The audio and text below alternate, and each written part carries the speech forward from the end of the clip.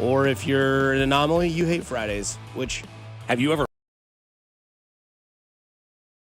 Monday through Thursday, which I don't know how many people there are, but you've got different professions with different hours of operation. Yeah. Some people are just now getting home from work. Some people just now going to work. But either way, it is Friday here in Kansas City. Thank you for being with us on 96.5 The Fan. You're home for Kansas City sports. Had Vern's hot stove show last night. Could still feel the heat coming out of the studio. As Vern's getting you started, baseball is going to officially start for your ball club in 2 weeks as they will report to Arizona. As pitchers and catchers will report. And then the season will be right around the corner. For Major League Baseball action. Big news last night. Kyle Tucker. Hottest, biggest free agent out there in baseball. Where did he go? Well, we knew where he was going to go, right? The Mets. The Mets, I think, thought they were getting him yesterday. What happened to that white smoke? I don't know. That was funny. The owner of the Mets tweeted out, wait for the white smoke, right? And then the Dodgers signed Kyle Tucker. I don't know what he was talking about, right? I'm not here to say that I could do somebody else's job because that's probably impossible, but I could guarantee you I could do Dave Roberts' job. Yeah. Oh, God, yes. This is his opening day lineup. And starting rotation, Shohei Ohtani, Mookie Betts, Freddie Freeman, Kyle Tucker, Will Smith, Max Muncy, Teoscar Hernandez, Andy Pages, but I think it's Pages. I don't know how you say it. Doesn't matter. He's the eighth hitter. Probably will hit 35 home runs. Tommy Edman at ninth at second base. Your starting rotation, FYI. Yamamoto, future Cy Young. Blake Snell, Cy Young. Ohtani at Mr. Universe. Tyler Glasnow, Cy Young. Roki Sasaki, future Cy Young. And then, oh, by the way, your closer's that Edwin Diaz guy. Yeah. So, that's right. You got Edwin Diaz this offseason as well, too. I mean, Timmy Trumpets will be in L.A. He went there, too. He did. Timmy Trumpets did go with him. He left the Mets. I think the Mets were more upset about losing Timmy Trumpets than they were about losing Edwin Diaz maybe at this time. Insane. It is. Major League lineup. I mean, it's like an all-star team, right? It reads as your National League all-stars. It's not like all-stars. an all-star team. It is. It is an all-star team. That's what they should do this year.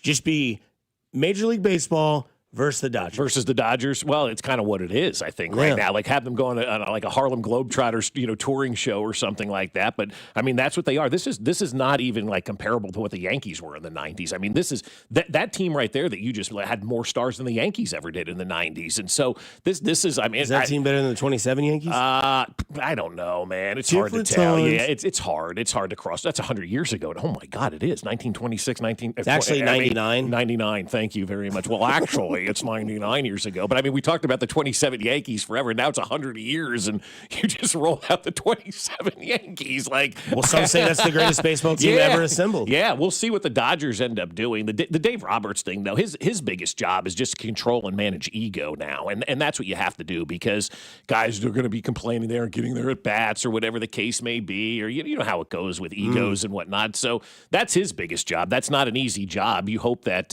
everybody kind of behaves themselves and nobody looks at it about them and they make it about their team. And then Dave Roberts' job is on cruise control, man. Just throw that lineup out there and do your thing and whatnot. But the Dodgers right now, they're just kind of playing within the rules of Major League Baseball and doing what Major League Baseball allows. And I can't be mad at the Dodgers. I'm not going to be mad at the Dodgers for this. If you want to have anger and if that's what you want on a Friday, I guess it's with the system and you hope the system is going to change after this season, but I still don't think we're going to get that salary cap that everybody wants. And so if you're not going to get that salary cap for Major League Baseball, I think I do have the ultimate solution for how we can kind of curb this spending, because you had said to me right before we started the show, not everybody has that same TV contract as the LA Dodgers. And you're right about that. Nobody has the ability. Most teams don't even have a TV contract at this time, including the Royals, right? And so what Major League Baseball needs to do instead of worrying about a salary cap is taking the money away from the Dodgers that they spend. And what I mean by that is pretty simple.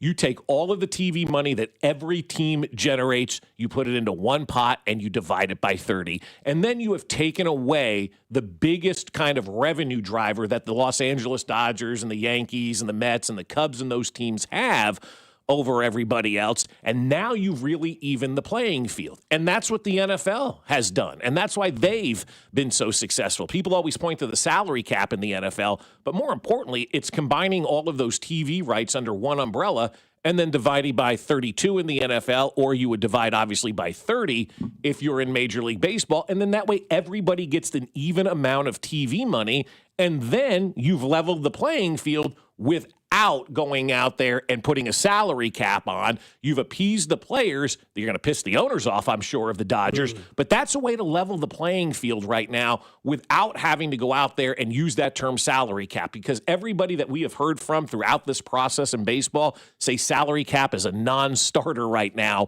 for this, and that will lead to a work stoppage. And the players don't want it, and I'm sure the Dodgers and Yankee owners, maybe they don't, well, the Yankee owners do want it, but maybe some of the other big market owners don't want that salary cap.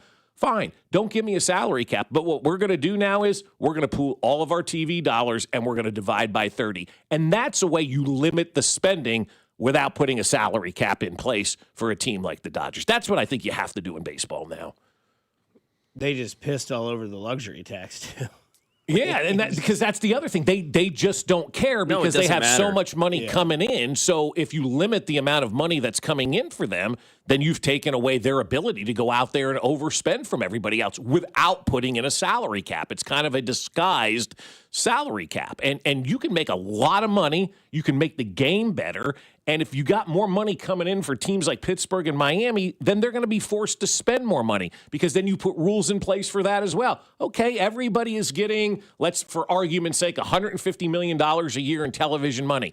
That's the minimum number you can spend on your salary. If you don't spend that minimum number on your team's salary, then we're going to penalize you and tax you and make you pay the other teams back, just kind of like what we do with the luxury tax right now. You have to have a poor tax in Major League Baseball. So if you combine national TV money, local TV money into one pot, whatever that number is, divide it by 30, that's your floor for Major League Baseball that year, and every team better spend that money. So you haven't capped salaries, you've created a higher bottom, and I think that should make everybody happy across Major League Baseball. You're going to have to give to get if you're the owners. Like, if you're the owners going into these meetings with the players, you can't sit there and be like, everything I want or nothing. And if you're the players, you can't say everything we want or nothing. There has to be compromise. And I think that's a great compromise for everybody. You don't have a cap, you have a floor, and everybody's kind of on the same page and has an opportunity to go out there and spend money and put the best possible team out there that they can do as well. Yeah, the Dodgers just suck it. I just hate it, dude. I'm not mad at the Dodgers, and I won't be. Be mad at the owners. Be mad at the teams that aren't spending that kind of money. The Dodgers are doing what they're capable of doing within the system. Yeah, well, that's like your opinion, man. I just still I don't like the team. It's like when the Warriors won, what was it, their first title with like the best team we'd ever seen assembled, and it's like, oh, by the way, Kevin Durant's gonna come play for us. It'd be like getting Kevin Durant and LeBron James. And like somebody else. Yeah, it's worse than the Warriors. Yes, exactly. Oh, it's 10 times worse. Yes, it's LeBron, KD, and Steph on the team but together. LA's thriving, man. Their sports world's doing it. They got the Rams, they got the Dodgers, they've got you can kind of give them the Chargers if you want. The Lakers, they're a mess, but whatever. Still they have Lakers, LeBron still and Luka. Yeah, but the Lakers are a mess right now. I mean, LeBron, he's just fighting with everybody now and complaining about podcasts. The Clippers, the Intuit Dome's awesome. I know that's a complete... Well, they got an arena. Yeah, the arena's sick. They got an owner that looks like Maloney and yells. I mean, and he has a really good tree company. Great tree company. Great tree company. Yeah, they do a good job. Yeah, good job with the trees and I whatnot. love trees, man. Yeah, especially palm trees. But I mean, the company I chose. It's like gambling on East Toenail State. I'm going to put $45,000 if they cover the halftime spread. Mm-hmm. Why? Gotta figure out how to make money on this. No doubt. Really want to. You know what's crazy? Speaking of the 1927 Yankees, Lou Gehrig had a WAR of 11.9, and it wasn't even the best. Babe Ruth was 12.6. Oh, by the way, Babe Ruth led baseball with strikeouts that year with 89. He struck out 89 times, or as a pitcher, he struck out 89. In 27, he was hitting. He struck out 89 times. Okay. And that led the league. That led the league. Now 89 times is a guy in May. Legitimately. Lou Gehrig didn't win MVP. He had 52 doubles, 18 triples, 47 home runs, and 173 RBI. Oh, my God. Babe Ruth would be your MVP, I think, if they had it that year. He had 158 runs at 12.6 WAR, hit 60 home runs and 137 walks, and struck out 89 times. He almost crazy. walked 100 times more than he struck out. That's nuts.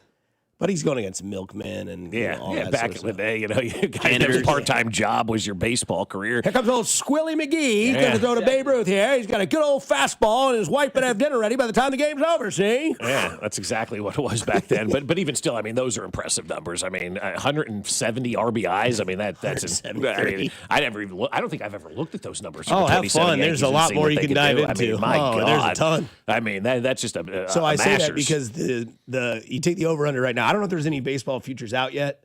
Only a few. Okay, well, the 1927 Yankees were 110 and 44 and 1. They had ties, apparently. Back then they had ties, huh? Yeah. All right. Yeah, they won the World Series in 4 games over the Pittsburgh Pirates. But yeah, 110 and 44 and 1. Do the Dodgers win more than that? And that was also in like, I guess, a 158 game schedule or whatever it was back then. 154 game schedule, yeah.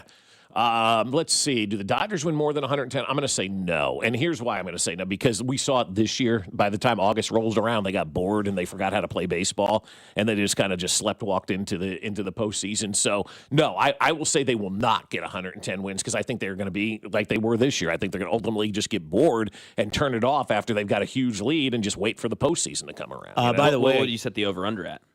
For the Dodgers? Yeah, they all are out. They all are out. I would say 99.5, right? Okay. No, it's got to be higher than that. Probably 104.5.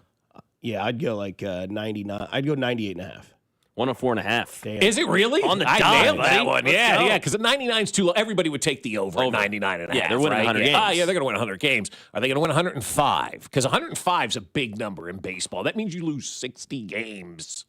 Roughly, right? It's like less than that. Yeah. I mean, it's like 54 games. It's an insane number to win 105 games, and so yeah. I mean, that's a good number. That's why I said 104.5. It's a really good number. They have World Series odds? I believe so. Let's see. Because I bet the Dodgers are minus. No, they can't be minus. It can't be minus. Plus 105. Yeah. Plus 220. Wow. Who's second? Yankees? Yeah. Then What are they at? Mets? They're plus 1,000. The Mariners are plus 1,300. Wait, hold on a second. It goes from plus 220 as the leader to plus 1,000. That's The right. difference between first and second is the difference between second and third, fourth, fifth, sixth, seventh, eighth, ninth, 10th. Oh my God! Yeah. Wow. Yeah. That's the difference. That's in the the league difference right now. Yeah. The Dodgers are number one by a long shot, and it's not even what close. are those Kansas City Royals? Plus 2,500? Let's see. The Royals, scroll down here a bit, plus 3,300, right Plus below the 30. Rangers. Dude, let's go. Right below who? The Rangers at plus Rangers. 3,000. I don't understand why the Rangers are ahead of the Royals on this one. They're kind of breaking up that operation down there, and they're getting ready kind of for a rebuild in Texas. So I don't understand that one, but what do I know? It's weird because their win total, the Rangers' win total, one less than the Royals, 81.5. Well, maybe they're saying, I don't know, they get into the playoffs. Yeah, maybe exactly. Who Yeah. knows? I don't understand that. That doesn't make any sense to me. I doesn't, can't no. rationalize that one, no. Can't really rationalize saying that you were at the airport, but that accordingly was what Tyreek Hill said, is what he meant yesterday with his question of, if we're putting out requests, just let me go home. And obviously we made a poll question yesterday that I want to get to because we said, do you want Tyreek Hill back on the Chiefs? 46.9% said yes, 53.1% said no. So it's pretty close. It's closer than I thought. I thought it might be 70-30 no, but what do I know? Coming up next, we'll talk about a little bit what Mahomes had to say yesterday. Dude's a freak. And then we'll talk about what this season means for one individual more than anyone in Kansas City for the Royals this year on 96.5 The Fan, your home for the Kansas City Royals. Fescoe and Dusty. Every Hardee's is closed. Well, that sucks. Brought to you by Golden Oak Lending. Do you need extra cash? Golden Oak Lending can convert your home's equity into cash in as little as 14 days. Let Golden Oak Lending cure your blues. 96.5 The Fan. Men, the new year is here, and if you're like many of us, you're ready to improve your health. But if you're feeling low energy, not sleeping well, or not seeing results in the gym, keeping that resolution can be tough. This is Jeff for Heartland Men's Health, and if those symptoms sound familiar, we can likely help. They often point to low testosterone, and treating low T is what we do. But this year, we're also helping men go further with 4 targeted body composition plans featuring growth hormone peptides, NAD+, GLP-1s, PDA, and more, designed to boost energy, support metabolism, enhance recovery, and accelerate fat loss. With our low T treatments combined with our body composition programs, most men notice real improvements, more energy, better focus, improved sleep, stronger workouts, and often a renewed sex drive as well. So call us. Your initial visit is just $99 and includes blood work and a medical consult. And if you start on treatment the same day, your visit is free. Call 844-447-6600 or visit heartlandmenshealth.com. Feature therapies are compounded and have not been evaluated nor approved by the FDA. Provider prescription required. See website for details. At Kansas City Proton Institute, we're delivering the future of cancer care with state-of-the-art proton therapy right here in KC. If you have breast, head and neck, or brain cancer, proton therapy may be a better treatment than conventional radiation. Don't wait. Get your second opinion at Kansas City Proton Institute. Come see Kansas City's largest, most experienced, and most advanced proton therapy team. Learn more at kcpi.com. Kansas City Proton Institute, where you see the best in KC. Having unexpected car trouble or just in a car accident? You need Jay's Southland Tow Service. They have 20 years of experience and service the KC metro area. They specialize in light, medium, and heavy duty, also in commercial transport and construction equipment. Keep this number handy, 816-779-4TOW, or go to southlandtow.com. Use the tow service trusted by most local police departments, Jay's Southland Tow. There's nothing they can't do, so be in the know and use Jay's Southland Tow. Paramount Plus is the new home of UFC, and we're coming out swinging with UFC 324. Oh, what a shot! And 325 on back-to-back weekends. The new era is here. It's time! Every fight. Bam! Let's go! One subscription. Oh my goodness! Pay-per-view just got knocked out. Let's go! Back-to-back blockbuster UFC events this month only on Paramount Plus. My name is Whitney Allen. I am a widow. My husband Ryan died. We never thought in a million years we'd have to use life insurance. The unexpected happened. With Ethos, it is so fast and easy. It's 100% online. You can get a quote in seconds, apply in minutes, and get same-day coverage. No medical exams, and you can get up to $3 million worth of coverage through Ethos. Get your free quote at ethos.com/radio. That's ethos.com/radio. Time spent on application may vary. Online health questions required. Ready for action, basketball fans? BetMGM, an authorized gaming partner of the NBA, is giving players another reason to hit the court this season. BetMGM is adding extra excitement to every basket, every slam dunk, and every buzzer-beating shot with special promotions, new features, and more. Log in throughout the season to find odds boost tokens, no sweat tokens, and same-game parlay boost tokens in your account to amplify your winnings. Enjoy enhanced product features like Dark Mode 2. Log into BetMGM, an authorized gaming partner of the NBA, all throughout the basketball season to see what's new. BetMGM and GameSense remind you to play responsibly. Gambling problem? Call 1-800-GAMBLER. See BetMGM.com for terms. 21 plus only. Kansas only. Existing customer offer. Subject to eligibility requirements. Rewards vary and expire in 7 days. Please gamble responsibly in partnership with Kansas Crossing Casino and Hotel. Anthony Plumbing, Heating, Cooling, and Electric. Visit AnthonyPHC.com today.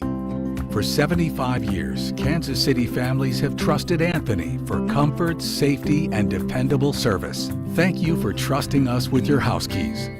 Anthony, in your home for 75 years. You're listening to 96.5 The Fan from the DM Injury Law Studios. Mike's got this. Car, truck, or motorcycle wreck? Remember, Mike's got this. 816-888-7500. Mike's got this. Here's your traffic report on 96.5 The Fan. On the Missouri side, 35 southbound from Missouri 152 into downtown is a 12-minute trip. I-70 westbound from 470 into downtown, 15 minutes. Kansas side 70 eastbound from 435 to 670 is an 11-minute drive. Alan Carr, 96.5 The Fan, traffic.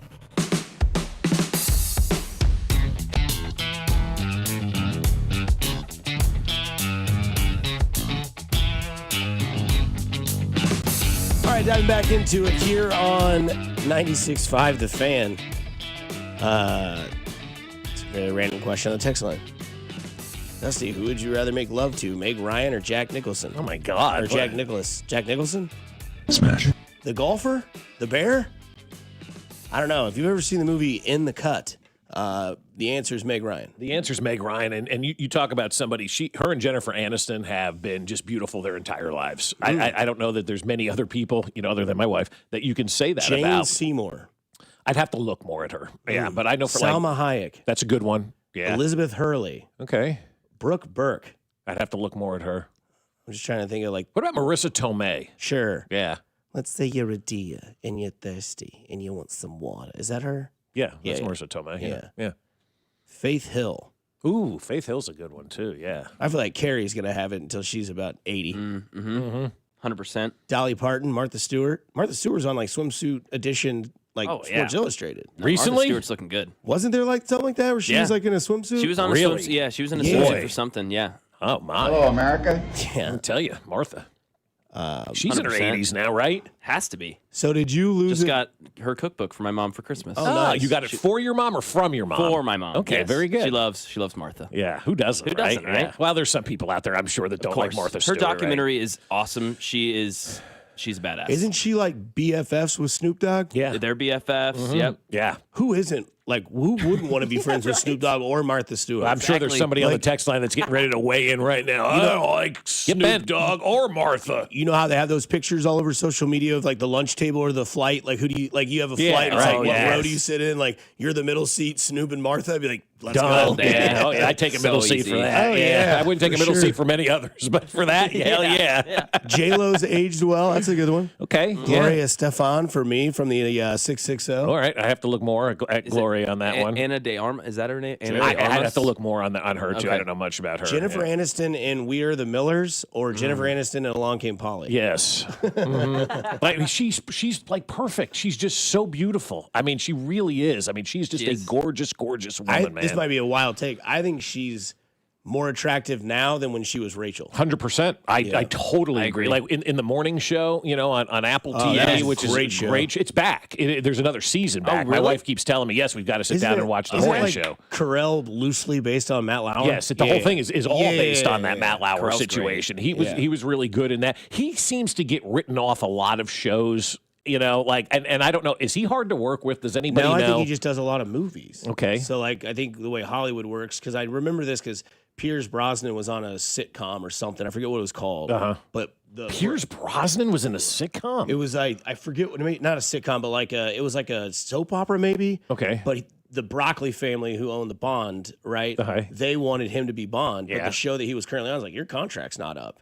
So they went with Timothy Dalton in the early 90s. Okay. And then once his contract was up, he left. And then in came GoldenEye, Tomorrow Never Dies, The World Is Not Enough. Gotcha. All that sort of stuff. And then that was his legacy with Bond. Okay. That's the only part of that I know where contracts can get involved, because I think that's why he left The Office, because here comes 40-Year-Old Virgin, Day in Real Life. All these movies started to pour out where he was no longer the side character. He was the character. Right. Because he was the side character in Bruce Almighty, when he's doing the speaking. I love and then, of that course, he's movie. one of the best That side is a good characters one. in It's a good Anchorman. one. Yeah, Anchorman. He's fantastic in Anchorman. And then you see how his career evolves, right? The Office comes out. In the first season of The Office, Steve's kind of beefy. He's not fat, but he's thick. And then you see him kind of mold into Hollywood. Well, he had to wear that woman's suit, so he had to lose some weight to get into that woman's suit. The Anchorman story for me is just is so funny because years ago, a lifetime ago, in the early 2000s, Paul Rudd was in studio with me, and we were doing a show and whatnot, and it was before anything with Paul Rudd, right? He was just Phoebe's boyfriend at that point in time. He was in Clueless. Yeah, he was. Yeah. Rocking a KC hat. Did you see, by the way that the final episode of Friends ended where they were all hugging at post production, and Paul Rudd got in the middle and goes, "Yeah, it's been a great run," and they were pissed at him. He said for doing that because it was their final day of taping, and the main cast was hugging. He goes, "Yeah, it's been a great run." Mac's like, "Yeah, I kind of understand that," but so anyway, so he was in studio with me. I go, "What's coming up? What do you got going on? What's new?" He goes, There's this movie coming out called Anchorman. I don't know if it's going to be any good or not, but that's kind of my next project. And boy, did he undersell that one, because that turned out to be an amazing movie. A cast of everybody was in that. And you look at Anchorman,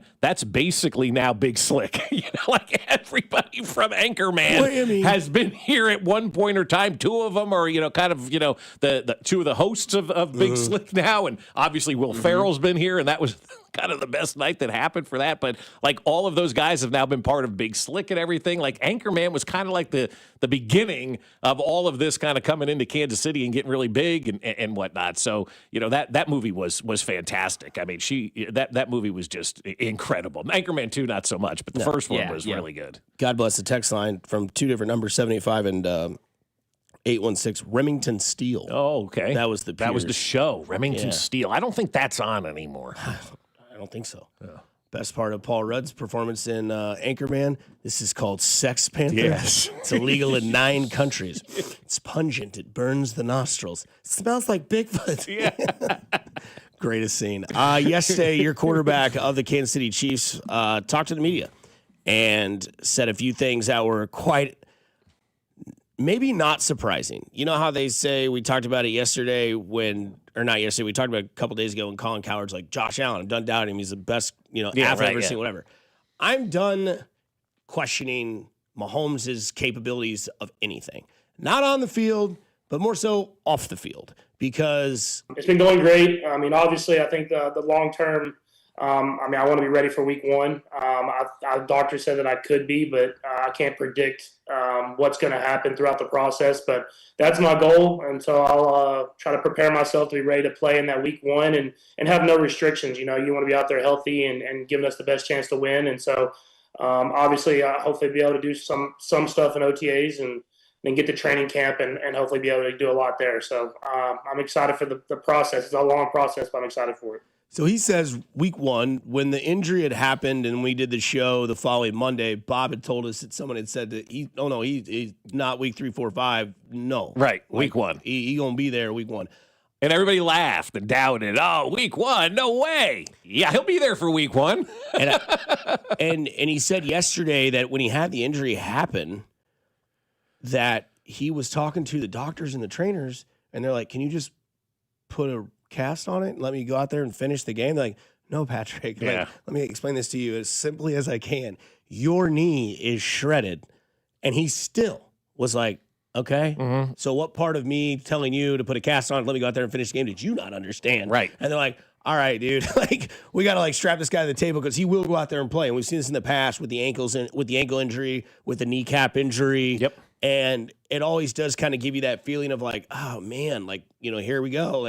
Quarterbacks always, it's almost like a quarterback getting a severe injury is almost like seeing a up and coming pitcher that you're like, oh man, this guy's great. And then you're like, when's the Tommy John going to happen? Right. And that's a fear that I always have with electric pitching. I worry about Paul Skeens. No, they're all going to have it, though. You know that. Because we've seen it with the greatest of the greats. Right. And now Patrick Mahomes with that story of saying to, his trainers and his team doctors, as we watched him being helped off the field. Well, that's the thing. Carried down the tunnel. The man couldn't even walk. You go back to the ankle injury in the playoffs where he makes the longest run of, a quarterback in Super Bowl history against the Eagles. It seals the game. And how he just continues to do things. Look, I don't think he's here for a long time, but I think he's here for a good time, whether that's 36, 37, 38. I mean, I know Brady played to 45, but that's an anomaly. A lot of other quarterbacks, they get to 40 and it's done. Mm-hmm. But, I mean, there is one thing that you cannot doubt with this quarterback, and that is his true grit to just literally want to go out there, whether he's 31 or 21. He is the same sort of mindset. And quite honestly, it opened my eyes yesterday to hear him have that story about his trainers. Yeah, it was interesting to listen to him, but not surprising to listen to him either, because he said everything that we knew he was going to say. This guy's going to take rehab and throw it out the window and just destroy it. And people will look at it and go, oh, my God, I can't believe the way that this guy rehabbed. He's going to get after the rehab, basically, like he gets after everything in life. And that's why he is, the greatest quarterback right now of this generation, is because he knows how to go out there and get back out on the field and do what's necessary to put himself himself in a position to be a winner. And so, like, if you've ever doubted Patrick Mahomes before, I would imagine all the doubts have been gone after what he's done on the field. There should be nobody doubting that he's not going to be ready to go for week one. Now, obviously, the body and all that kind of stuff, but it's not going to be because he's not putting himself in position to be ready. He may be ready for week one of preseason, at this point in time. And obviously, they're going to slow play it in training camp. He'll be standing there with a hat on or something like that, To me, out of this, Bobby Shroop's going to get a lot of love. Yeah, sure he behind is. the scenes. Yeah.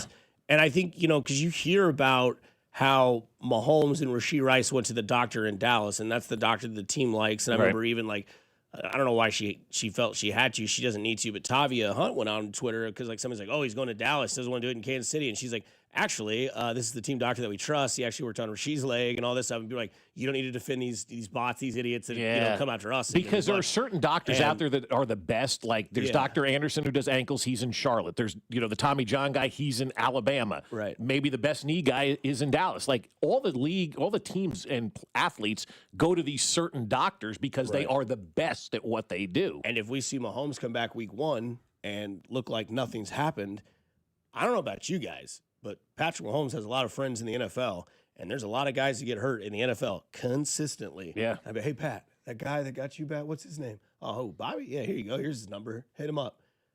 Because that's where I went immediately when the injury happened. I was like, it's Bobby Stroop season. And full force. I mean, there is no off season for Patrick Mahomes.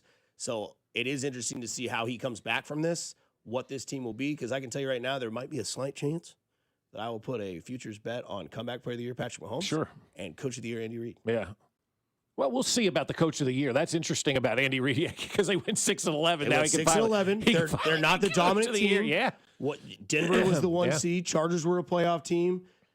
People are gonna, throw a little dust in your face. Yeah. What if he comes back and his quarterback's fine and they change the scheme? Because this is what Patrick Mahomes had to say about the new scheme evaluation. Dive deep into that scheme evaluation and see what teams are seeing against us. I think the one part about having so much success is teams watch a lot of film on you, and so they try to have good game plans on how to combat what you do and what you've done well. And you saw that this year where teams were very conscious of some of the plays that we've hit for a long time, and so we have to find ways to counteract that and kind of go at teams and be able to utilize that and make more explosive plays. I think if we can get back to some of that stuff, as well as being consistent on a down-to-down basis, that'll be stuff that we got to continue to get better at. And I think there's minor tweaks, but at the same time, you got to look at the entire picture and see if we can be better at every single area. So we'll see where we get to after watching the film, but I'm willing to do whatever it takes in order to go out there and have success. Seems like there's a lot of important people that have a lot of homework to do this offseason. And I like that they have that mindset because we have heard this before, but in different variations. Like, yeah, they're taking away this, and we got to figure out how to, implicate this, or we've got to figure out how to inject this sort of offense, and it hasn't worked. And I think what they did a lot of, maybe Mac, you can agree to this, or Bob, you can agree to this as well.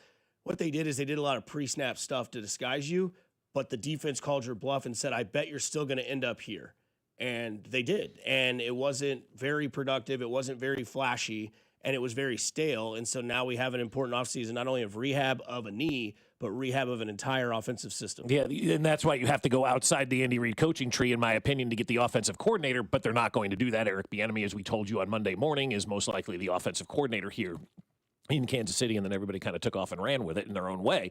But you can, decide what you want, who should be the offensive coordinator. But that was a message from Patrick Mahomes right there. That is the first time in my opinion, that he's kind of really subtly calling out Andy Reid and saying we need to do things differently here. And, I came in after that Denver game that we had in Denver, and I used the term predictability. And all of a sudden that word started to take off, and everybody started to talk about predictability and how predictable this offense was. And then you have Patrick Mahomes now alluding to it. They knew what we were going to do. It was predictable. It was stale. It was old. It was tired.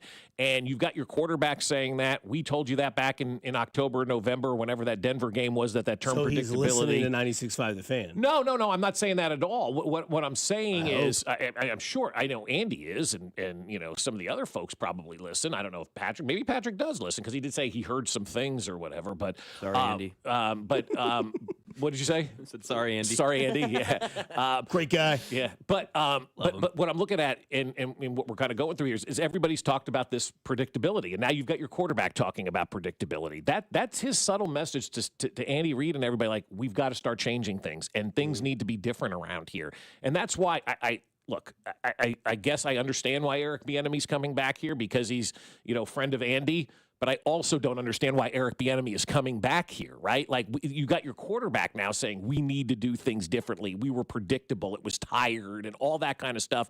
And people were recognizing that. And Dusty just said something that kind of opened my eyes a little bit. I didn't even think about, yeah, you're bluffing. We know all this kind of stuff. We know exactly what you're going to do. We don't care about the motions before and all that kind of stuff, because we know exactly what you're going to do, because you don't do anything different. And that's why I think you go outside the family when you're looking for an offensive coordinator, because you stay inside the family and it's a lot of the same. And so I'm going to mark that for Patrick Mahomes on the 15th day of January 2025 or 2026. He started to take ownership a little bit of this offense and basically starting to kind of, wield, a sword out there and saying, I don't like what's going on right now. We need to change some things up. Let's see how much they listen to Patrick Mahomes. That could be a key comment moving forward in the future.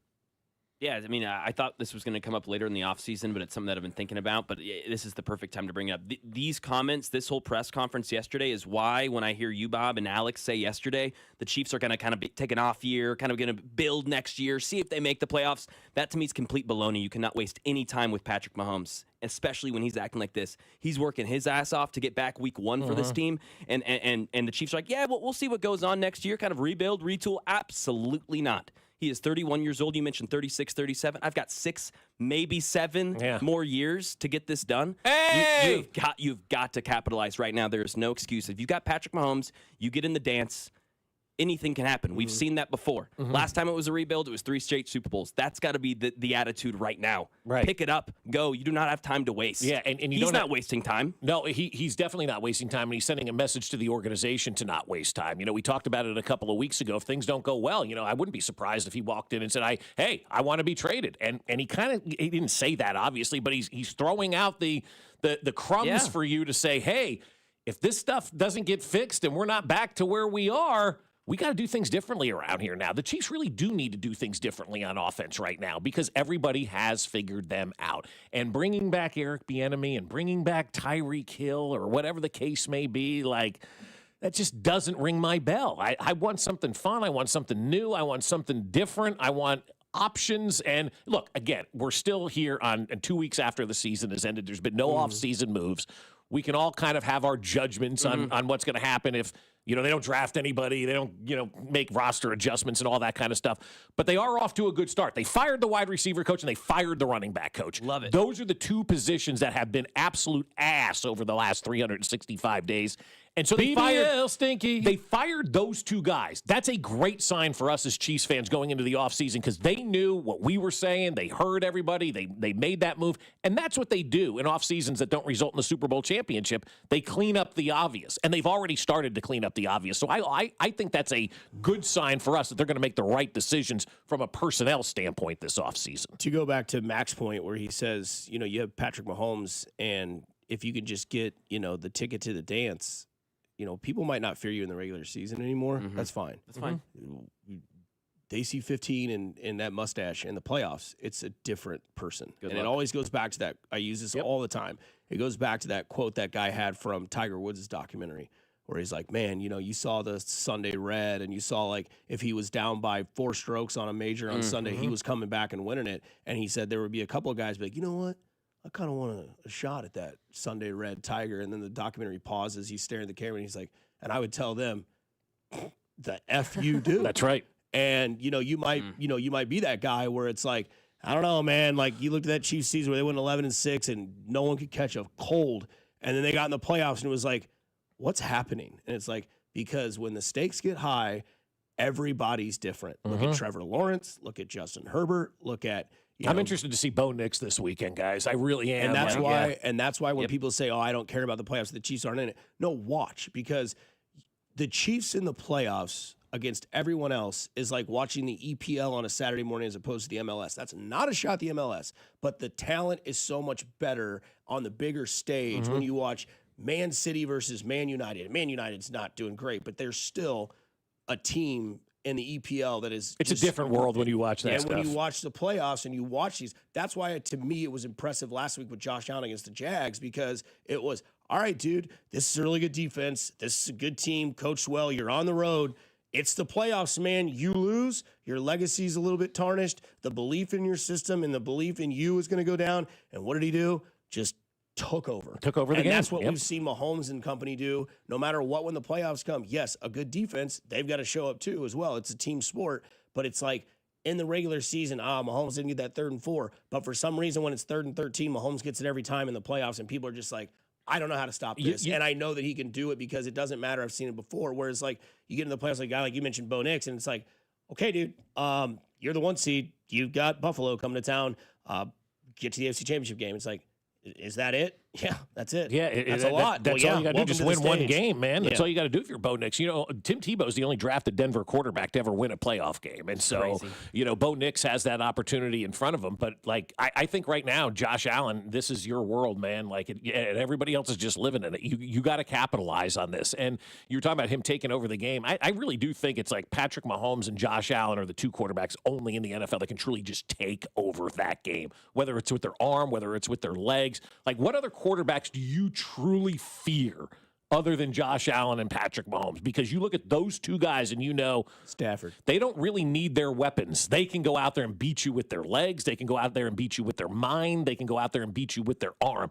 That's what Josh Allen and Patrick Mahomes have over everybody else in this league. The arm, the legs, and the mind. It all comes together in one, and they do things that only they know how to do. And you could sprinkle on a little bit of respect, because respect goes a long way in the NFL when it comes to reputation as well. Like when people are like, we can't give up more than 2 yards on this play because I know they have a Rolodex of 15 plays that can get 5 yards.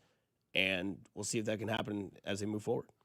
Bo Nix 1-8 versus winning teams that score more than 17 points, by the way. Yeah, we'll see. I mean, does Buffalo get over 17 points this week? That Denver defense is really good. Yeah, really so good. That's why that game is good. That the AFC games are just so spectacularly awesome this week, man. They really are. I think they're going to be great. Somebody put up a 45-second highlight clip of the Houston Texans going after quarterbacks, and they go, Drake May, close your eyes. And it was just, I mean, the speed on that Houston defensive line. I get more impressed with that by the day. I mean, that defensive line for Houston may be the best we've ever seen, guys. We'll get into those playoff matchups in about an hour from now, but when we come back, we'll talk all things Royals and why it's important for this guy to perform with his guys here on 96.5 The Fan, your home for Kansas City sports. This is voice of the Wildcats, Wyatt Thompson, and you're listening to Fescoe and Dusty on your home for K-State Athletics, 96.5 The Fan. Brought to you by Golden Oak Lending. Do you need extra cash? Golden Oak Lending can convert your home's equity into cash in as little as 14 days. Let Golden Oak Lending cure your blues. Well, I'll tell you what, Underdog is here for you, and the playoffs are here as well. And Underdog is the best place to get in on all of the action. Right now, you can make entries and win money in the state of Missouri. Playing on Underdog is just so easy. Choose if your favorite players will go higher or lower on stats like touchdowns, rushing yards, receptions, and more. Get them right, and you could win up to 5,000 times your cash. You heard us talking about it, man. The AFC games this weekend are going to be outstanding. Bo Nix, maybe you're taking him to go higher on his passing yards. Or maybe you're looking at Josh Allen. He says, they're going against that Denver defense. I'm going to go lower on his passing yards this week. Whatever it is, do it with the Underdog app. Download it now and use the promo code BOB to score $75 in bonus entries when you play your first $5 with promo code BOB. Underdog, make plays, win money. Must be 18 and over and present in Missouri. Terms apply. See assets.underdogfantasy.com/web/play and get terms _DFS_.html for details. Concerned with your play? Call 1-800-GAMBLER or visit www.ncpgambling.org.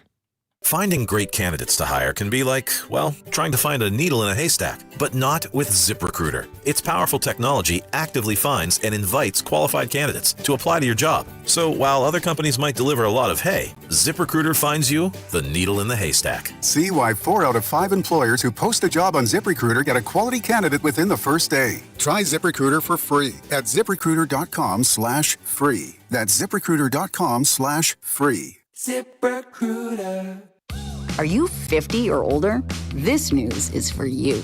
The CDC recommends you get vaccinated against pneumococcal pneumonia. Even if you're healthy, your age puts you at risk. People 50 or older are over 6 times more likely to be hospitalized with pneumococcal pneumonia compared to adults 18 to 49. Just one shot can help protect you. Learn more and schedule at vaxassist.com. That's VAXassist.com. Sponsored by Pfizer. It's game day. Are your moderate to severe Crohn's disease or ulcerative colitis symptoms keeping you from the action? Skyrizi, risankizumab Riza, could help you get back to the game. Skyrizi is proven to help people feel significant symptom relief, achieve remission, and visibly improve damage of the intestinal lining. Skyrizi is a prescription injection medicine for adults. Don't use if allergic to Skyrizi. Serious allergic reactions, increased infections, or lower ability to fight them may occur. Before treatment, get checked for infections and tuberculosis. Tell your doctor about any flu-like symptoms or vaccines. Liver problems leading to hospitalization may occur when treated for Crohn's or ulcerative colitis. Control is everything to me. Ask your doctor about Skyrizi, the #1 prescribed biologic in Crohn's and ulcerative colitis combined. Learn more at skyrizi.com or 1-866-SKYRIZI. Hi, this is Toby Tobin along with Jason Goodenkoff from Lewisburg Ford in Lewisburg, Kansas. Hi, Jason. Hello, Toby. Let's talk about the buying experience at Lewisburg Ford. It's the best anywhere. Just ask all our customers, Toby. It is hands down the best experience you can have buying a new car. We have the no-hassle Toby Tobin price that we've had for over 45 years now. Nobody else can say that. We've been saving Kansas City thousands and thousands of dollars for a lot of years. I have been buying Ford cars and trucks from Lewisburg Ford for over 30 years. And I know personally this is the best place to buy a Ford car or truck. Great prices, but there's a whole lot more than that. It doesn't just stop at price, Toby. No. There's other factors to this equation, and it's trade-in allowance, financing, and the experience of how knowledgeable the people are that you're dealing with. And we surpass everybody in all those areas. We always have. We always will. That's why calling us is important. Do you have that new pickup? Absolutely. And it's dynamite. Okay. Lewisburg Ford is your best place to buy a Ford car or truck. What's your toll-free number? 816-444-2300. Lewisburg Ford or lewisburgford.com. Shawnee Mission Ford, on a mission to do more. Visit our inventory at ShawneeMissionFord.com. At Shawnee Mission Ford, you get it all. Pricing on a great selection of new Fords, plus a lifetime powertrain warranty, along with the 1-year Select Plus protection. From America, for America. Shawnee Mission Ford, on a mission to do more. Here's your traffic report on 96.5 The Fan. East side, 435 northbound, slows as you make your way past 23rd Street, getting into a construction zone with the left lane blocked. Just a brief slowdown there. Otherwise, things move well all around the metro. Alan Carr, 96.5 The Fan, traffic.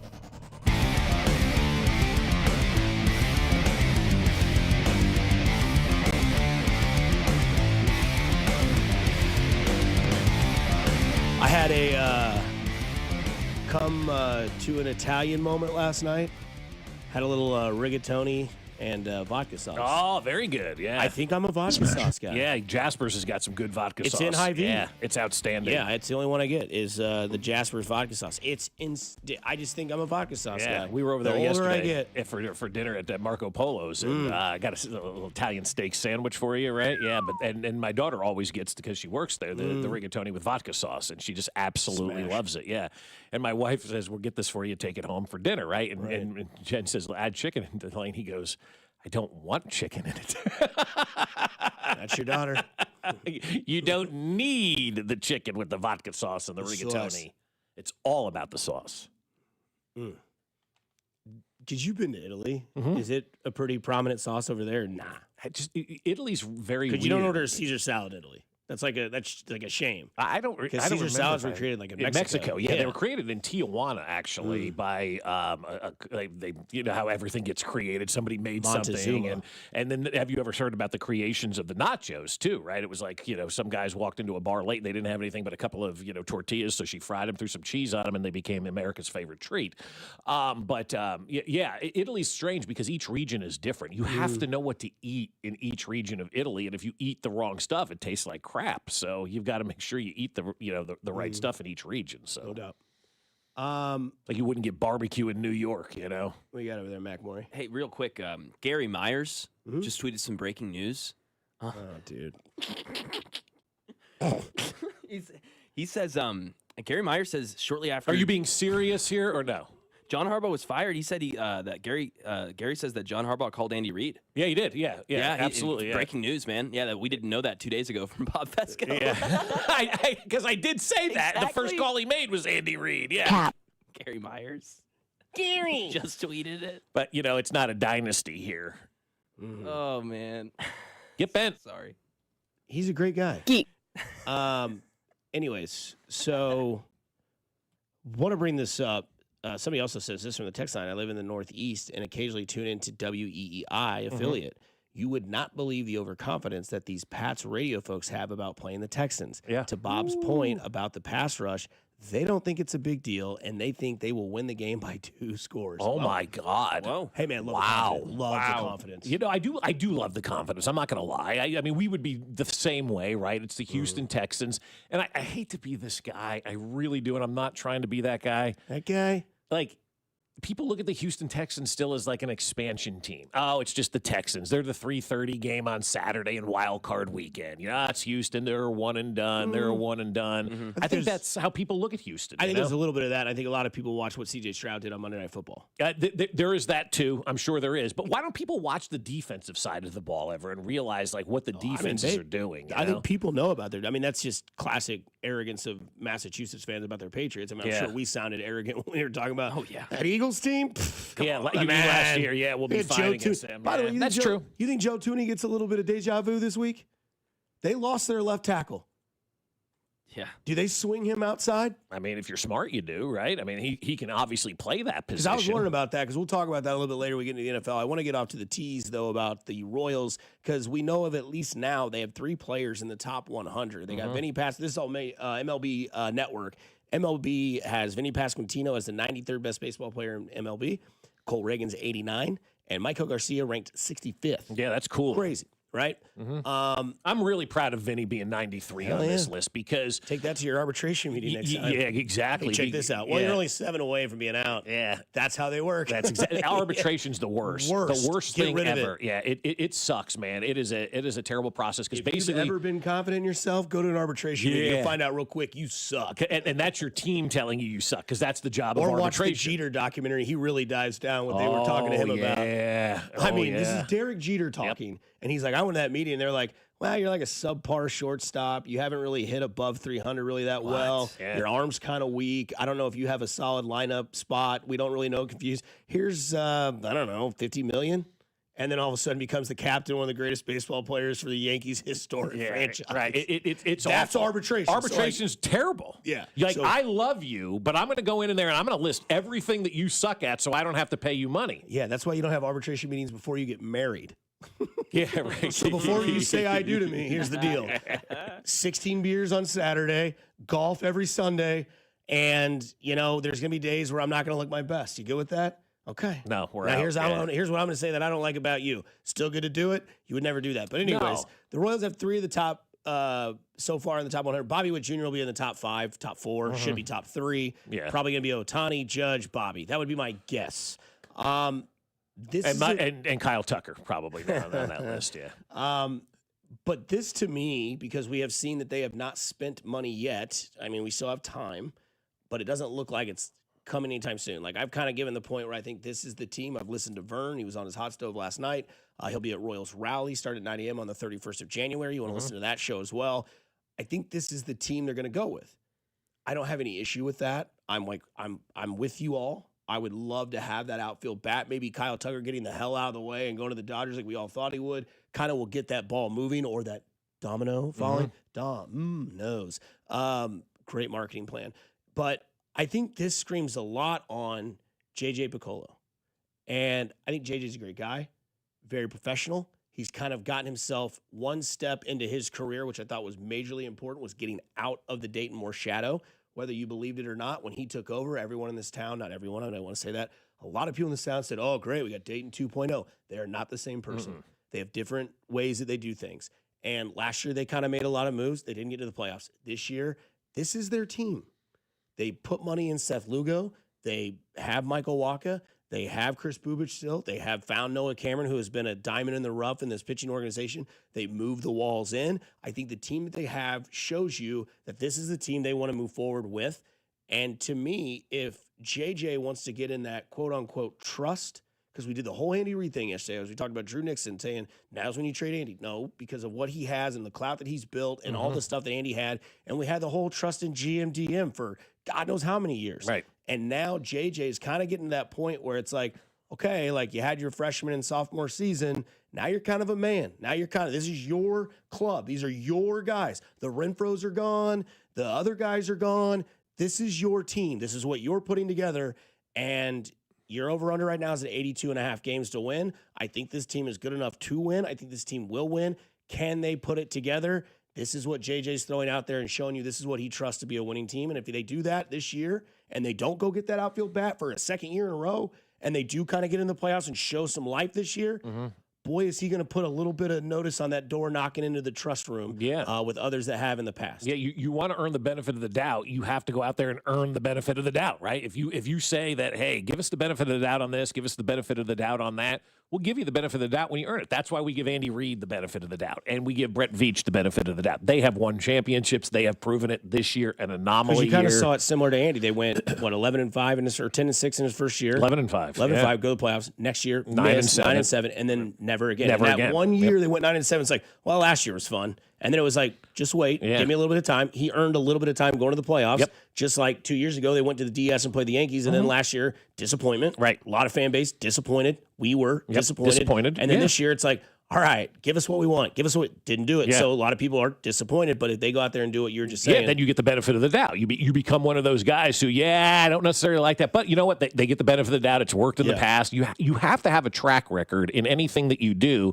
before people give you the benefit of the doubt. You have to go out there and earn it. And that's why, again, with Andy and Brett and all those guys, anything that they want to do, we're going to give them the benefit of the doubt. They have proven that they can go out there and win. And if you go out there and win this year with this team, JJ kind of falls into that category of, we'll give you the benefit of the doubt on that one because you've put these teams together. They've been in the postseason, but it really is going to rely on pitching, I guess, this year for the Royals. And they've got a great staff. I'm really excited to watch their rotation out there. And that's the good thing. Like, you didn't get that bat right now. And again, nothing is set in stone. You still got, 2.5 months before the first pitch is thrown.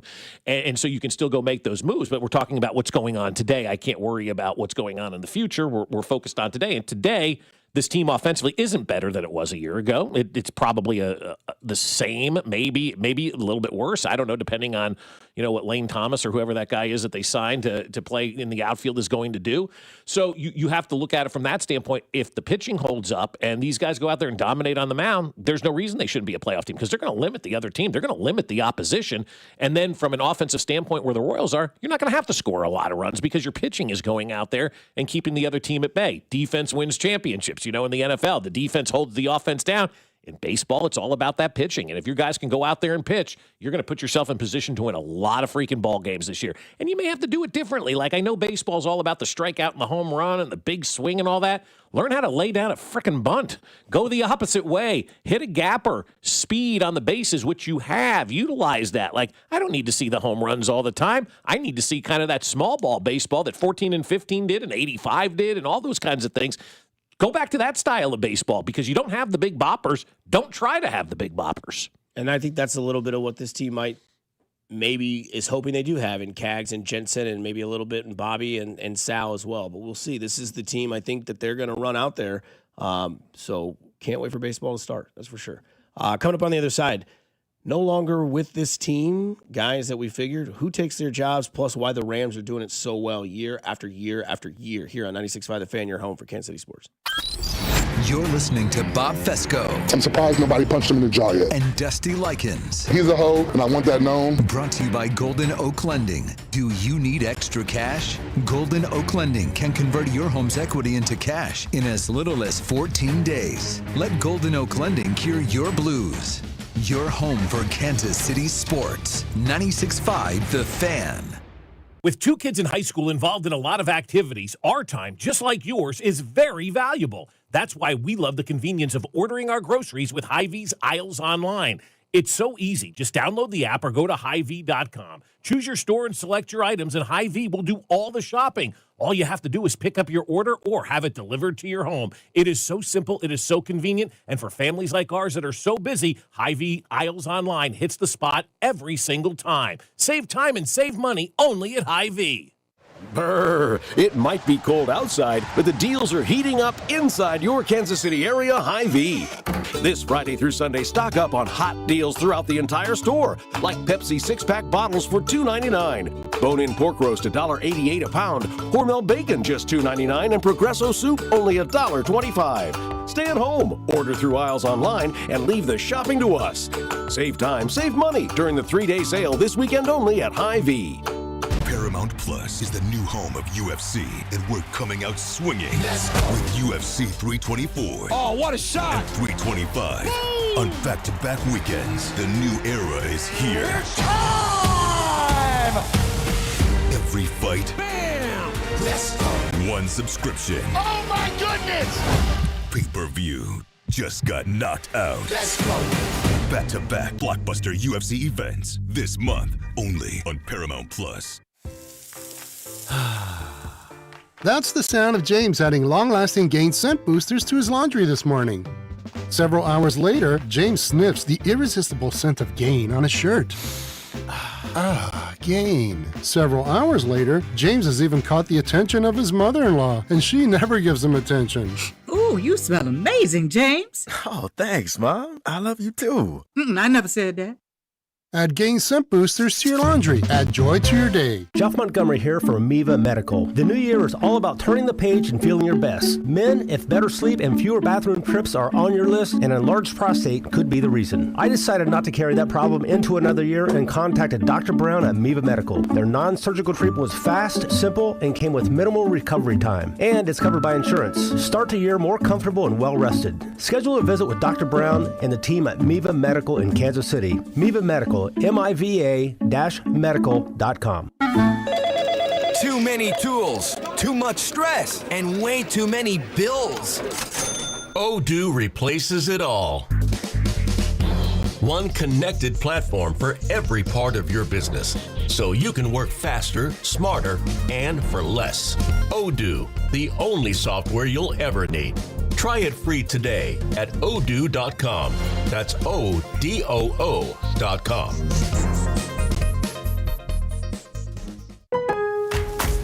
Lowe's knows how to turn big plans into real results. Whether it's new appliances or a home refresh, get started with 12-month special financing on purchases of $299 or more with a MyLowe's Rewards credit card, January 15th through the 30th. So you can invest in your upgrade now and pay over time.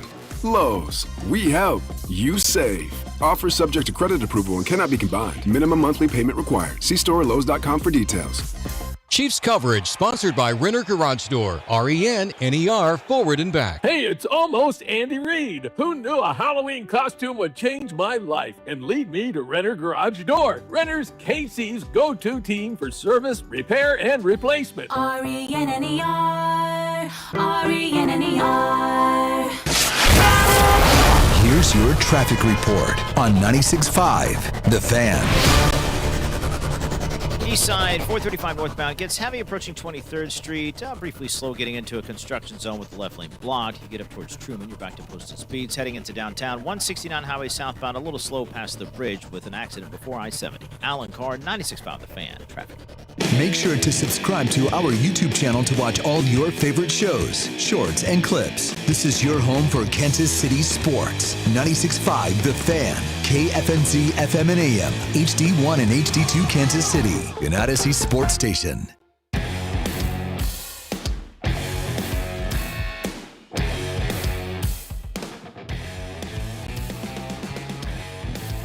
Connor Embry, gone.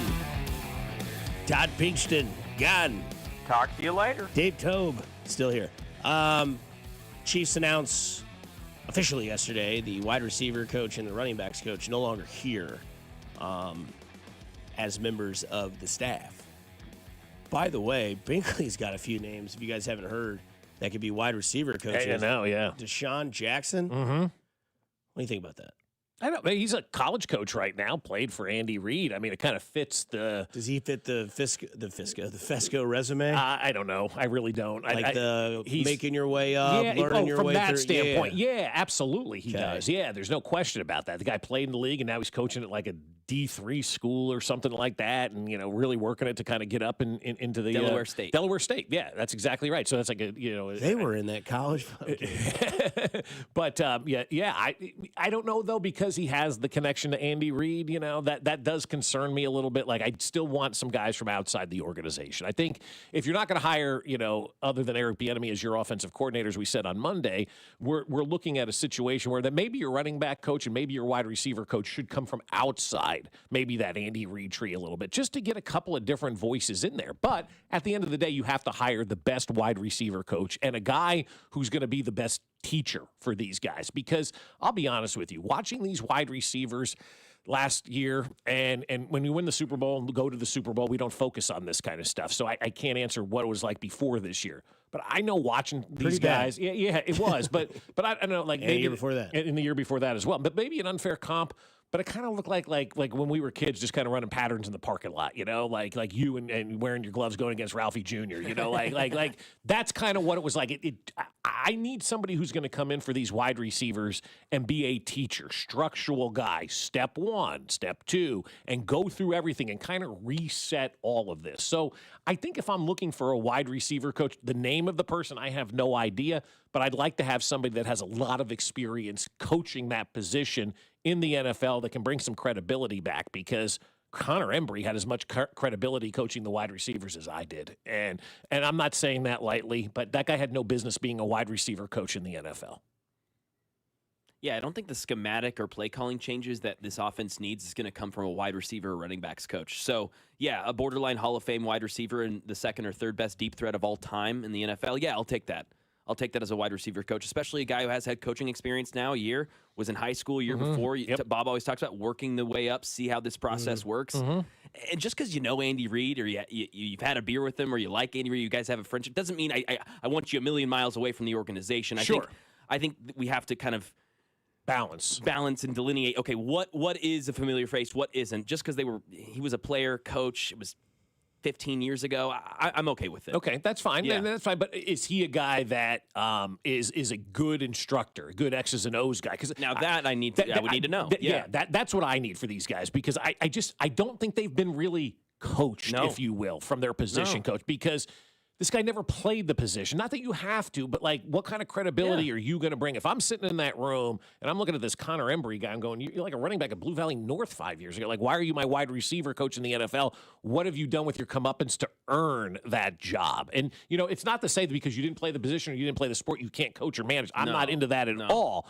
But I look at like that position in particular, like, how did that one happen? How did Connor Embry end up as a wide receiver coach on a staff with Andy Reid? Like, how did he earn that spot on that staff? I don't know that he did necessarily earn that spot. I think you know the answer to that. He's friends with his dad. Yeah, but and that's fine, and that's how the world works. I get all that.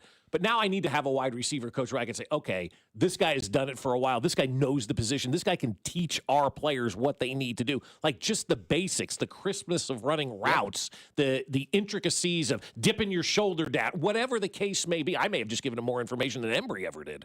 Yeah. So I kind of go back to Mac's point, because I think if there's one thing that won't change, it's going to be the stubbornness of Andy Reid. I think he's kind of earned that. It's just kind of the way it is, right? Like, I don't know the analogy you can give it to, but it's like your uncle who's always in charge of the 4th of July barbecue. He's going to be grouchy. He's going to be an ass by 4 o'clock, but by God, he always makes the best brisket, the best wings, and the best ribs. But by 4 o'clock, he's going to be like, looks like it's getting late. You're like, Uncle Larry's ready to get everybody out of here. I hate that. But you're like, you know what? He always supplies the food, the pool in the backyard, the fun times. So, like, I can't really say much about it because it's always there. Whereas, like, if we don't think that he's going to steer away from bringing in people that he's familiar with, you can kind of have, like, the nephew or the niece kind of have control every once in a while of the cookout, right? And that would be like a Deshaun Jackson edition, right? Hasn't really, like, coached with Andy, hasn't really coached in the NFL, but there is that connection. Whereas, yes, there's a connection with Andy Reid, but Deshaun Jackson has a connection with a lot of people, right? Sure. But we all can agree that if Deshaun Jackson's in a room talking about what you can do to become a better wide receiver, people will listen. Whereas a guy like Connor Embry, when he's up there, they're checking their phone, they're going, what's that? Yeah. Or they're doing the, reading the text line and Bob says something and I'm like, did you hear this? Yeah, thanks for listening. And like, that's kind of the attitude that you have. And I think that the Chiefs are good enough to where like, it's something that minor that if you fix that sort of issue within the four walls of One Arrowhead Drive, the team can be that much better. Because I think that's where people are kind of on the fence with Bieniemy, right? Like they don't want to see the nepotism continue. They don't want to see the friendly face of the friend of the coach, but like they're also kind of tongue tied because then it's like, but I kind of want a red ass in here. And you kind of go back to like the offensive coordinator role. Is it more important for them to come in here and be different and call the plays, or is it more important for them to just kind of give some sort of criticisms when it's needed? And now we're at the point now where it's, hey, Patrick, go call your own game. Yeah, because how many years was Yadier Molina in the league before Tony Muser was like, you got it. Yeah. You know what finger to put down and what to call. Like, unless something comes up, then we'll figure it out. Like, if it's situational. And I think that's where they need to shift is when it's situational. A la, you go back to the Wasp play. Mm-hmm. They're on the sideline. I want to win Wasp. And then Bieniemy. Do we have time for Wasp? Okay. And then Andy like, all right, let's do it. And then it's like a group thing in a situational moment. Whereas like if it's 1st and 10 and there's 14 minutes left in the first quarter, it's Mahomes with control. Mm-hmm. Yeah, I don't know that I necessarily want that because I still have that fear he's going to try to make something spectacular happen as opposed to just the normal happen at times. And sometimes I think as good as Patrick Mahomes is, I think sometimes we all need to be kind of checked a little bit. Go, come on, we're not going 60 yards every single time. Let's hand the ball off. Let's do some simple stuff and let's do all of that. I think what you're looking for as an offensive coordinator is to be able to be somebody that can have those conversations with Andy Reid about, hey, we need to run the football. Not that those weren't happening. They have been happening for the last couple of years inside that organization. It has to be something, though, that Andy's going to open up and be willing to listen to. And you mentioned the red ass. I mean, Brian Daboll's still out there. He's a big target for the Eagles right now. To be, they think they want Brian Daboll to be their offensive coordinator in Philadelphia. He's a guy that I would have taken here in Kansas City because, obviously, with the Buffalo connection, but he also has the mind of what Josh Allen did well because he was the guy that started Josh Allen's career. And if you could hire an offensive coordinator that coordinated Josh Allen and bring him in to coordinate Patrick Mahomes, now all of a sudden you got a guy that's been with the two best quarterbacks in the game in their prime, and he can take the best of Josh Allen and use that, maybe with Patrick Mahomes and say, hey, we can work some of this kind of stuff in. Look at that offense from a different perspective. That's what I want. I don't necessarily want the guy that's going to come back that's been running those same type of offenses around this league for the last couple of years that, Andy's been here as well. I wanted somebody that was going to come in and be somebody that was different, that was going to offer a new voice, a new view on ways to look at things, And I think that's important in the NFL, especially you got the quarterback now saying we were too predictable and everybody knew what was going to take place. And so you're bringing back an offensive coordinator from the same tree where I would have gone outside the organization and looked and said, hey, this Brian Daboll guy may not have been a great head coach, but man, look what they did with Josh Allen up there. We could import some of that down here, and now we're mixing the Buffalo offense and the Kansas City offense together. Who's going to stop us? So is that the name for you? Daboll hired to Kansas City. Says yes. I'd be very excited if he was I'd be very excited if he was the offensive Dusty, coordinator. Who's your yes guy? Mike McDaniel. Okay. That's a good one too. That's great. Yeah, absolutely. I love that one. Yeah. But those guys won't come here. No. Right. I mean, it's like wanting Cody Bellinger. Yeah. And then he's like, well, I want $150 to $155 million. Okay. All right, we're out. Whoa, wait a second here. Yeah, I don't want that much. Yeah. It's like going to the car. You remember car shopping? Yeah, we're looking to spend somewhere between like 28 and 35. I don't really know if I have that on the lot, man. I don't know. I'll be right back. No, we're all right, Dave. You don't have it. You like turn around, take 4 steps. Actually, we just got a few in today. If you want to come in with me real quick. That guy. Yeah. So we've all been there. There's not too. I mean, it's. I was thinking about House Hunters where they say, here's our budget. And then the first house they show them is like $50,000 over their budget. This is over our budget. We told you. But no, I just want different voices. I think it's okay to have a different mix and whatnot. It doesn't always have to be the same. It's okay to step out of your comfort zone and dip your toe into things and try new things. I'm watching college basketball a little bit again, right? You got your alma mater tonight, baby. Yeah, well, tonight maybe not, but you've got a lot going on in the world, and it's okay to have those different voices and a different perspective and a different view on things because you know how it gets. We're all this way. We all eventually, you just get tunnel vision, and you don't understand what's going on to your left or to your right because you're so tunnel visioned and focused. And then you bring somebody new into your life and they explain things differently or they see things differently than maybe the way that you've seen things over the last couple of years, and they open it up for you. And you're like, oh, okay, we can do it like this. Like, that's what I want. I'm not saying I don't trust Andy or anything, like, because I do. I trust Andy with everything. I think he's the most unbelievable coach of all time. But even the most unbelievable coach of all time sometimes needs a different view on things. And that's okay to have those different views because I think that's healthy. I think that's good. And I think that's how you grow and become better. Coming up next, we get to One Word with Mac Morney. Plus, Bob dives into what the news was yesterday with the NCAA gambling scandal. I dive into it. That's right.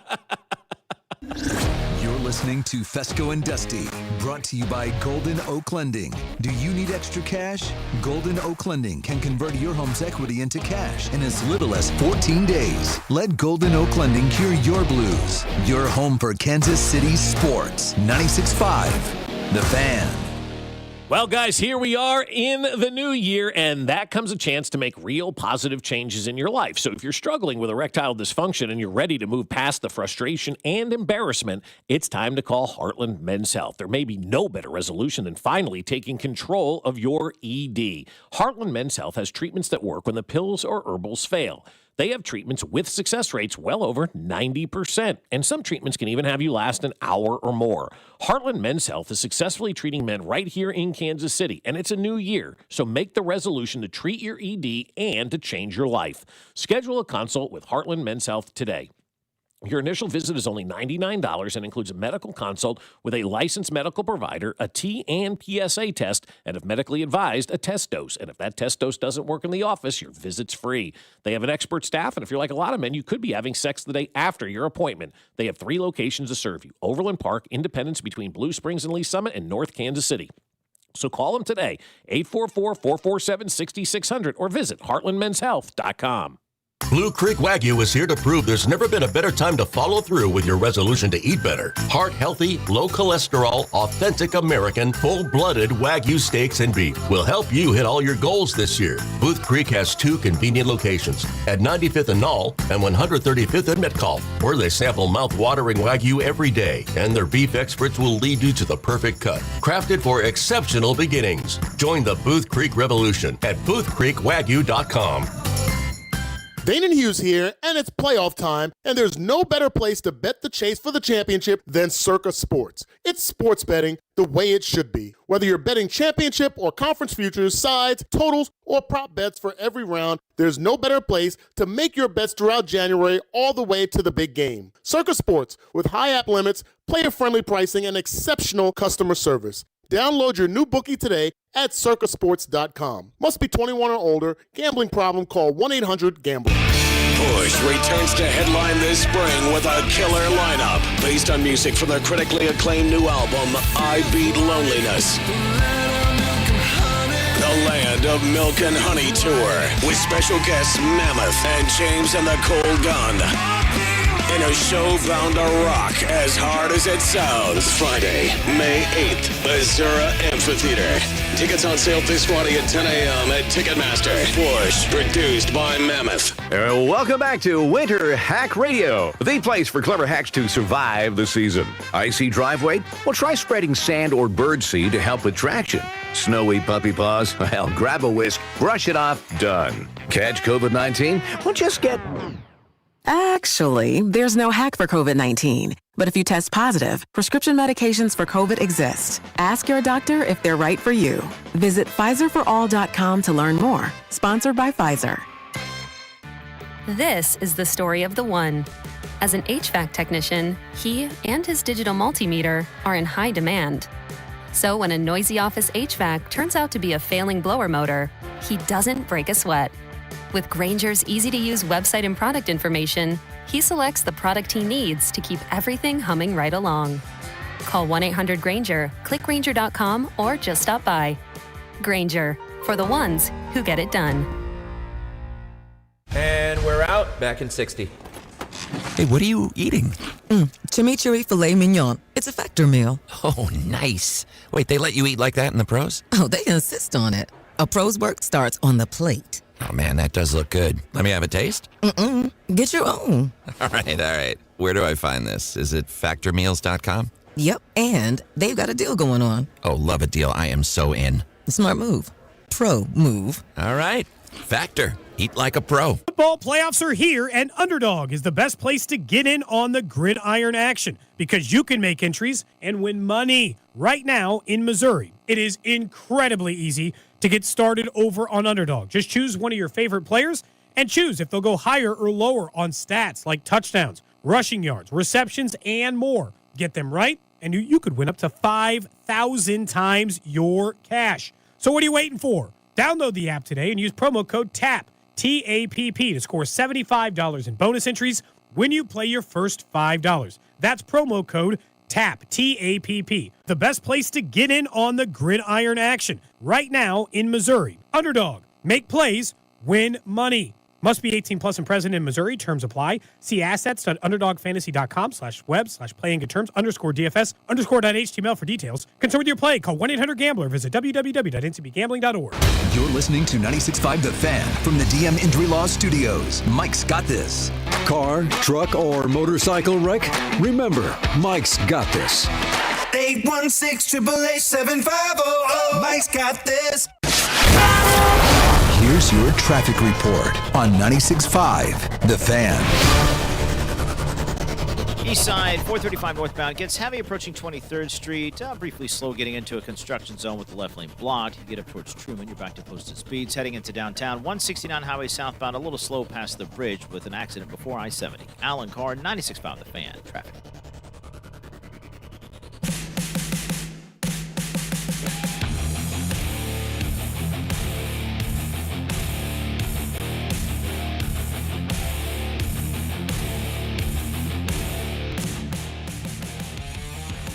Mac, you want to start the new year off with a hot take? Oh, okay. Going into 2026, would you rather have Roma Dunze and Luther Burden or Rashee Rice and Xavier Worthy? Oh, yeah, Roma Dunze and Luther Burden. Hot take? I mean, okay. I didn't know if they were like that much of a slam dunk. Well, I think based after the way this season went, I'll take, Well, you're going to have a new Penn wide and receiver Teller at wide receiver, yeah. I'll take Rice with the highest ceiling out of those four guys, though. He could be, yeah. Yeah, he's got the best ceiling, but Xavier Worthy's floor is in the basement right now, man. Oh my gosh, playing D&D down there. Exactly. It was me. I rolled a 7. So here's some interesting nuggets from the other day because we were talking about it when it, of course, randomly, breaks with Alex Gold in our studio when we do a gambling segment that the NCAA and China Basketball League had these sort of gambling issues. It's not hard when you figure out where the trends are happening. It's like, hey, I just got the answers to the test. We're all going to miss 5 in random spots so that we get a 90. Nobody get all the answers right or they're going to get tipped off, right? Same thing. Your buddy finds the answer sheet. He says, all right, here it is. I'm going to miss questions 4, 9, 15, and 21. Don't miss those answers. Miss 5 or 6 elsewhere. Greg, you've got a 91% in the class. You don't need an A. Get a B on this test. Don't get them all. And then what happens? Your one friend, Frankie, gets every single answer right. 100%. And it throws it off. And then all of a sudden it's like, well, he got 100. Tommy, he's a D student. He got an A. All these guys that had the best scores in the class normally don't have the best scores in the class. So you go to college basketball. Gundong Southern Tigers, a wager of $168,300 were placed on them. An attempted $50,000 wager at a casino in Kentucky on Southern Mississippi to beat Alabama State. $50,000. Southern Mississippi versus Alabama State. Yeah. Immediately somebody should go, this is not right. But wait, there's more.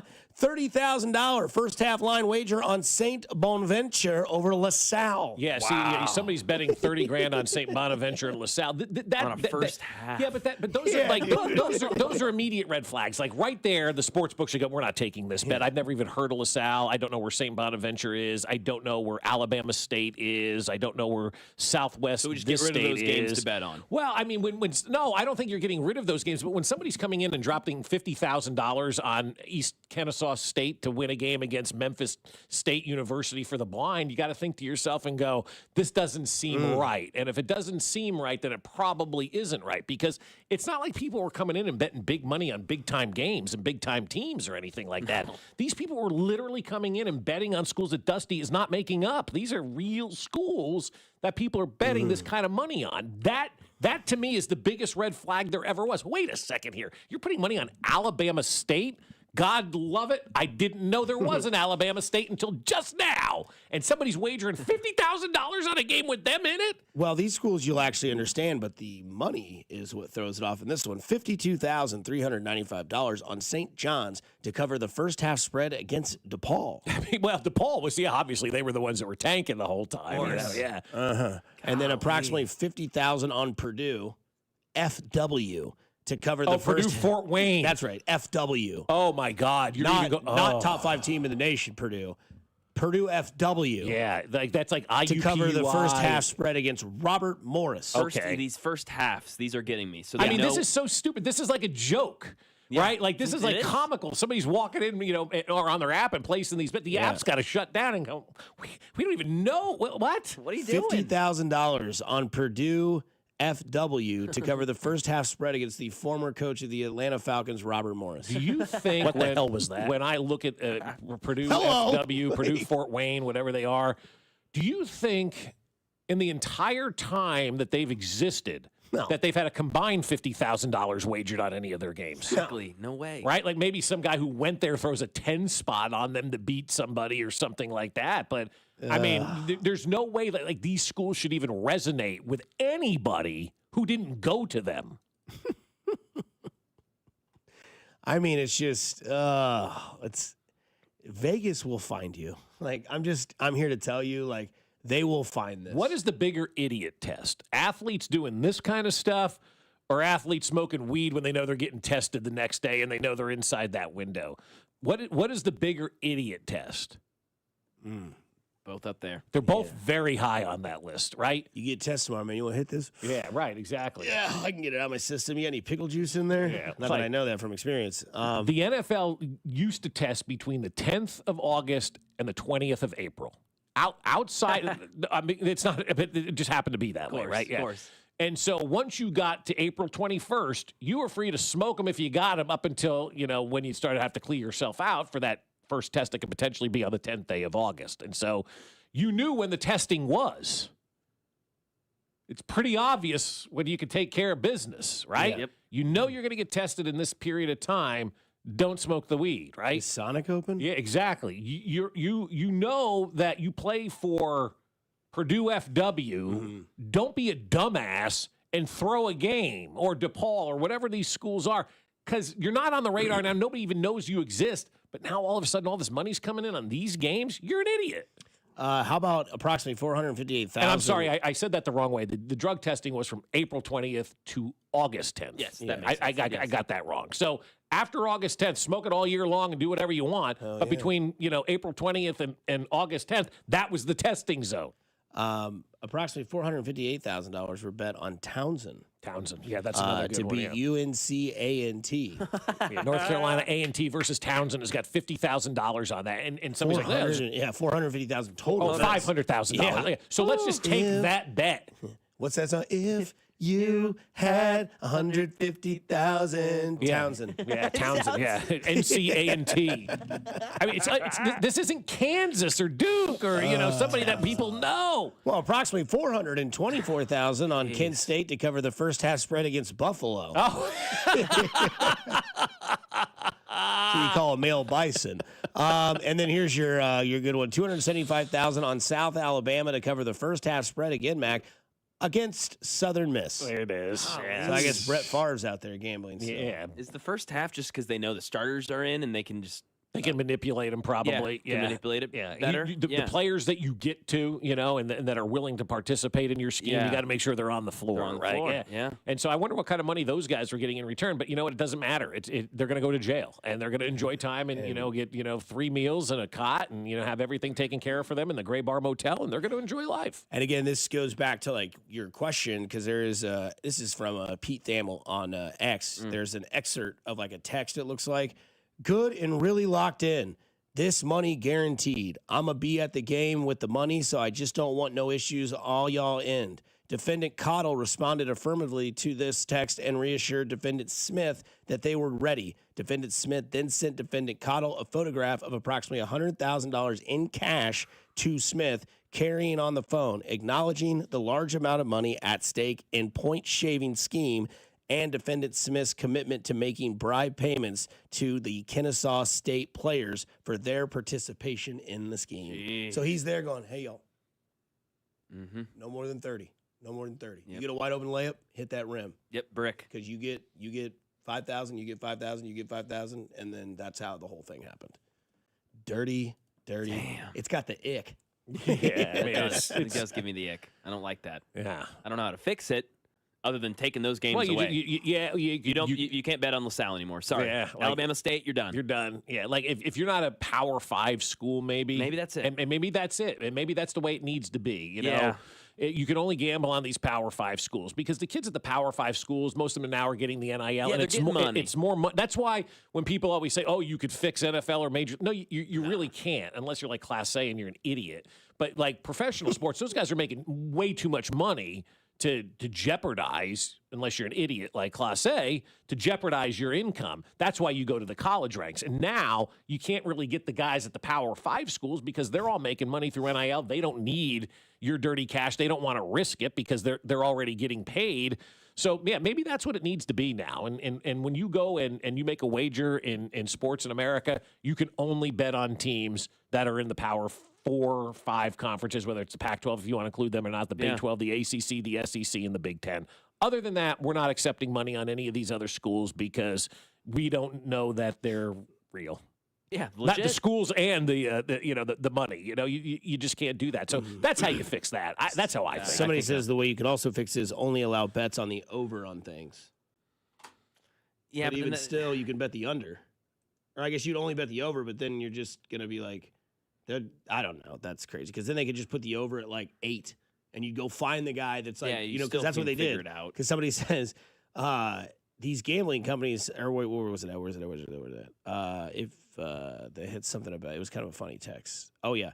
The wagers on some of these schools was higher than their entire NIL budget, and they didn't think someone would notice. Yeah, and that's a great point. Yeah, you think about that, right? Like, what's the NIL budget at South Alabama? But yeah, let's just remove, like, that's what we did in baseball, right? We took away some of those prop bets. Now, if you're not at a Power 5, you're off the board. Dusty's got a 2.1 GPA, just aced the physics test. Wait a second. Yeah, right, exactly. One word. First name is Blake, and he goes on a cruise. He goes on a Caribbean cruise. Katie Holmes. No. Ah! Are you listening? What's your least favorite thing about working with yourself? Body odor. You get one word. On the count of 3, name your favorite dinosaur. 1, 2, 3. Velociraptor. This is one word on Fescoe and Dusty. 1, 2, 3. Oatmeal raisin. Let's get it kicking off with a familiar face, not one that Andy Reid's speaking to, but how about one of our favorite Royals, one of the best Royals of all time, 39-year-old Alcides Escobar. He's still doing it, baby. His team's in the Venezuelan Winter League. They didn't qualify for the postseason, the team that he manages. So now he's playing in Lightham for the first time ever, leading off and playing third base for Leones del Escogido. I'll take 2. They're the defending champs. Had a leadoff home run last night. Start the game. One word on Escobar. Normal. I mean, that's what Esky does. First pitch, home run. Yeah, he's swinging at the first pitch. Somewhere Ned Yost going, see? Yeah. I told you. You guys ran my ass for 5 years. I told you could do it. Yeah, the LIDOM for I guess that's the Dominican Winter League, Liga Dominicana. I'm guessing is what Hammer the LIDOM over. is. Hammer it. But yeah, if you're betting on this game, but Esky with a leadoff home run is it's perfect, man. It's normal. It's everything that we expect. I would have been stunned if he didn't do something like that. At 39 years old, he's still going though. God love him. It's awesome. My one word would be ageless. I mean, the guy's always seems he just pops up in like a random league everywhere, and then has like a highlight. So good for him. Yeah, he's always finding highlights. It's like Alcides Escobar's in the Japanese league, and here's a leadoff double, and you're like, how old is What? he? 35. But yeah, good for him. He's an ageless wonder. Yeah, it is awesome. There was audio of the call, but there was no Alcides Escobar moment, so I didn't play it. But it was still a really good call as well. Would you rather have him or Tyreek Hill? Oh, give me Esky. Yeah, hell yeah. Hell yeah, that guy's awesome. Yeah, Esky at second base. Hell yeah. We'll stay here in the region. Former Kansas State running back Dylan Edwards. He signed with KU football. Edwards has 2 years to play and brings a level of athleticism to the running back room that Kansas has not recently had. That's from Bryson Stricker. And this comes from... Just have Devin Neal. Yeah. He's in the NFL for the Saints. He's pretty good. And this comes from my brother-in-law with some insight. Edwards has apparently been a little bit of a locker room guy everywhere he's been. So that comes from a K-State fan, but that's allegedly kind of been the storyline. Because he's the one that got hurt early in the first game of the year in Ireland, right? Yes. It's also a new regime at K-State, so they're cleaning everybody out and moving guys along. But the one word is 2026, because it doesn't matter KU, K-State anymore. You're going to go to where the biggest offer is. And back in the day, you wouldn't ever go from K-State to KU or Missouri to KU or anything like that because it was a rival. Now, you're just like, how much are you going to offer me? We don't care where you used to play. It's the professional aspect of collegiate sports coming out because you sign guys to play for the Raiders. Raiders have signed guys that played for the Chiefs. It doesn't matter in the pros, and now it just doesn't matter in college anymore. And that was the big differentiation thing between college and pro sports, were those rivalries and all that kind of stuff that you have in college. That doesn't exist anymore. Yeah, rival. That'd be my word. Keep that thing going, man. The Sunflower Showdown, right? Jumping across the other side of the state to KU. Why not? But that is kind of an interesting nugget from your brother about. Yeah, he also said. How many schools has this guy been to? History of being at schools. He moved around a lot in recruiting, and then college, came to K-State, got hurt in Ireland for allegedly kicking a bench. Again, it's like Trevor brother-in-law Bauer could be punching a K-State drone. Wildcats message board stuff. Who Yeah, knows? who knows? Yeah. All alleged, but there you go. Now joining the Jayhawks. Speaking of the Jayhawks, Darren Peterson, Gary Parrish, who works for CBS Sports, does a lot of college basketball coverage. Talked about Darren Peterson, talked about the comps, and talked about why he thinks he could be the number 1 overall pick. If you would have seen Wally Zerbiak and Roy Hibbert talking about Darren Peterson last night, you would have understood why he's going to be the number 1 pick in the 2026 NBA draft. He has barely played this season, but he just moves differently than everybody else. He looks different than everybody else. Like, literally last night on Inside College Basketball, as Brent Stover was pressing Wally Zerbiak on it, like, Wally, so Wally, what do you, he's like, you can see it. I see it. I know what it looks like. I've guarded Kobe Bryant, and that's what it looks like. Like, Wally Zerbiak was in All-Star games with Kobe Bryant, and he's watching that last night, and he's like, that's what it looks like. Look at his arms. Look at the way he moves. It almost looks like everybody else is playing full speed and he's playing 80% speed, but he's still getting wherever he wants to go. We were at Big 12 Media Day. I sat down, did a one-on-one with Darren Peterson, sat down, did a one-on-one with Bill Self. Afterwards, cameras off, and me and Matt and Orlando are just hanging out with Bill Self. He's like, did you talk to Darren? I'm like, yeah. What do you think? Seemed awesome. Impressive. He's like, yeah. I said, talk to me about him. I've seen DeBonta a lot. I would take him number 1. Why does everybody else say Darren Peterson? And Bill said things like, I'm just telling you, we've been in scrimmages, and he knocks down 10 of 11 threes. And that's not even the best part of his game. Nobody can stay in front of him. Nobody can see what he sees. Okay, but what kind of teammate is he? The best. How is he to coach? The best. Work ethic? The best. So what I will say on that is, the one word I'll use is athlete. And the reason I'm saying that is because there's really only been one other athlete that I've had those kind of thoughts about, and it was Carlos Beltran. Always looked like he was going 80%, but it looked that way because he was so good at what he did. He was so much better than everybody else. And when he's talking about Wally Zerbiak saying, I just know because I can see it, that's the biggest compliment you can get, because you're talking to former NBA players that were out there on the floor and they're like, look, dude, that guy's the goods right there. I can't explain why, but I know because I've seen it, I've covered it, I've played against these guys. That guy's the goods right there. There's not a lot of players in my lifetime where you just looked at and you went, yeah, I can definitely see that guy's better than everybody else at this moment in time. Not to piggyback on my own back, but remember we were talking about when he played the other night when they came back in overtime and won that game, and I was like, Mac, the way he gets to the rim, the way that he has first step, I was like, it's just there. And if my lame ass who watches like 20 NBA games a year, if I can pick that up, these guys, Zerbiak and those guys know it. My one word would be potential. Because, I mean, he plays tonight against Baylor on FS1. You want to watch him tonight? Hell He's playing tonight. If you want to watch him, he's there. So my one word would be potential. And then how about a shout out to our guy Hank? Big Hank. Big Hank. Big Hank, Let's go, bud. Yeah, he's a 7-year-old that gets dropped off every day this time of the year. He says he loves the segment. His dad says he loves the segment and repeats body odor and velociraptor every time. So shout out to Hank. Way to go, Hank. Let's go, Hank. Hank the Tank, Go baby. crush 7-year-old. What is that, second grade? Yeah, 7. right. Go crush Yeah. second grade today, Hank. Go tell him you're famous. Get you a kiss on the playground. Nobody else in your class is getting talked about on the radio, Hank. Big Hank, dude. Love Hank. Big bad Hank. It's awesome. Hank the Tank. All right. Speaking of tank, the Dodgers, they got a tank of a roster now. It's all stars. Kyle Tucker, man. Unbelievable. 4-year, $240 million. With the luxury tax, you pay 110% each season. They're going to be paying him $120 million a year. My one word is owners. My one word is no. It's baseball. I'm not upset about it at all. I'm done being upset about it because it's not the Dodgers' fault. This is what baseball has presented to us, and the Dodgers are operating within the system of baseball. There it is. I mean, it's not that hard to sit here and see what the Dodgers are doing. Oh, I'm allowed to do whatever I want? Okay, I've got the means to do so. I'm going to do whatever I want. And so I'm not mad at the Dodgers. I'm actually more angry at owners that don't spend than teams like the Dodgers. We criticize the Dodgers, the Yankees, the Cubs, the Mets, and all these teams that go out there and spend. The criticism should be on these slappies that are standing out there not spending money and scratching their balls. I mean, like let's go Pittsburgh, let's go Miami, let's go Cincinnati, let's go, these other small, teams that aren't spending money and doing what they need to do to put a winner out there on the field. That's where the problem lies. It's not the Dodgers at all. It's the owners who don't spend the money that's the problem.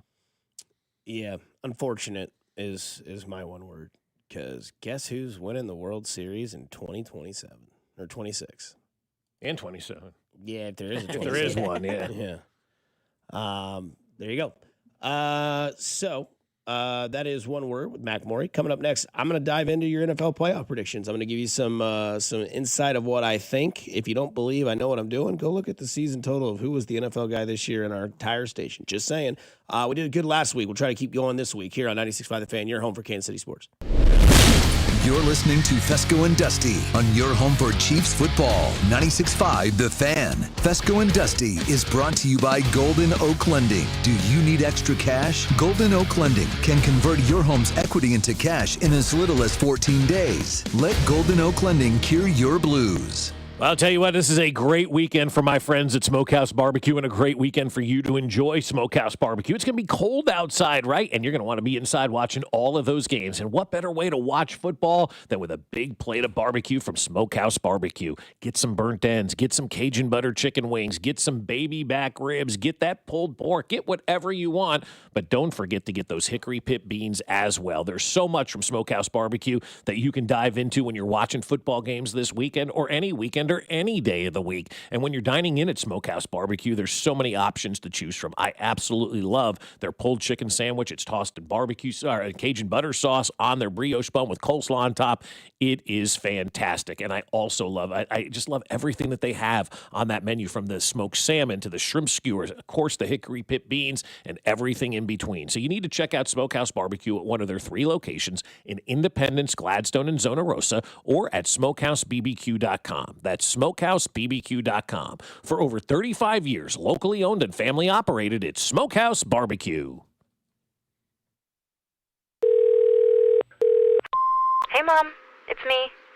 Oh my gosh, you'll never believe what I just opened for Valentine's Day. A sapphire ring from Hellsberg. Just like the one I lost years ago. Remember how excited I was when you gave it to me? I cannot believe you remembered that story. I guess you were right. I really found the one. This Valentine's Day, create a moment that means something with up to 40% off gifts at Hellsberg. Shop in store or at hellsberg.com. When the cold sets in across KC, AB May is the trusted name for keeping your home warm, safe, and secure. From furnace repairs to system replacements, we deliver reliable solutions and unmatched care and professionalism. Whether it's a sudden breakdown or routine maintenance, AB May is here to help. Trusted by generations of Kansas City homeowners, we're committed to doing things the right way every time. Call AB May at 913-732-9993 or visit us at abmay.com. Call your serviceman from AB May. At Uline, the prevailing opinion is, if you don't live it, you don't believe it.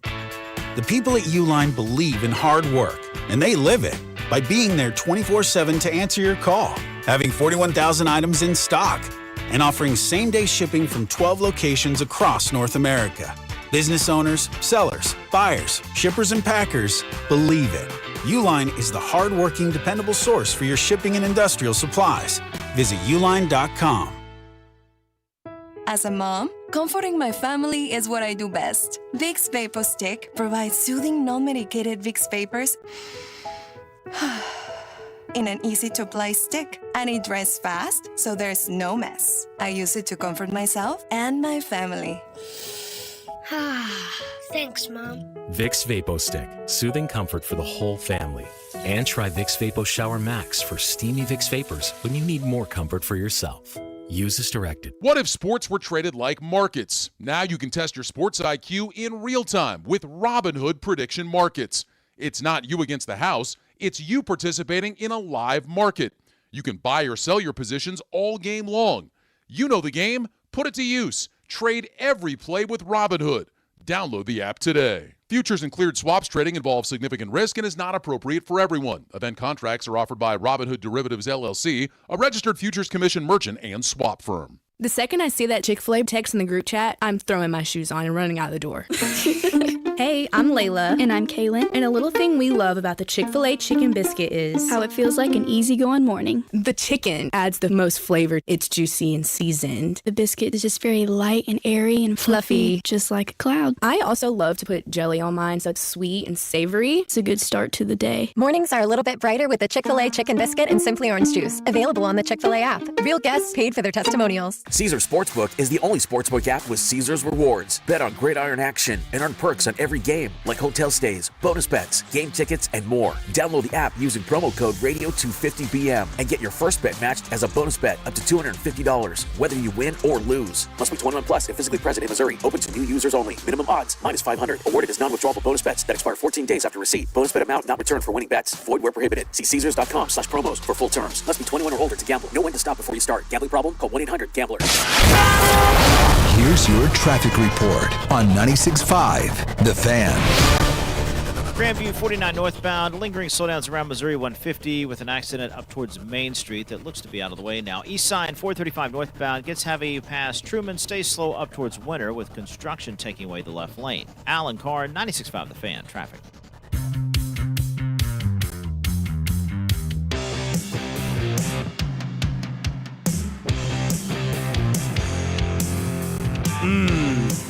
Can you smell it? Real football begins in, well, a little over 24 hours. Well, divisional round, it's always fun how the NFL works because what did we say about Wild Card Weekend? Craziest Wild Card Weekend we've ever seen. Monday morning, how great was the divisional round? I hope it's as good as Wild Card. This is supposed to be the best weekend of football of the year, I think is what most people say. Weekend. Is it? I thought people have said divisional round. I think because, I don't know, it's either one. Divisional round, you got 4 games. Championship, you got, the 2 games. But either way, this weekend or next weekend should be some of the best football we've seen, all year. And guys are going for everything because there's nothing left if you lose. And so you're going to see great efforts on all sides. And be honest with you, it's kind of nice to sit back and watch and not be sick to my stomach and throw it up for 4 hours during a game, Yeah, for this year, I'll take the break. I'll take the break. Not again. Don't ever let it happen again. Yeah. You're a Mahomes. Start acting like one. NFL playoffs, this is my prediction. I am not influenced by any of this, but this is what I believe. Last weekend, there were 8 games, right? 6. 6 games. 2, 4, 6, 8. 6 games? Okay. However many, the only one I missed was Philadelphia beating San Fran, but the side bet I said to take would be to take San Fran plus 5.5. So, wishy-washy, whatever you want to call it. Also the game I missed, yeah. Yeah. So this is where I'll start off, which is what I think is the game of the weekend. Buffalo at Denver. I think Buffalo wins this game because, not to say that I'm trying to be like Colin Cowherd, but I think we could take a page out of his book and say, I'm not taking Josh Allen out of the equation until Josh Allen's out of the equation. And I think he's earned that. I think that being a top 3 quarterback in the league, having the playoff record that he has, unfortunately Mahomes is not there, so that gives me more of an advantage. I look at it simplistically as this. It is Josh Allen versus versus Bo Nix. That's the way I look at it. And if I'm going to put money on Josh Allen to win that game and he doesn't, then that tells me a lot of what I need to know about Josh Allen in big games, in the playoffs. It may not just be the Chiefs. It might just be the moment. It may be the moment, but so far it has just been the Chiefs when you look at Josh Allen. 0-4 against the Chiefs Or Burrow. and, winning record just about against everybody else. I'll take it one step further with you. I think Josh Allen's a top 2 quarterback now in the league. I don't think Joe Burrow is really part of this conversation at this point in time. Maybe he gets himself back into that conversation, but the guy never plays, and so Josh Allen and Patrick Mahomes are up here, and everybody else is hanging out looking for a way to get maybe, into that top 2. But as Josh Allen, I think, in my opinion anyway, is the best quarterback in this draft, in this playoffs. He's also the guy that has the most pressure on him. I don't think any other quarterback in this playoff has pressure on them that Josh Allen has on him. And he's got the pressure because the road has opened in front of him. We've all seen this in sports before where that road opens in front of you and you have an opportunity to capitalize. And you have to take advantage of that because this road is not going to be here for Josh Allen next year. His team may not be as good. The Chiefs may be back. The Bengals may be back. Who knows what's going to happen in Baltimore? So you've got an opportunity. And they always say things in life, like sometimes the best thing in life is just timing, This is the timing moment for Josh Allen. If he's going to get that elusive Lombardi trophy, this has to be the year for Josh Allen to do that. And it starts on Saturday up in Denver. I look at head coach and quarterback combinations when I'm looking at games. I love the quarterback in Buffalo. I think the coach is better in Denver at this point because he's got a Super Bowl. He's won those big games. But I'm not going to discount what Sean McDermott has done this year because I think he's been a really good coach that isn't getting enough credit this year with all the injuries and everything. I'm taking Buffalo to win this game because I want them to win this game. They're going to have to play their best game, though, because that Denver defense is pretty damn good. And the weapons on Buffalo's offense just continue to decimate, man. Yeah, I'm curious of what the weather's going to be. I honestly think if it's colder and more gruesome weather, I think that actually helps the Bills just because Josh Allen's a complete bulldozer no matter what the elements are. Yeah, I'm with you on this one. Rooting for Buffalo, and I think they're going to win this game. 43 and sunny on Saturday. Okay. Yeah, going to be a nice day in Denver. Okay. What do you got for the line for a prop? So prop bet, I've got James Cook going over 80 or more yards. That's plus 110, depending on where you get your book. Last week, 15 rushes for 46 yards. Josh Allen, 11 for 33. I don't think they're going to want to use Josh Allen as much just to try to get him through these playoffs because if you win this game, which is a gruesome defense, you just beat a pretty damn good defense. You're either getting Houston's defense or you're getting New England's defense, and it's not going to get any easier than this as Josh Allen goes for step 2 of his 3-step process to get where he needs to get, which is San Fran. So I have the Bills' money line, and I have James Cook to go 80 or more. We move on to the second game of that day, which is also a banger if you've ever had one. San Fran and the Seattle Seahawks. Some news I will tell you ahead of time. The line is still San Fran plus 7. I am taking San Francisco plus 7 in this game. There was news yesterday that Sam Darnold was on the injury report with an oblique injury. He says, I will continue to play through it. It's not a big deal. Expect me to be out there for the game. That still causes concern for me. I'm not distrusting the Seahawks, but I think they can win this game. I think they will win this game, but I think it's a little disrespectful to think that they're going to beat the San Francisco 49ers by 7 when their head coach has not lost a game in the wild card or divisional round, 7-0. And my side bet for that is Christian McCaffrey, all-purpose yards over 108.5. That's at minus 115. If they find a way to win this game, San Francisco, then Kyle Shanahan needs to be talked about as maybe the second best coach right now in the NFL behind Andy Reid. I know he hasn't had a Super Bowl win. Over your boy McVay. Well, this is unbelievable with all these injuries and what he's doing. If they win in Seattle and you do it without George Kittle and you basically do it with just Brock Purdy and Christian McCaffrey. No Warner, no Ayuk. Is Warner playing or not? No, he's out. No, okay, so he's been ruled out for this game. So, that's impressive to me. That is coaching. When you can continue to move forward and all your players are falling by the wayside, and we're not talking about nondescripts here. We're talking about potential Hall of Famers that aren't playing, and you're still finding ways to win game. That is all on coaching. I do think it ends this week, though. I don't want it to end. The Sam Darnold injury is something to watch because if Sam Darnold was a baseball player, he'd be shut down for months with that oblique injury. And we'd be seeing Drew Lock, your boy, out there. Yeah, and slinging it to the NFC Championship game. And so I'd be unbearable Monday. You've got Sam Darnold out there with that oblique injury. If I am San Francisco, though, I am coming hard and fast at that injury, and I am pounding him into the ground and making sure he feels that injury every single time because that's what I would do. And, I can't pick San Francisco because of all the injuries that have piled up right now, even though I really want to, and I'll be rooting for them. Can I ask you guys a question real quick, and you can say yes or no? Would San Francisco still be as good as they are right now if all those guys were healthy but McCaffrey was out? Yeah, probably. Yeah. Okay. Yeah, they would. Yeah, absolutely. So many more options. Yeah. I mean, I've seen, you could put me at running back. Kyle Shanahan's run scheme is going to get guys moving forward. Yeah. He just does it. He just parts the Red Sea. I mean, every time. Yes. Maybe the Chiefs can hire him as offensive coordinator. It'd be the most expensive offensive coordinator in the history of all. Kyle, we'll give you $10 million a year to. Okay. And it's your job when he's ready to go. Yes. Hello. Yes. I know that I'm hard. Because who was his dad? That rat that was a coach for the Denver Broncos for all those years. Anyway, so San Fran +7, and then McCaffrey over 108.5. That's minus 115. Moving on, New England and Houston. Don't sleep on this game. I'm serious. This is football. This will be the game that if Jay Binkley wears gray sweatpants, it'll look like the old man from Old School or Road Trip. What do you want me to do? Cut it off? New England, I like -3. Why? Because I think this game is going to be a slobber knocker. I think it's going to come down to like the last possession. Could be tied. Houston's defense, no matter what, will keep this team in the game. Drake May is going to have a really big hell of a day when those monsters of men on that defensive line show him what it's like to face a real defense. I think New England, though, is coached better. That's not a shot at our guy over there. But I think that with Vrabel, the system that he's got, the quarterback that he has, again, I go to quarterback, advantage May, massively over C.J. Stroud. C.J. Stroud, 1 interception in this game is minus 120, so I have New England -3 because why not? Drake May, minute left, tie game, takes him down to the 35-yard line, post up, field goal, boom.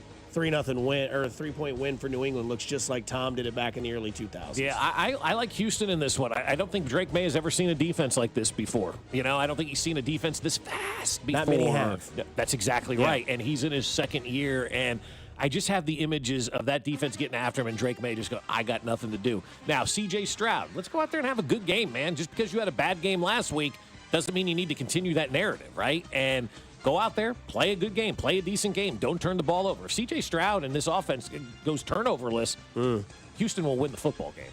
Stroud's got pressure in the way, not that Josh Allen does, where we're talking about, are you, GOAT status, where is your legacy lies? C.J. Stroud is like, are you good? Are you second contract worthy? Yeah, are you second contract worthy? Like, what was that rookie season? That was one of the best rookie seasons of all time, specifically from a quarterback ever. It was incredible. Hasn't touched that sort of play now in 2 seasons. We'll see. And then last but not least, Bears, Rams in Chicago. Not sure if you saw the video yesterday. It looked like Fargo. That's so fake. I mean, it's not going to be like snowing at all. No, but it is going to be frigidly cold. There is a front moving into the northeast, so look at that New England game. Look at that New England versus Houston game. Look at the weather when it comes to Chicago. It's going to be cold. It's going to be windy. Of course it's going to be. That's Chicago in the wintertime. Can Stafford hold up in that? I'm taking the Bears in this one straight up. No points, no nothing. I'm taking Chicago because it feels like they're Washington Commanders here, right? Here's the new guy at helm with Ben Johnson. Here's the quarterback that we think can take us to where we need to go. Matthew Stafford's not good outside the dome, and he's really not good in cold weather. That is a fact. But he does have really good targets, and he has really good receivers in Puka and Devontae Adams. They have a great run game that we'll divide up to after this. And speaking of that run game, Blake Corum. I think Blake Corum's a sneaky play in this, and I have him going over 46.5 yards. That's minus 109 for Blake Corum. So that's my game there, as I think the Bears beat the Rams because I question, can you go into Soldier Field outside? Matthew Stafford was just hanging around with Bryce Young. Caleb Williams is better than Bryce Young. Well, I think the weather is the biggest factor in this one, and it's hard to pick against the Bears because of that stuff. But I still am going to take the best coach and quarterback combination out there, That's and fair. that is the Rams. And so I'm going to take those guys because they've proven that they can do it. That we've seen them do it. I haven't seen the Bears really do it yet. It's new for them. So I'm going to take the Los Angeles Rams. I don't like to because of that weather situation, but just because it hasn't happened doesn't mean it can't happen. Buck that trend if you're Matthew Stafford. You know, I'm right there with you, Bob, but I don't feel good about it. Stafford, last 10 games outdoor in the rain, snow, 1-9, 16 touchdowns, 11 interceptions. Rams, last 10 games in Chicago, they're 2-8. They got a minus 109 point differential. The current forecast for Sunday afternoon, 20 degrees, 18-mile-an-hour winds, 55% chance of some snow. Yeah, so run the football then. Take the pressure off of Matthew Stafford and run the football. Also, too, I'm sure a lot of those games where he has that record outside, he was playing with the Detroit Lions against really good teams in Green Bay, Chicago, and a couple of games in Minnesota when they were playing those few years outside as well. And he was on a Detroit Lions team that couldn't beat anybody. Totally true. So yes. I don't know how much of that is legit. Like I said, just because like the Pittsburgh never losing on Monday night since 93, right? That's done. Yeah, that's way done. Just because it hasn't happened or it has happened doesn't mean it's not going to happen. It's fun to look at that kind of stuff, and I love it. I love looking at that kind of stuff, but it doesn't dictate what could happen on Sunday. And to support Bob's theory, what's his record? 1-8? 1-9, yep. 1-9. When did he get that first win? Last year in Philadelphia. Yeah, last year in Philly. That's right. And a must win. Yeah. And it was snowing. It was awesome. It was a great game. That's right. It was. Yeah. So I would bet all those games probably came from Detroit, Yeah. Buffalo money line is what I like. San Francisco +7, New England -3, and the Bears straight up. Those are my picks for this weekend. Coming back on the other side, Mike Sweeney's a Hall of Famer.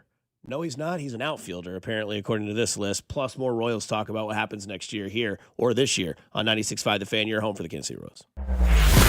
This is Fescoe and Dusty on your home for Royals baseball. 96.5 The Fan. Brought to you by Golden Oak Lending. Do you need extra cash? Golden Oak Lending can convert your home's equity into cash in as little as 14 days. Let Golden Oak Lending cure your blues. Hey, Blues fans, ready to take your excitement to the next level? BetMGM is now available in Missouri, so shoot your shot with an official sports betting partner of the St. Louis Blues.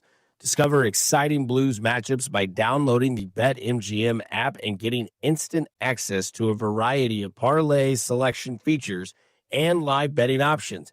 Enjoy same-game parlays, boosted odds specials, the best daily promotions in the business, and so much more when you sign up. The chase is on for next Stanley Cup, so get hyped for the Blues action all season long with the official sports betting partner of the St. Louis Blues. BetMGM, now available in Missouri. Sign up today. BetMGM. Make it legendary. BetMGM and GameSense remind you to play responsibly. Gambling problem? Call 1-800-GAMBLER. See BetMGM.com for terms. 21 and older only. Missouri only. Subject to eligibility requirements. Please gamble responsibly. That's another amazing run by Team USA. Mom, think I'll be on Team USA one day? Well, I'll take this one. are you speaking to us? Yes, and to answer your question, anything's possible, especially with Xfinity. So, I can be the best snowboarder ever? Well, I can't guarantee that, but Xfinity can guarantee that your internet price won't change for 5 years. Okay. What if I practice every day? Then maybe you'll be snowboarding for Team USA at the next Olympic Winter Games. And Mom, you'll still be paying the same price for Wi-Fi. Ooh, really stuck the landing there. It's the Xfinity Gold Medal Celebration. Now through February 22nd, get our best price on gig Wi-Fi for 5 years guaranteed, just $50 a month. Plus, get Peacock Premium included for 2 years. That's a $10.99 value per month. Xfinity. Imagine that. Proud partner of Team USA. Restrictions apply. Requires paperless billing and auto pay with stored bank account. Taxes and fees extra. Actual speeds vary. Chiefs coverage sponsored by Renner Garage Door. RENNER forward and back. Hey, it's almost Andy Reid. Who knew a Halloween costume would change my life and lead me to Renner Garage Door? Renner's KC's go-to team for service, repair, and replacement. RENNER. RENNER. Here's your traffic report on 96.5 The Fan. Brought to you by Jay's Southland Tow Service. Be in the know and call Jay's Southland Tow. East side 435 southbound gets heavy at Winter. Stay slow down towards Truman with construction blocking the left lane. Having unexpected car trouble or just in a car accident, call Jay's Southland Tow Service 816-779-4869 or southlandtow.com. Use the tow service trusted by most local police departments. They can do it all, so be in the know and call Jay's Southland Tow. Alan Carr, 96.5 The Fan. Traffic. Hey Royals fans, it's Vern and the Hot Stove Show is back Thursday night starting at 6 o'clock right here on your home for Royals baseball. 96.5 The Fan. KFNC FM and AM, HD1 and HD2 Kansas City, an Odyssey sports station.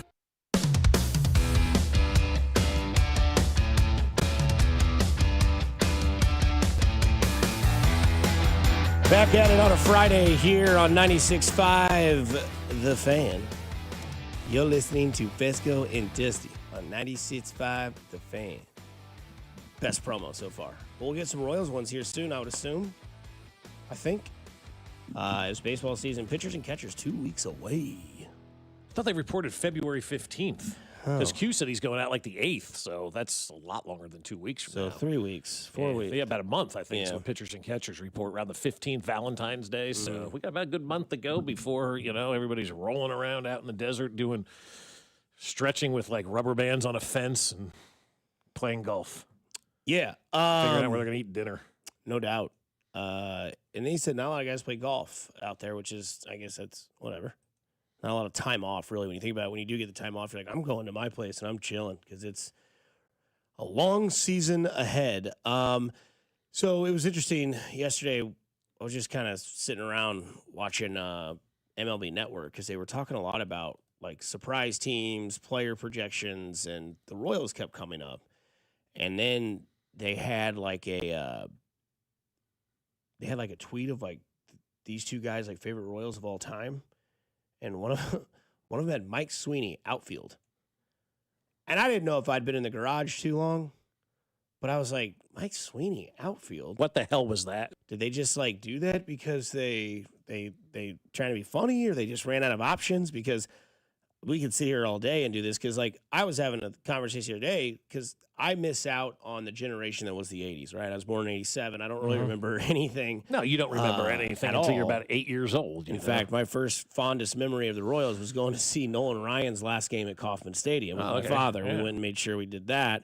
And then it was kind of like I was all in. And then I remember, obviously, like the early 90s around there, because the strike had happened in 94, and then in 95, 96 is when I kind of came around as like a true believer in baseball fan, right? Because I'm 10 years old. 9 years old. Absolutely. Yeah. And I sent you guys that graphic of what they had for their favorite players of all time. And I'm thinking to myself, okay, franchise favorites is what they did, and it was Kansas City Royals edition. And I'm like, man, UL Washington's on this list. I'm like, unfortunately, I don't know anything about UL Washington, so I had to do my homework, and I guess he's just a cool guy, but he was actually pretty solid. Yeah, really good shortstop, better than Frank White was at anything. And UL Washington played with a toothpick in his mouth. I mean, if you're out there playing shortstop and you got the hat sitting on your head and you got that toothpick in your mouth, you're a cool dude, man. And UL Washington was a cool dude back in the day. And so I think a lot of people, probably a little bit older than me, because 86 is my true first real sports memory that I can say as a kid. I remember watching the 86 World Series. I remember watching some football in 1985, but I really don't remember watching much baseball until 1986. And by that time, when I got into it, UL Washington was kind of at the tail end of his career. And you talk to guys who are about 5 or 10 years older than me, man, though, everybody loved UL Washington. What would we do today if we had a dude playing shortstop, second base, whatever? He's playing with a toothpick in. Like, everybody be walking around KC with a toothpick in their mouth and imitating him. So he was definitely a big-time fan favorite here.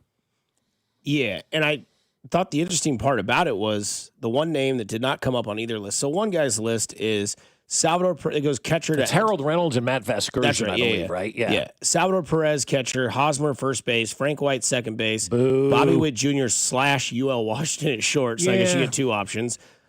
George Brett at third. Bo Jackson in the outfield. Willie Wilson in the outfield. Carlos Beltran in the outfield. And then Hal McRae was Harold Reynolds. This is Harold Reynolds' list. Well, of course, he took Bo Jackson because he threw his ass out at home. Yeah. And then on Vasgersian's list, it's Salvador Perez, Vinny Pasquantino at first base, UL Washington at second, Bobby at short, Brett at third, Bo in the outfield, Hal McRae in the outfield, Mike Sweeney in the outfield. I don't understand that. And then Bob Hammer Hamlin at DH. That's crazy. What's crazy is, to me, there's no Lorenzo Cain on either one of their lists. Yeah. And I had the question with you just now in the restroom, which is awesome. I said, I had a conversation with my dad when we went to the ALCS game against Baltimore when they clinched. And I was watching center field, and Lorenzo Cain, I believe, was the ALCS MVP that year. And I was like, man. 11 years ago now. Yeah. I looked at my dad. I looked straight in the eyes and said, I don't know if there's ever been a Royals player that's ever manned center field the way Lorenzo Cain did. He goes, well, there's this guy named Willie Wilson. Yeah. And I was like, was he pretty solid? He just goes, the game's back on. Yeah. And I was like, okay, Dad, sorry. That's how I knew that, like, my dad's like, we'll have this conversation later. And then I had the conversation with you. Who was better in center field for you fans on the text line? would you have Willie Wilson or would you have Lorenzo Cain? Yeah, it's a great kind of talking point because I don't know what the right answer is to that question. Vern always called Cain the straw that stirs the drink. Yes, I don't know what Willie's role was because I wasn't watching or diving into the Royals back right, then. and I'll say neither was I at that point in time, right? I wasn't paying attention. Nobody was. Sports is consumed a lot different right now than it is and it was back in the day. Lorenzo Cain was the best player on that generation of Royals teams. And I know Salvi's going to be in the Hall of Fame and whatnot, but that Lorenzo Cain, man, I underappreciated him, and I resent it to this day. I am so mad at myself that I didn't appreciate Lorenzo Cain for what he was at the time because we had Moose, we had Hosmer, we had Salvi, we had all that other stuff. Oh, yeah, there's Cain out there. You took him for granted, Bob. Yes, I did. And I hate myself for not appreciating Lorenzo Cain enough. Now, is he better than Willie Wilson? Is Willie Wilson better than him? I'd love to see what the text line says on that because I know we have different generations, and I'm kind of a tweener in this one, right? Didn't really remember Willie playing, but I know, Willie was playing and what Willie did. And the thing about Willie Wilson is he grew up in Summit, New Jersey, which is the rival town where my dad grew up. So I've heard about Willie Wilson for my entire childhood from my dad. Oh, the Summit, New Jersey native. He plays in Kansas City. He's a great center fielder. And so the Willie Wilson story for me was always there as a child from my dad. Then I come out here, we watch Willie play a little bit. I was at a dinner with Willie back in October and hanging out with him and just like, this guy was a hell of a center fielder. He looked faster than Lorenzo Cain. But then again, Lorenzo, kind of like Carlos Beltran, where you were just so good, you didn't look like you were that good. Yeah, just moving in slow motion. And Willie could fly around those bases. So could Lorenzo Cain. So if you wanted to tell me that Willie Wilson was better than Lorenzo Cain, okay. And if you wanted to tell me Lorenzo Cain was better than Willie Wilson, I'm good because I don't know that there's a right answer for that question or that topic because I think it all comes down to preference. But they each won a world championship. They each played great. I mean, like robbing catches, making plays, doing great things. It's hard to decide who the number one guy would be, Willie Wilson or Lorenzo Cain. Somebody from the 816 says, I grew up watching Willie Wilson play center field. I don't think he had the power of Lorenzo Cain, but back in the day, Kauffman Stadium was AstroTurf, and Willie Wilson rounding second base was awesome. Everybody's picturing it. The team was built to play on AstroTurf, and Willie Wilson was the top of the list when it came to that sort of skill set. Somebody says Amos Otis in center field. That's my stepdad's favorite Royal of all time was A.O. I mean, look at the center fielders Still that does this the Royals chant. have had. Still does the chant. Ayo. Like he's still doing it. I know he's listening right now. He's doing it right now on his computer. Like literally, that's his favorite because they had a house built right behind Kauffman Stadium, kind of like if you're looking out towards center field to the right of the old FCA building. Yeah, that's where their house. So they watched Kauffman get built from the ground up, and his parents we used to watch slideshows, and we'd go to their house, and they'd be like, Dusty's gonna like this one, and it was the development.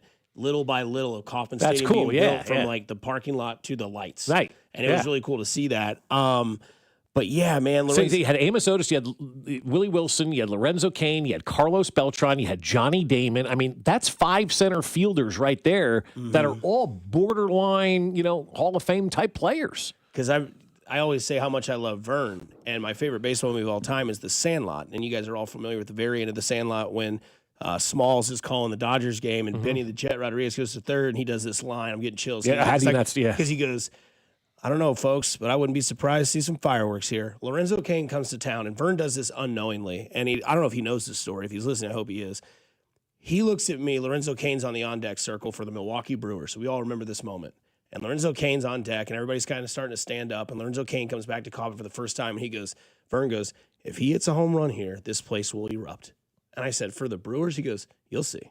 And I kid you not, lean back, shot, right field. Everyone stood up. Of course. And just a round of applause, got a standing ovation curtain call, and it's an opposing player. And I remember being a young whippersnapper then going, never in my life, Twitter, have I seen an opposing player get a standing ovation for a home run against the Royals, and it was Lorenzo Cain. Well, and it should have been a standing ovation because Lorenzo Cain means more to us than the actual team did because he was part of that team that won that championship. And, you root for Laundry a lot of times, obviously, but you also root for those special players. And Lorenzo Cain was a special player here in Kansas City, and I would have been disappointed had he not gotten a standing ovation after hitting a home run, even if it was for the Brewers, because what he did for us, he was part of that team that brought sports back to Kansas City, that brought life back to Kansas City, that created a rebirth in Kansas City and really got the ball rolling for NFL drafts and now Super Bowls and Final Fours and World Cups and all of this stuff. that team was the beginning of the renaissance.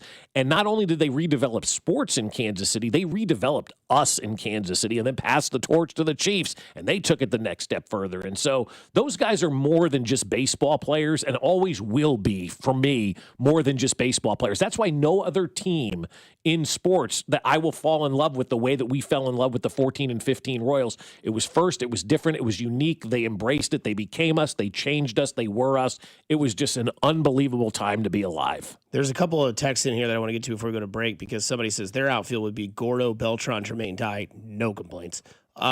Yeah, Gordo's got to be your left fielder. Mm-hmm. God, the center fielder's a question mark. It's Beltran for me, and then I put Kane in right because he's just outfield. Or Beltran fair, in right, Kane in center, and then Gordo in left. I would probably put Beltran in center, Yeah. And if you had to have a right fielder, maybe it would be Dye. But if you could move Lorenzo Kane over, I wouldn't have a problem doing that. Somebody brings in the quote: 2/3 of the earth is covered by water. The other third is covered by Lorenzo Kane. I used to love watching general admission tickets to watch Bo play left field, but before that, loved Willie Wilson as my favorite player in the 80s. It's both. Mm-hmm. His speed was off the charts. He made things happen on the base paths. That only knock on I have on Willie Wilson is he caught the ball one hand and had that little swoosh with the glove as he caught the ball, and it drove me crazy. Kane is my favorite. I'm around the same age as Max, so it's Lorenzo Kane for me, and the other people that grew up in the 80s that say that their favorite player is Willie Wilson. So it could be both. It might be both.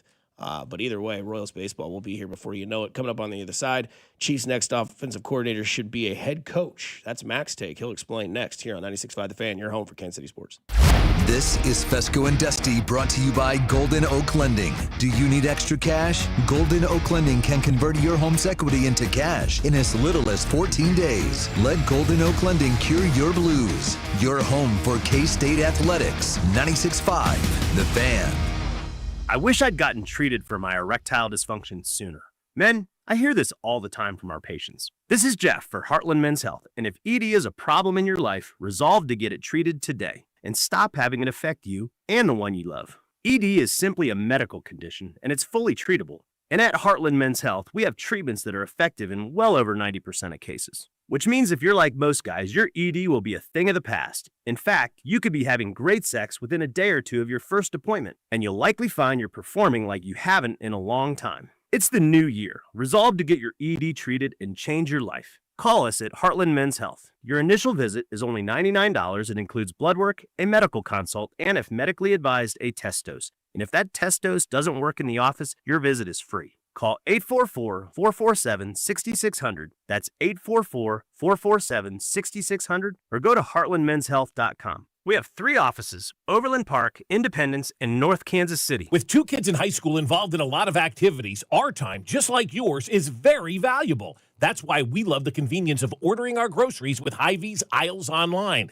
It's so easy. Just download the app or go to Hy-Vee.com. Choose your store and select your items, and Hy-Vee will do all the shopping. All you have to do is pick up your order or have it delivered to your home. It is so simple. It is so convenient. And for families like ours that are so busy, Hy-Vee Aisles Online hits the spot every single time. Save time and save money only at Hy-Vee.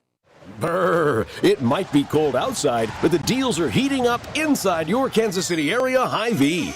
This Friday through Sunday, stock up on hot deals throughout the entire store, like Pepsi 6-pack bottles for $2.99, bone-in pork roast $1.88 a pound, Hormel bacon just $2.99, and Progresso soup only $1.25. Stay at home, order through Aisles Online, and leave the shopping to us. Save time, save money during the 3-day sale this weekend only at Hy-Vee. Hola, amigos! It's a big noise. Brad Evans from BetMGM tonight. Listen Monday through Friday starting at 6 p.m. Eastern on Westwood One Sports as we cover the biggest sports stories from coast to coast. Get insights on the NFL playoffs, college basketball conference races, and more. Download the Odyssey app now and listen from anywhere. BetMGM tonight, live and interactive, presented by BetMGM. Tune in, Team Huevos. Okay, I have to tell you, I was just looking on eBay where I go for all kinds of things I love, and there it was. That hologram trading card. One of the rarest, the last one I needed for my set. Shiny like the designer handbag of my dreams. One of a kind. eBay had it, and now everyone's asking, ooh, where'd you get your windshield wipers? eBay has all the parts that fit my car. No more annoying, just beautiful. Millions of finds, each with a story. eBay. Things people love. You like saving money, right? We all do. That's why Allstate just lowered the price of car insurance. Not, but wait, there's a catch. Lower. Actually lower. So if you're shopping around or just want to see how much you could save, check Allstate first for a new lower auto rate that could save you hundreds. You're in good hands with Allstate. Not available in every state. Only applicable for new auto insurance business. Rates will vary by several factors, including how you purchase the policy. Potential savings vary. Allstate North American Insurance Company and Affiliates, Northbrook, Illinois. This is the story of the one. As the purchasing manager at a manufacturing plant, she knows the only thing more important than having the right safety gear is having it there when you need it. That's why she partners with Grainger for auto reordering, so her team members can count on her to have cut-resistant gloves on hand, and each shift can run safely and efficiently. Call 1-800-GRAINGER, click Grainger.com, or just stop by. Grainger, for the ones who get it done. I'm worth more. I'm worth a little more. I'm worth a lot more. You are worth more, and your car is worth more at GiveMeTheVin.com. Sell us your car. GiveMeTheVin.com. So easy you can do it in your underwear. This is the story of the one. As an HVAC technician, he and his digital multimeter are in high demand. So when a noisy office HVAC turns out to be a failing blower motor, he doesn't break a sweat. With Grainger's easy-to-use website and product information, he selects the product he needs to keep everything humming right along. Call 1-800-GRAINGER, click Grainger.com, or just stop by. Grainger, for the ones who get it done. You're listening to 96.5 The Fan from the DM Injury Law Studios. Mike's got this. Car, truck, or motorcycle wreck? Remember, Mike's got this. 816-888-7500. Mike's got this. Here's your traffic report on 96.5 The Fan. Kansas side, 435 westbound gets heavy with an accident at Knoll, keeping things slow beyond Grove. 35 southbound pretty heavy as you make your way towards 18th Street Expressway with an accident before Lamar. Alan Carr, 96.5 The Fan, traffic.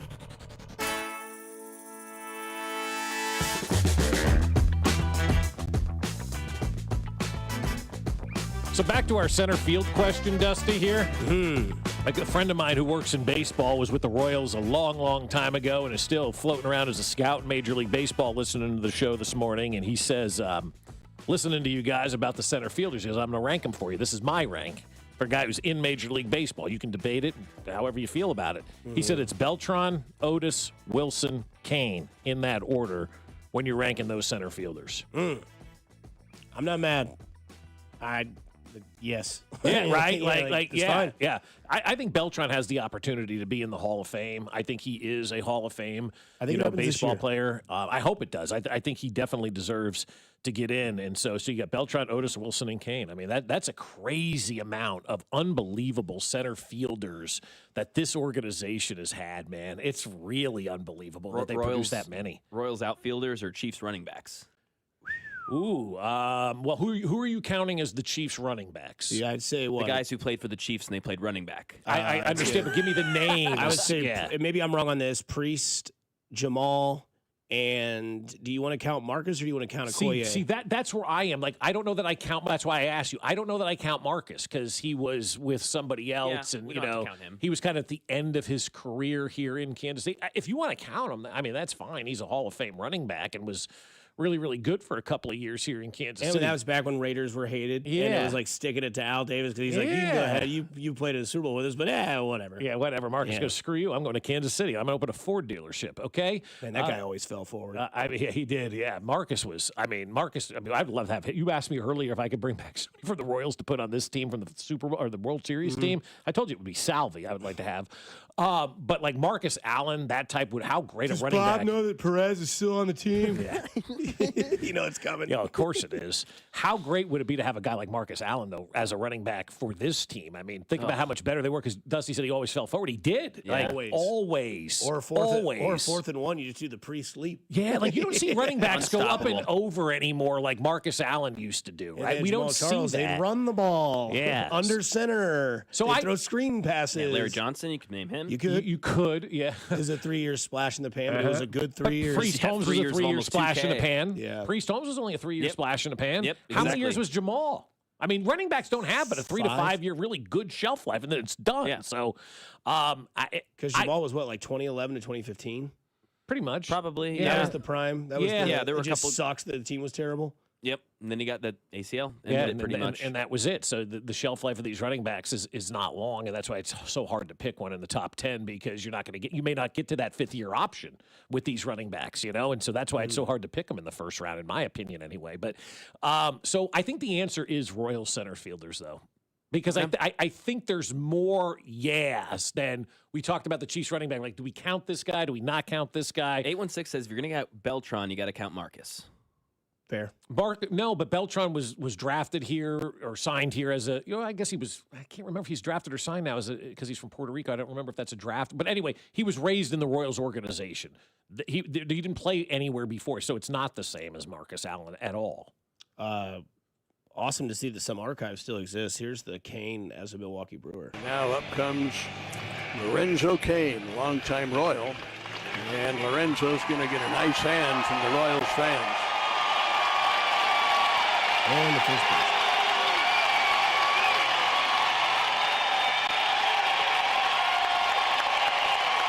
And tips his cap.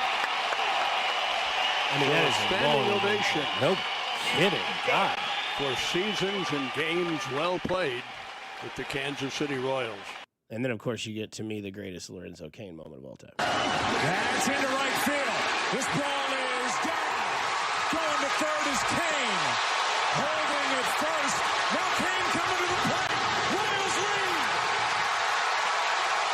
He can fly.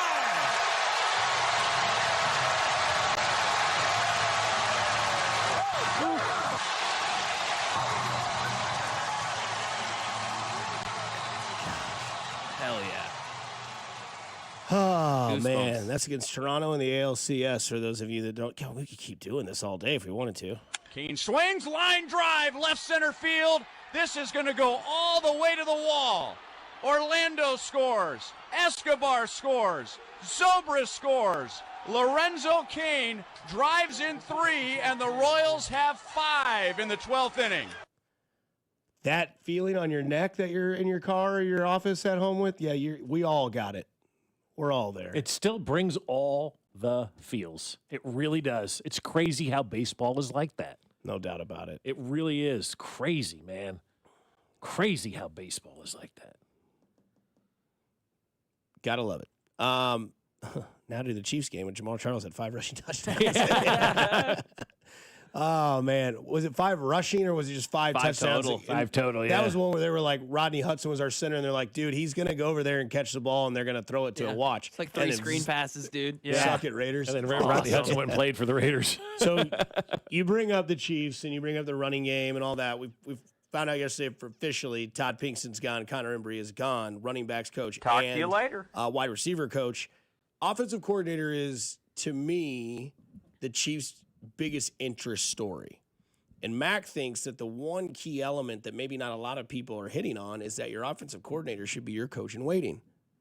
Yeah, this is the biggest hire in Kansas City sports. I'll say the Kansas City Chiefs. And we won't include Kansas City sports. It's the biggest hire for the Kansas City Chiefs since Andy Reid. It just is. It's bigger than Spagnuolo because this guy should be your next head coach. This is the guy that should carry on the torch and should continue the legacy of Patrick Mahomes and Andy Reid. And frankly, the Chiefs, part of my take here is Chiefs need to have a conversation with Andy Reid and say, hey, let's get a game plan here going. Oh, I think they have done that. Okay, great. Then that's perfect because you're not going to coach forever. Let's figure this out. Let's not do it, Travis Kelce. Oh, it didn't end the way I wanted. What is it? Is it 2030? Is it 2029? Let's plan for that year and let's make sure it's a great one, right? We'll make sure all the years leading up to are great, but then let's have a succession plan for that because you're not going to be here forever. And hey, Pete Carroll, until he took that Raiders job, he was in line for the Seahawks. He was going to be a part of that organization. He was going to I don't know if he's going to be on the sidelines where he was going to be, but he was going to have a role there. That could absolutely be, the red carpet could be rolled out for Andy Reid in that same way. He could still be here, be a part of what's going on, but someone needs to be ushered in, a Mike McDaniels, a Brian Daboll, someone who maybe has already been a head coach, has some experience for these next 3 years, needs to be under Andy Reid. This is the most pressure Brett Veach, Clark Hunt, those guys have, and Andy Reid has had in a long time. Yeah, I couldn't disagree with you more on a topic than this one. And I think right now, you're not going to be able to hire an offensive coordinator that is going to be a head coach. That's been the plan. That guy is now going to go coach the Tennessee Titans. Okay, you had your coach in waiting here, and then you get here and you realize as you're an offensive coordinator, you're really not an offensive coordinator. It's not your offense. You're not doing those things. You're not making the game day decisions. You're not calling the plays. You're an accoutrement to Andy Reid, right? You're kind of the parsley on the plate for the offense as the offensive coordinator here. And so the offensive coordinator is going to be Eric Bieniemy. I don't want Eric Bieniemy to be my head coach. 18 NFL teams have already told us, and the Jets twice, that he should not be a head coach. Yeah, that's why I shouldn't be hired. Yeah. And so I'm among many other reasons. Yeah, so I'm really way out on Eric Bieniemy being the offensive coordinator, but they're going to do what they're going to do. And hang on a second, let me finish, and then we can get to that. And so they're going to do what they're going to do and bring in Eric Bieniemy, and that's fine. It's Andy Reid. He gets the benefit of the doubt. He can do all that. But when he is ready to go, I don't want a guy here waiting, because that means then it's the same thing that we've been going through. It's an extension of what we've seen with Andy Reid. I think once Andy Reid goes, it's a good opportunity to kind of change things and go in that different direction and go find that next great head coach that is out there. Again, I keep going back to Sean McVay. I don't know how long this thing is going to last in Los Angeles with him, right? I mean, he's talked about walking away before and the LA rat race, and he's got a family now. Maybe he would want to come into Kansas City and be that next coach to take over for Andy Reid. If you hire somebody and call them the coach in waiting, then that eliminates a lot of what you can do. And I just don't like the coach in waiting because they don't work. I don't know where I've really seen a coach in waiting become successful in anything, really. And so things change over the course of a year. Like where we were a year ago, did you think a year from now we'd be talking about a 6-11 season? We were in the playoffs last year and sitting at the Super Bowl. Did you think we would come back and have a 6-11 season? Hell no. So things change over the course of time. Hiring somebody to be a coach in waiting, I think, is dumb. I think it's ridiculous. And I really do think it's short-sighted as well, because you're not giving yourself the opportunity in 3 years to say, hey, maybe somebody else has emerged. Maybe there's a better candidate out there. You're pigeonholing yourself. And you're pigeonholing yourself right now into a guy as offensive coordinator that isn't going to be a head coach in the NFL when you hire Eric Bieniemy. So I don't think we need to be looking forward to the future, because we don't know. What if we get in 3 years from now and all of a sudden Sean McVay's available like Harbaugh was, or Kevin O'Connell's available like Harbaugh was? Let's do it. So that you absolutely Then you go see Mike McDaniel, see Brian, whoever it is, great. That's fine. Then you can go that way. But then I have a plan either way. Matt Nagy, you know why he's not going to be the coach in waiting? Because he's going to go be a head coach right now. Yeah, which is great. Yeah, and he should. He should go be that. Yeah. And the Chiefs should be rooting for him to be, because this is an attractive offensive coordinator and I position. Think also too with Matt, I don't know that anybody anticipated Andy signing another 5-year deal. When he came back after the Chicago experiment, I don't think anybody expected Andy Reid to sign a 5-year deal. What if this thing is next year, they're 11-6, they're back in the playoffs, you're starting to see movement, and Andy goes, I ain't going anywhere. Why would I? And you don't want Andy to go anywhere. Everybody's making these rash decisions about Andy and all this stuff because of that 6-11, and I get it, because it's again, not rash. I'm not going to be coupled into that, Bob. Absolutely not. Me and a bunch of Chiefs fans are not overreacting from this last season. This goes back to 2022, which was a Super Bowl year, and the offense was poor. The offense has been horrendous. But the head coach is more about calling plays. It just is. It should be nothing about calling plays. It's how you manage your team and how you get your team through. And other than this year, Andy Reid has been giving a masterclass in how to coach in the National Football League. And so they had a down year this year. They regroup, which history will tell you, after a bad year, they normally regroup and figure things out, and they flip things around and they do things better. They've already fired a bunch of coaches that should have been gone a while ago, and they're going to move forward. They get this thing back on track, and they get back to another couple of Super Bowls. Maybe Andy doesn't want to remember. 74 years old is how old Pete Carroll was out there. You know who else is old? John Harbaugh is old, too. He's about the same age as Andy Reid. And so I don't know why everybody wants to have Andy go out on a parade out of town when we're coming off this one bad year. So I have no interest in hiring whoever is going to be a potential coach in waiting, because I just think that's a bad idea. I will ask, has there been like a coach in waiting situation where that's happened?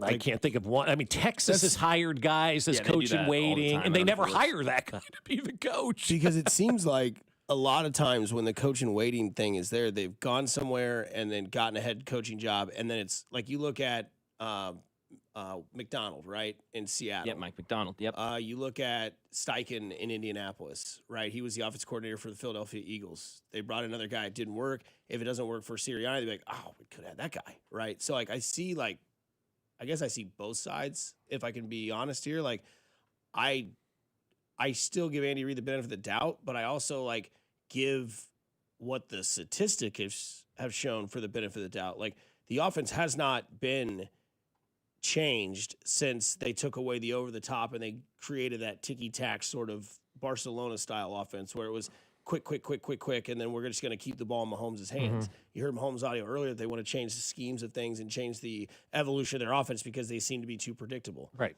Well, that's because they've got years and years of tape on it. And I say years and years in the NFL. I mean, 2 years of tape, and nothing has changed. So whereas I'd love to see an offensive coordinator come in here and be innovative and new and also be like, all right, if this is our guy, let's not let him go. And then in 3 years from now, if Andy is done, let's say he gets another ring and he's happy and satisfied, everything's great, and it goes off in a fairy tale ending that we hardly ever see, then great.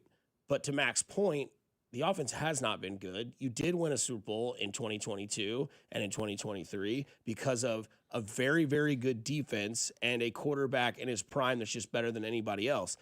You could still have opinions of the offense that the offense was not good, right? And that's got to change. And I don't know where that starts. Is it with Andy? Is it with an offensive coordinator? Is it with everybody, including getting somebody in there that actually knows what it's like to be a receiver in the league and coach receivers, what it's like to have a guy that could be a running backs coach that knows how to use running backs and utilize them and be like, hey, Andy, this is my specialty. This is my specialty. Let's put these together. And then you sprinkle in your brains of the offense, kind of like what he does with Spags. Andy's not a defensive guy. Well, and care that's less about the defense. Yeah. But what does he do in the locker room at halftime? Spags, take your guys over there. And what do? They listen and they adjust. When the offense comes around, it's like a bunch of guys, twiddling their thumbs, be like, hey, we'll just clean some things up and we'll be all right. Because what we hear all year from Andy, we just got to figure out a few things. We're really close. Yeah. We're close. See, that's why I also vehemently disagree that this is an important hire as your offensive coordinator. Spags was the important hire. You needed to change. Because the defense was atrocious, right? It was really bad. Right. And the offense was carrying the defense, right? Hang on. I'm just saying. Hang on. That's what's happened. Hang on. Just hang on a second. Okay. You hired Spags. He's your defensive coordinator. You gave him carte blanche to do that. The offensive coordinator is not doing that. You keep living in this world where you think the offensive coordinator matters here, and it doesn't, because Andy Reid is that guy. That guy is not going to have the power that Spags had to change the defense, to do those things, because it's Andy Reid's offense. If that was the case, and you were going to bring in somebody like that, you'd have people lined up for this offensive coordinator job. There's nobody lining up for this offensive coordinator job. We agree on this. Yeah, 100%. That's not the take that, OC should be lining up to go take the OC job. It's such a great... That's not the take at all. The take is the Chiefs need to change course, and if they allow Andy Reid to be this guy in charge the way he is, the Chiefs are not going to be the Chiefs anymore. And that's what's going to happen. And Patrick Mahomes is not going to be here. And Andy Reid's going to leave on a bad note. And people are not going to remember these last few seasons the way we would like to, because things are not going to change. Brett Veach and Clark Hunt have to say, Andy, you're still the guy. You've got everything. We love you. We need to start having some balance here, or else things aren't going to go the right way. You're talking about Steve Spagnuolo and Bob Sutton. Totally fine. They didn't have a Myles Garrett. The offense does. They have the best Myles Garrett. They have Patrick Mahomes. Yeah. And they're still sucking. That's on Andy Reid, and that needs to be addressed. To Mac's point, he's not taking away what your most favorite and valuable attribute that Andy has, which is control of the team. You can control the team all you want, but maybe you don't need to control the offense. But that's not who he is. Understandably. Yeah. And if that's 100%. and if that's the case and the trend continues to go, then you have that conversation. Yeah, but I also think you allow Andy to do what he wants this offseason. He has earned that. If we're sitting here at 6-11 next year, correct, then it's a much bigger conversation but then that we're having. And it's too late. And that's what the point is too that, late like, for what, though? That year? Well, I mean, then you're 31. Okay, so then he's 32 next year. It's not too late. I mean, you give Andy Reid the benefit of the doubt to do whatever Andy Reid wants to do. He's earned that. And if he wants to bring in Eric Bieniemy, and by all means, I don't like that move, but I haven't won 5 Super Bowls or whatever it is that Andy Reid has, 4 Super Bowls, or been to 5 and won 3. Like, I haven't done any of that. I think that you have there's a lot of pros and a lot of cons on both sides, because Andy has deserved every sort of bit. We talked about earlier with J.J. Piccolo. If you go out there with this year's team and you get in the playoffs and you're a good team this year, I won't question you if you don't get an outfield bat. Andy Reid, you won 3 Super Bowls. You did all this. That's great. I'm not questioning you for anything like that. But I worked in a restaurant where carryout was good. Wasn't great. It was good. But during COVID, we had a dramatic change in the world. Now, this is completely different sports, but we had a dramatic change in the world where people weren't going out to eat. They developed a new way to get their food on tables. And you know what they do now? They don't even open up their dining rooms on Christmas Eve. Why? Because they make more money with more volume through carryout. And I'm sure that was a gut check moment for a lot of high ups with that restaurant, because they said, we're not going to be open on Christmas Eve. Everybody comes here on Christmas. No, they don't. You know what they do on Christmas Eve? They eat with their family. And you know what they do with their family? They eat our food with their family or wherever it is. And they make a lot of money and a lot easier way. Whereas like before it was this way and it was good. But things have changed to where things are different. And the NFL over time changes so rapidly. And Andy has changed, though. That seems to be like a misnomer that he doesn't change. Andy's been one of the biggest innovators in this league. That's what I'm saying is this was a catastrophic year for this dynasty. Right. And maybe sometimes... And it didn't start this year. No, but I'm saying this year was like the point, right? Like this is where it's like, where can we make more money? Yeah. Well, we did this. Then it took a pandemic to happen for them to realize if we create a system that works, that's easy and flows, people won't ask questions. They'll just do. And if Andy Reid sees this year and goes, all right, that's year 3. It hasn't really changed. I'm going to try to do something different, even though it goes out of my comfort zone, because the best way to get comfortable is to realize you were uncomfortable. And I think if Andy Reid can do that and you see things change and you bring in a voice and Andy Reid goes, I kind of like this guy's ideas. Hey, come over here. That play you drew up, where'd you figure that out? And then all of a sudden it's re-innovated itself. Then all of a sudden you see the proof in the pudding and it moves forward and you go back to yourself going, man, that's all it took was just that little idea that could be something so small that becomes so big. Yeah, but I think Andy has always been a great innovator. He was the one who came out and said, we're not putting the quarterback under center anymore because these kids are coming out of college after 4 years and they haven't been under center for 4 years. That's listening. That's not innovating. That's innovating in the NFL because everybody in the NFL was putting their quarterback under center. And Andy started to say, I'm not going to do it that way.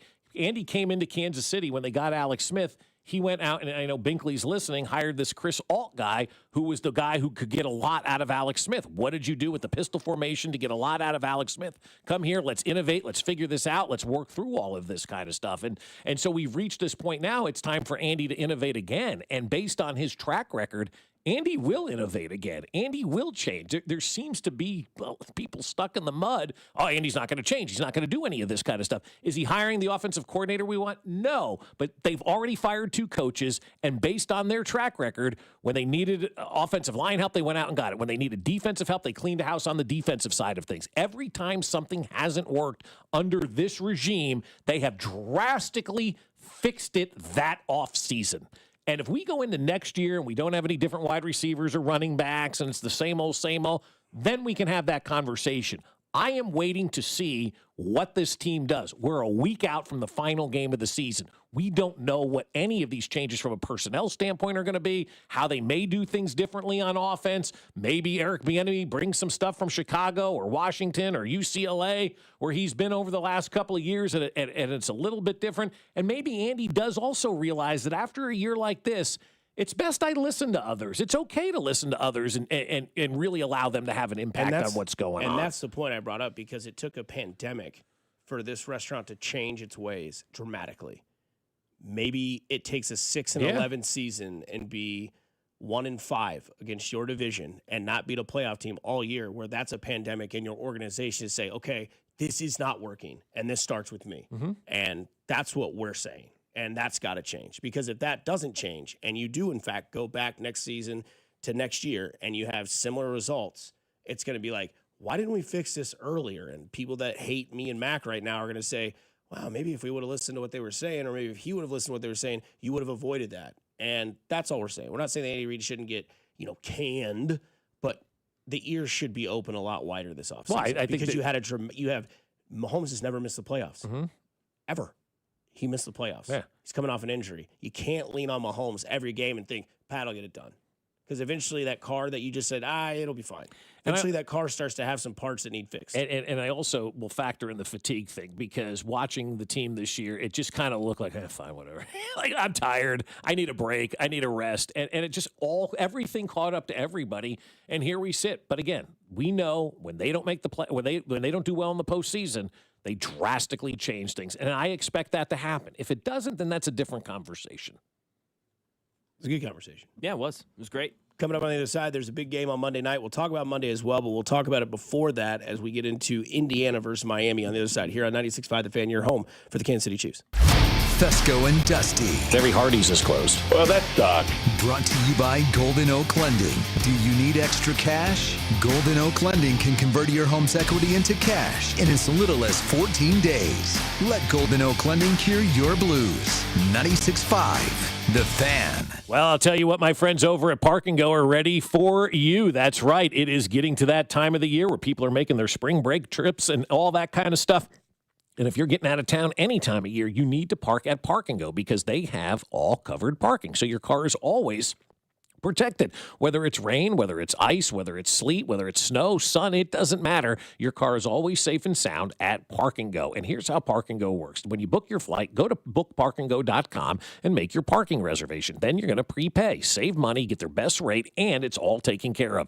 Then you show up on the day of your flight, you give them your reservation number, and they direct you to that parking spot that's covered, that's reserved specifically for you. As soon as you get there, the van will meet you, and it's right to the airport terminal you go. And when you get back, they take out all of that stress and anxiety of getting home. You just grab your bags, you walk outside, jump on the bus, and it's right back to the trunk of your car. So join their frequent parker program and earn points towards free parking. Reserve your spot today at bookparkandgo.com. The best deals in parking. Bookparkandgo.com. Park and Go, family owned and operated. FanDuel is turning on playoff mode. All customers get a profit boost pack every NFL playoff game day. Each game day during the divisional round, you'll find a pack loaded with multiple profit boosts waiting for you in the app. More boosts means more ways to level up your playoff bets. You pick the matchups you believe in, take your shot on an upset, or build out a parlay that fits the moment. The Bills are underdogs on the road in Denver. The 49ers are massive 7-point dogs at Seattle. Then you can apply your profit boost and go after even bigger payouts while the playoffs keep rolling. So visit FanDuel.com/local and grab your profit boost pack every NFL playoff game day. That's FanDuel.com/local. FanDuel Sportsbook's the official sportsbook of 96.5 The Fan. 21 and present in Missouri. Opt-in required. Bonus issued as non-withdrawable profit boost tokens. Restrictions apply, including any token expiration and max wager amount. See terms at sportsbook.fanduel.com. Gambling problem? Call 1-800-GAMBLER. Do you owe $10,000 or more to the IRS like Mark? I've been doing home remodeling for 30 plus years, but the economy crashed. I wound up losing my home, losing my job, and on top of that, owing the IRS a ton of money. I owed the IRS $114,000. It really, truly was the worst part of my life. Then Mark found tax relief advocates. On news radio, I heard about TRA, and I thought, what's the worst that could happen? So I picked up the phone and I called them. When it was all said and done, TRA settled my $114,000 debt for $100, and I'm telling you, I was ecstatic. Could not believe it. Would recommend TRA to anyone. If you owe 10 or even hundreds of thousands of dollars to the IRS, don't lose hope. Do what Mark did and call TRA for a consultation. But TRA did. They gave me a second chance, and I'm forever grateful. Visit TRA.com or call 800-491-9914. 800-491-9914. That's 800-491-9914. Wesley Financial Group is not a law firm. Ask yourself this question. Is it really worth holding on to that timeshare that you know you need to get rid of? Here's the truth. The average maintenance fee just went up over 17%. That could have been 117%, and there's nothing you can do about it. When you buy a timeshare, you give them a blank check for annual maintenance and assessment fees. I'm Chuck McDowell, founder of Wesley Financial Group. For 15 years, I've helped over 50,000 families cancel their timeshare. Not sell it, not transfer it, cancel it. Did you buy a timeshare because they told you it was a great investment and your maintenance fees would never go up? That's a lie. Are you ready to get rid of your timeshare once and for all? Simply call us and I'll send you our timeshare exit kit that explains all your options for cancellation. Call Wesley now for your timeshare exit kit. 800-823-5544. That's 800-823-5544. 800-823-5544. Blue Creek Wagyu is here to prove there's never been a better time to follow through with your resolution to eat better. Heart-healthy, low-cholesterol, authentic American, full-blooded Wagyu steaks and beef will help you hit all your goals this year. Booth Creek has 2 convenient locations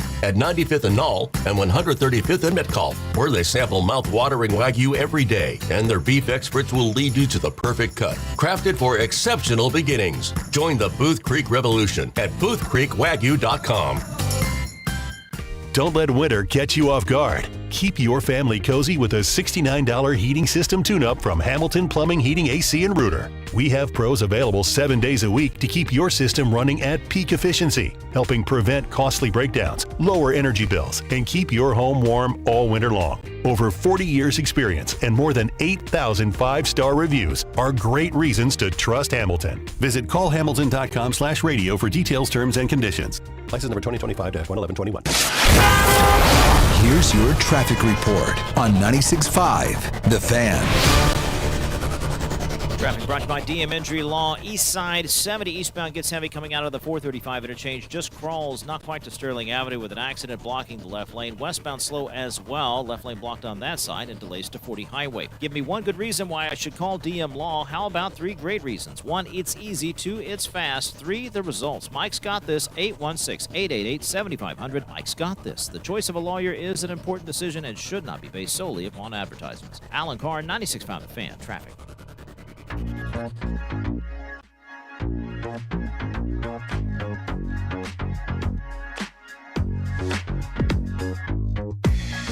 Big news last night, if you missed it, was that Kyle Tucker is joining those Los Angeles Dodgers. What a lineup that is. You play MLB The Show next season, Mac. That'll be everybody's online team. Well, now they do like the badges and the cards, so you can get like Carlos Beltran's 2003 playoff run or whatever it was. Pretty cool, man. It's a fun game. I just got elevated to AAA. Let's go. Let's go. Come on now. Are the bananas on that game? I don't know. Like, can you play like a fun game or whatever that is? I didn't know if they were. You said that. I'm like, have they put the bananas in there? I don't think they have. I don't think yet. they have. Yeah, and it's MLB, so I don't know that MLB. Oh, yeah. It's like would YouTube. scoffing. Yeah. The bananas to MLB is like YouTube golf to the PGA Tour. Maybe. It's not real. But you know what? MLB stadiums are being used now for the bananas games because you know why? They're putting more people in the seats than a normal baseball We were game. there. I It was mean, packed. Yeah, we didn't see a Royals game that crowded this year. You didn't? No. You didn't? No. Didn't. You're going to ruin baseball. No, All these kids are going to think they can hit with a fire bat. Stilt. It's awesome. It was the coolest thing sick. ever, and It's how gonna teach these kids to be lazy. Yeah, right. Everybody's want to dance on their way up. Stupid. They're going to learn bad habits. Look at Steph Curry. Our kids want to shoot threes. Now, Major League Baseball, I think, is if you can't beat them, join them type thing because, you know, I would guarantee you the money they made at the Bananas at Kauffman Stadium was probably the best night they had at Kauffman Stadium this year. I bet Dan Reichert would have been better on stilts. He would have been great. Savannah Bananas, not in MLB The Show, but fans have basically using one of the game modes they've created Banana Ball in the game. Yeah, of course, because it's fun. It's unique, and that's something like if you're Major League Baseball, you should be embracing that and finding a way to do more. You know, with the Savannah Bananas, like, hey man, you're coming to Kansas City, you know, let's have one of our guys play. Or I don't know how you can do it, but there's ways obviously about it to work it in, and they have with the retired guys, the Hosmers and whatnot, have shown up and been part of that kind of stuff. But that's gonna make them think they can play longer. Yeah, right. I think it's great. Backflips in the outfield. Nobody ever did that. Ozzie Smith and Gerard Dyson did it back in the day when he used to catch the final out in center field. It'd be the backflip from J-Rod. I kid though, but that is what we got. We had the what was it? The general manager of the Savannah Bananas or the league. Yeah, these guys ruin it. Can't wait to tell my kid stop buying your kid ice cream stuff and make him think that he's a millionaire athlete. Let him just play in shorts and t-shirt. Yeah, just kidding. fun. I don't want to be a boomer. No, that's fun. I think I have the wrong algorithm with MLB The Show because all I ever see is like these like mutant players with like huge heads and tiny bodies, and then like the announcer will be like, "Now batting, Harry Bush," and I'm like, and then they hit like a 900-foot home run, and it's hilarious. That's awesome. I've not gotten there. Hitting now, Hugh Janus. He's got 49 home runs on the year, and he's got 3 home runs today. It's like this weird algorithm on Instagram. I'll have to send it to you. But yeah, I need to see that. The algorithm that is true is that Indiana is blowing teams out, and now they play Miami on Monday night. I think this game, I don't know what to think about this game, if I'm being honest, because I think I'll be in bed at halftime. That's how big a blowout it's going to be. You have that. Okay, and that's not a bad take because we've seen what they did to Oregon. We saw what they did to Alabama. What they did to Oregon. It was like 2 seconds, it was 21-0. We were more worried about a ceiling tile than we were about Mendoza throwing his 5th touchdown. I took a peek and I walked out. It was 7-0. I'm like, what happened? Well, that's because Indiana's cheating. They're up in the cloud, that's what stealing the stuff from the cloud. And they watch the first play on Monday night. If they're on defense and they go pick 6, oh my God. Good night. I hope that's not true. If that happens and it starts to become that, man, there's going to be a lot of stank on Cignetti, and he'll never coach again. He may go to jail. So I'm being serious about that. Yes. If you're robbing the cloud like people are alleging Indiana's doing. Well, that's what everybody does when somebody does something new. And remember, the Chiefs were paying the refs. That's right. Chiefs paying the refs. And when Taylor Swift decided to date Travis Kelce, it was all scheme. Yeah, But they got married and planned on having a family. It's gone on long enough. You can stop it now. But this game is huge for a lot of different reasons. And we'll dive more into it on Monday when the game actually happens. But I mean, you talked about Kirby Smart the other day being like the head honcho in the league. We always talk Mahomes, Allen, Burrow, who's, 1A, 1B, 1C. Cignetti wins this game the way Bob thinks he's going to win this game. He's the man in football. And it took 2 years. I mean, honestly, when you go rum shot through Alabama, Oregon, and you go beat Miami in blowout fashion on their field in their city in front of all those people, and all of a sudden people have nowhere else to go because there's no more games to be played, and you win this game, let's say, like Bob thinks it might be like 41-20 against that defense.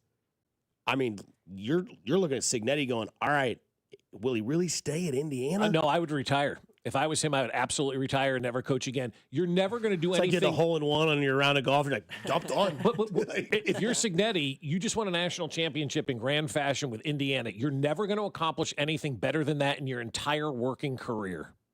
Because now you got expectations. Has Indiana lost this year? No, they almost lost to Penn State. And they threw that touchdown in the back of the end zone. Yeah.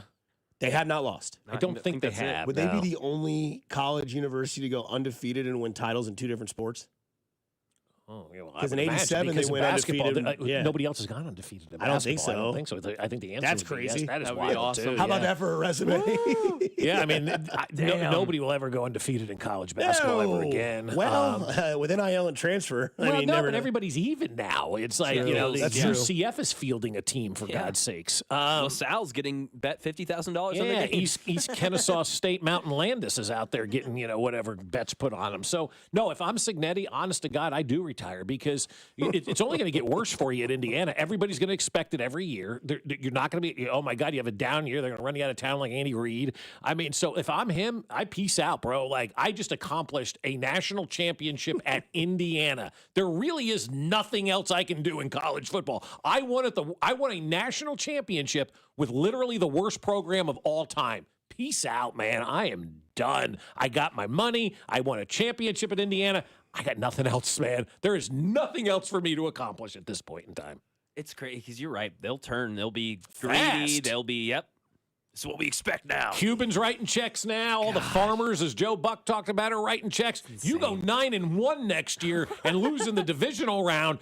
You're out, Cignetti. So I would absolutely 100% peace out, retire if I was Kurt Cignetti. This is how wild Indiana's NIL is that Bobby Knight wrote him a check. Yeah, from the grave. Yeah. I was like, no. I don't think that could happen.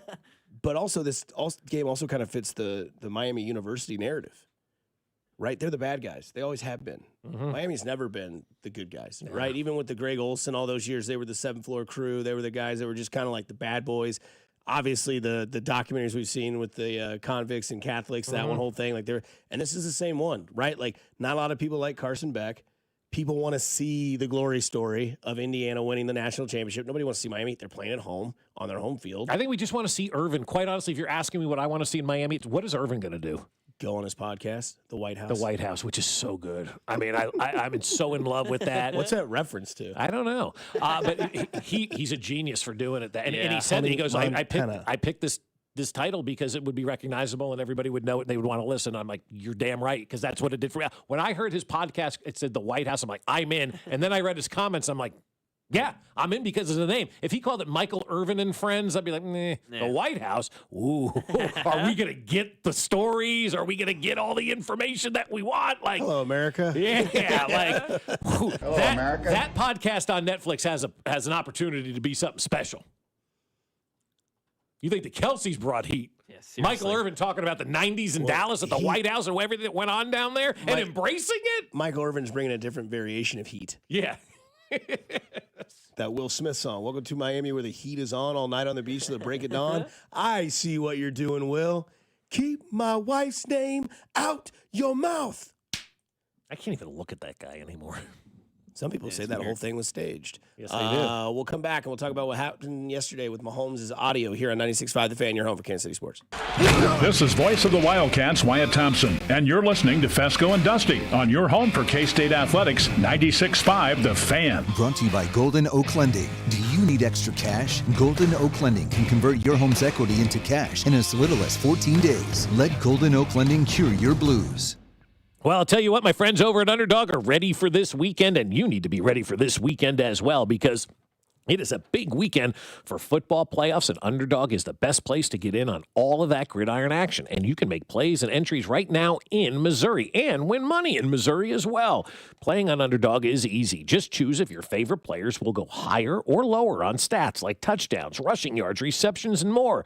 Get them right, you could win up to 5,000 times your cash. And what I like to do on the Underdog app, not just about football, but there's other sports going on as well. Some college basketball, some hockey as well, some NBA. Put them all together into one selection, and let's see what we can do. So what are you waiting for? Download the Underdog app today and use promo code BOB to score $75 in bonus entries when you play your first $5 with promo code BOB. Underdog, make plays, win money. Must be 18 and over and present in Missouri. Terms apply. See assets.underdogfantasy.com/play and get terms. _DFS_.html for details. Concerned with your play? Call 1-800-GAMBLER or visit www.ncpgambling.org.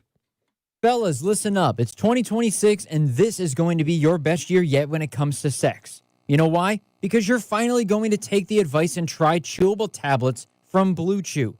Blue Chew's tablets help you feel and perform at your best, stronger, harder, longer lasting, like someone gave your downstairs a pep talk in a gym membership. Be more confident where it counts. Blue Chew is a small chew for a big difference. You'll have flashbacks to your glory days, and dating has just got longer and better for everyone. Blue Chew's licensed medical providers work with you to find the right ingredient for your individual prescription. Just like how we love to watch the athletes that we root for show up during the game's most exciting moments, you should be able to show up when it matters during life's most exciting moments. You can discover your options at BlueChew.com and get your first month free when you use the promo code KFNZ at checkout. You just got to cover $5 for shipping. That's it. Go to BlueChew.com, use the promo code KFNZ, and get your first month free. Then you'll be ready to chew it and do it. Caesars Sportsbook is the only sportsbook app with Caesars rewards. Bet on gridiron action and earn perks on every game, like hotel stays, bonus bets, game tickets, and more. Download the app using promo code Radio250BM and get your first bet matched as a bonus bet up to $250, whether you win or lose. Must be 21 plus and physically present in Missouri. Open to new users only. Minimum odds, -500. Awarded as non-withdrawable bonus bets that expire 14 days after receipt. Bonus bet amount not returned for winning bets. Void where prohibited. See Caesars.com/promos for full terms. Must be 21 or older to gamble. Know when to stop before you start. Gambling problem? Call 1-800-GAMBLER. It's impossible to have a bad day when you started with Chick-fil-A. Hi, I'm Miles. And this is Grant. And the little thing we love about the Chick-fil-A chicken biscuit is how the fluffy, crispy goodness wakes us up in the morning. The chicken is crispy, the biscuit is soft, it's iconic. Throw some jelly on it, you can throw some honey on it. It helps me kick off the day. The hash browns are great. And I really like the shape of them too. Little circles of crispy goodness. Yeah, those early morning chicken biscuits are just great, man. Mornings are a little bit brighter with the Chick-fil-A Chicken Biscuit and Simply Orange Juice. Available on the Chick-fil-A app. Real guests paid for their testimonials. Spreadsheets, clunky software, 100 different logins just to run your business? Ah. There's a better way. Odoo. One simple, connected platform that handles sales, inventory, accounting, and more. So you can focus on growing, not juggling. Make the switch today at odoo.com. That's ODOO.com. Here's your traffic report on 96.5 The Fan.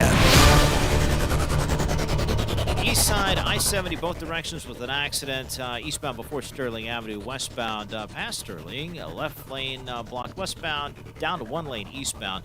Westbound delays from Nolan, and eastbound stacked up solid and mostly sitting still from 435. This should be avoided. Alan Carr, 96.5 The Fan, traffic. Be sure to follow us on Instagram at TheFan965 for behind-the-scenes videos like MVP Monday, Chiefs Take Tuesday, and Best Bets. This is your home for Kansas City sports. 96.5 The Fan, KFNZ, FM and AM, HD1 and HD2, Kansas City, an Odyssey sports station.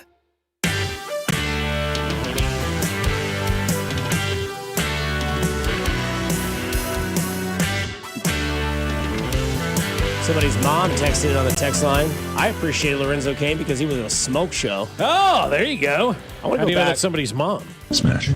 Fair. I want to go back to the point. How much of Lorenzo Cain's love and appreciation from the town is due to Salvador Perez? All of it. Okay.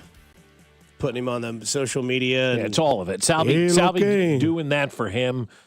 That the more that as older I get and I think about mental health things and who I am as a person, and I'm very introverted and whatnot, and I would imagine Lorenzo's that way too, because I've talked to Lorenzo, very quiet, shy type of guy, and Salvi created him into, not created, but made him into somebody that we all love. Like, I think Salvi understood what he was doing. He knew Lorenzo was kind of shy and all that kind of stuff, but he also knew that he was very playful and he could play, have fun with him. That would carry over, create a fan favorite. I think Salvi subconsciously but consciously knew exactly what he was doing with Lorenzo Cain, and I'm glad he did, because if Salvi didn't bring out that personality, maybe we don't get that great smile that Lorenzo Cain has that we all love, Mm-hmm. I remember being in the locker room and seeing Lorenzo Cain just sitting in a stool or his chair by the locker on his phone. I just walk over there and be like, keeping an eye on Twitter? No. I said, oh, he goes, Clash of Clans. I was like, oh, okay, gotcha. And he just zoomed right in. Somebody says here, I'm an Indiana grad here. Signetti just signed a huge extension in October. So? 8 years, $11.6 million annually. Total $96 million, due to retire at Indiana and will winning consistently during his tenure. Google him. He wins. Go Hoosiers. Yeah, I like that. Google him. He wins. It doesn't matter that he has a contract. I mean, he's accomplished the greatest thing ever. I mean, it would be, in my opinion, and maybe you guys would argue, Indiana wins on Monday night, it'll be the greatest national championship ever, because it's not a team that you expect to win a national championship. It's not your Floridas, your Nebraskas, your Georgias, your Ohio States and all that. It is a team that nobody ever heard of before that is finally doing some great things. And so I think it will be the greatest national championship ever won if Indiana does win this thing. Good meat. That's not Patrick Mahomes. I need to go to that file, actually. I thought that was right there. No, this was Patrick Mahomes yesterday on what his goal is for the regular season of 2026. It's been going great. I mean, obviously, I think the long term, I want to be ready for week one. Doctor said that I could be, but I can't predict what's going to happen throughout the process. But that's my goal. And so I'll try to prepare myself to be ready to play in that week one and have no restrictions. You want to be out there healthy and giving us the best chance to win. And so obviously, hopefully be able to do some stuff in OTAs and then get to training camp and hopefully be able to do a lot there. So I'm excited for the process. It's a long process, but I'm excited for it. So knee watch is officially began for Patrick Mahomes and the Kansas City Chiefs. We already know that when we go to St. Joe Mac, when we sweat our asses off watching the Chiefs practice, all the cameras will be zoomed in on what will now be a brace over that knee to see what kind of mobility he has and where he wants to be. He says, they say there's a chance I could be ready by week one. I'm going to do everything I can by week one. And if there's one thing that we know, it is very hard to tell Patrick Mahomes no. Yeah. We remember the video of, I believe, when he was injured in that game, they wanted to go get his ankle looked at, and he's, F-bombing Andy Reid up and down the field. Like, no, he's like, go get it checked out. Make sure it's not serious. They'll wrap it up, and they'll get you right back out there. There was also the audio yesterday of him saying that if he had the opportunity to just get his knee wrapped up, he wanted to go finish the game. And the doctor's like, I don't know if you know this or not. We just helped you up the stairs into the locker room. There is no chance there could be significant tearing here in your knee. And there was the LCL and the ACL. But he wants to be ready by week one, and who are we to question his integrity? I told you on Monday after the injury he'd be ready for week one, and here we sit, him saying he'll be ready for week one. Yeah, well, we told you so, and he will be ready for week one because of who he is. And he's going to drive himself to be ready for week one and push himself to be ready for week one. He's not a great athlete because he just hangs out, right? And he's a great athlete because he does all of those things that are necessary to put yourself in position to be a great athlete. It's all that stuff that goes on behind the scenes, behind closed doors that none of us ever see. We don't see the workouts. We don't see what goes on. We don't see what happens at Monday through Friday or Saturday. We see what happens from 12 to 3 on Sunday, And that's it. And everything that he does behind the scenes is just better than everybody else. He's got Bobby Stroop with him, better than everybody else. Julie Freimeyer, better than everybody else. Like, those people that are going to be surrounding Patrick Mahomes, he's going to push them to make him better. And that's the beauty of this. He's going to be one of these guys that's going to attack rehab, maybe like rehab's never been attacked before. And I say this now, I wouldn't be surprised if he's ready for day one of training camp. He's going to push himself to be ready for day one of training camp. I would be stunned if Patrick Mahomes is not the quarterback on opening day for the Chiefs. Do you still value what you have to have in a backup quarterback in case that doesn't happen? I don't know the answer to that question, Dusty. I think my whole philosophy with backup quarterbacks has always been, if your backup quarterback's playing, you're effed anyway, move on, change the season. So I think this is a different situation, though, because you're not looking for a guy to be a backup. You're looking for a guy to potentially start for a game until you get your guy back, So I don't know how they're going to approach it. It's obviously not going to be, the guy they had last year in Gardner Minshew, because he's got an injury too, and he's out, basically, till next season as well. So they're going to have to go out and get a legitimate backup quarterback to throw passes during OTAs and all of that kind of stuff that Patrick Mahomes is not going to be ready for. Mm-hmm. This is what Patrick Mahomes said on looking for what's next in an offense coordinator. There's names out there, but I think especially how many vacancies there is at the head coaching job, you kind of have to let that all play out to see how you kind of build the staff. But I don't know, Coach Reed, if Coach Nagy is able to get another job, a head coaching job, that he'll have a good plan of who he wants to bring in.